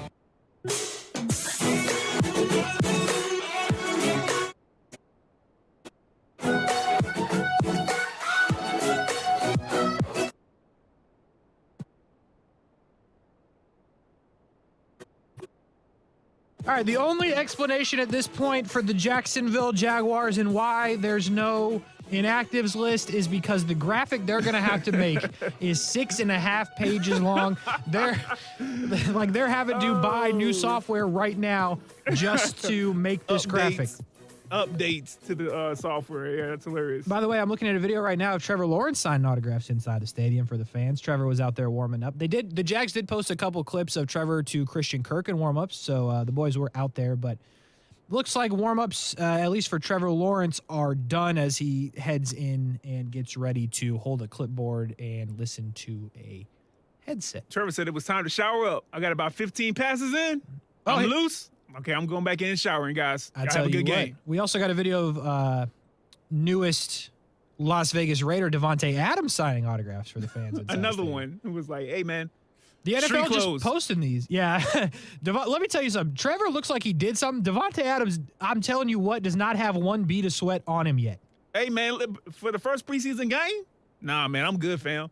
Trevor's like Trevor looked like he did something. Devontae Adams is like, you know what? I'm here. I'm here. You know, I came with the team, but other than that, You know what I mean? you ain't gonna see me out there. I cashed their checks. I ain't playing no preseason game, or at least not number one, though. There you go. That's all good. Anyway, I don't think we're gonna get these inactives, but stay tuned to the actual game to find out, because it sounds like what's your final bet, Brian Milton? Trayvon Walker, does he play tonight? Probably. Really? Yeah. You're going probably I'm going to go probably, because I think you're going to be like probably not. So I will go with probably not. Although I think what Doug Peterson was said was interesting. And I guess we're going to have to find out, because this thing is not going to pop up. I got it. Literally at the buzzer. I got it. Come on. Okay, ready? What we got? Yeah. ETN, Beathard, Zay Jones, LaVisca, Marvin Jones, Christian Kirk, Trevor Lawrence, Evan Ingram, Darius Williams, James Robinson, Devin Lloyd, Jamal Agnew, Josh Allen, Brandon Sheriff, Tyler Shatley, Cam Robinson, Jawan Taylor, Chris Manhertz, Malcolm Brown, Fadakasi, and Aluakin. So I was right. Trayvon Walker's going to play in the game. Devin. Yeah. Andre Sisco's going to play in the game. He's not on here. Let's go. I don't know if there's like another Lawrence Taylor Jr. Dan Arnold not on this list. Rayshon Jenkins not on this list. So I don't know if there's a second list to come, but as of right now, it looks like Trayvon Walker will play in the game. Brian Middleton's excited. Hopefully everything goes well. Let's go. I need my $20. I got Venmo. What? I got Zelle. I got Cash We Out. didn't bet no $20? Nah, man, I need that money. I know you got 20. Not Okay. yet. Brett hasn't Venmoed me yet, because Luke Fortner is playing. Brian, we are so out of time, and we got to go to Jumbo Shrimp Baseball. Matt Davis, Scott Kornberg. Gentlemen, how we doing on a Thursday, Thirsty Thursday down at the ballpark? We're doing great, guys. How about you? Good. We were sweating it a little bit. We thought we were going to get that inactives list for the Jags, like, I don't know, 19 minutes ago, but instead it's right now at the buzzer, but at least we got it, and we're excited. So you know what? Let me tell you something. Like, the craziest thing about working in sports to me has been how, like, you would think there's a plan for a lot of these things, right? Like, the Jaguars have had 8 months, essentially, before this preseason game, like, to come up with who are we going to play? Like, not necessarily 8 months, but you get my point. Yeah. Right? It hasn't been a long time since they last played. Yeah. And, like, the roster moves here, like, a lot of times it just seems like they're just scrambling to the very end. And it's stunning to me. Yeah, you know, I thought it's just because they didn't have a graphic big enough for all these dudes that weren't going to play, which might be right, because it's like a notes from your phone document that I just saw. But nonetheless, what do we got coming up tonight? What's the pitching matchup down there at the stadium? It is Cody Mincy making his home debut. Great story. Guy who was in indie ball coming out of college, and he'll go for the Jumbo Shrimp. Connor Thomas, pretty good lefty on the mound for Memphis, and for whatever reason, Memphis just can't beat Jacksonville. Jumbo Shrimp are 11-3 against them. You love to see it. Sorry if you're a Memphis Redbirds fan listening. We don't care. We're talking about the Jacksonville Jumbo Shrimp and their winning ways. We got a game tonight. The Redbirds and the Shrimp down at the stadium. Scott Kornberg, Matt Davis on the call. Gentlemen, take it from here. Have a good call. You got it. Matt Davis has that pregame show. Thanks, Casey and Brian. Talk to you guys soon. Jumbo Shrimp Network coming up with Shrimp on Deck. Jumbo Shrimp Network.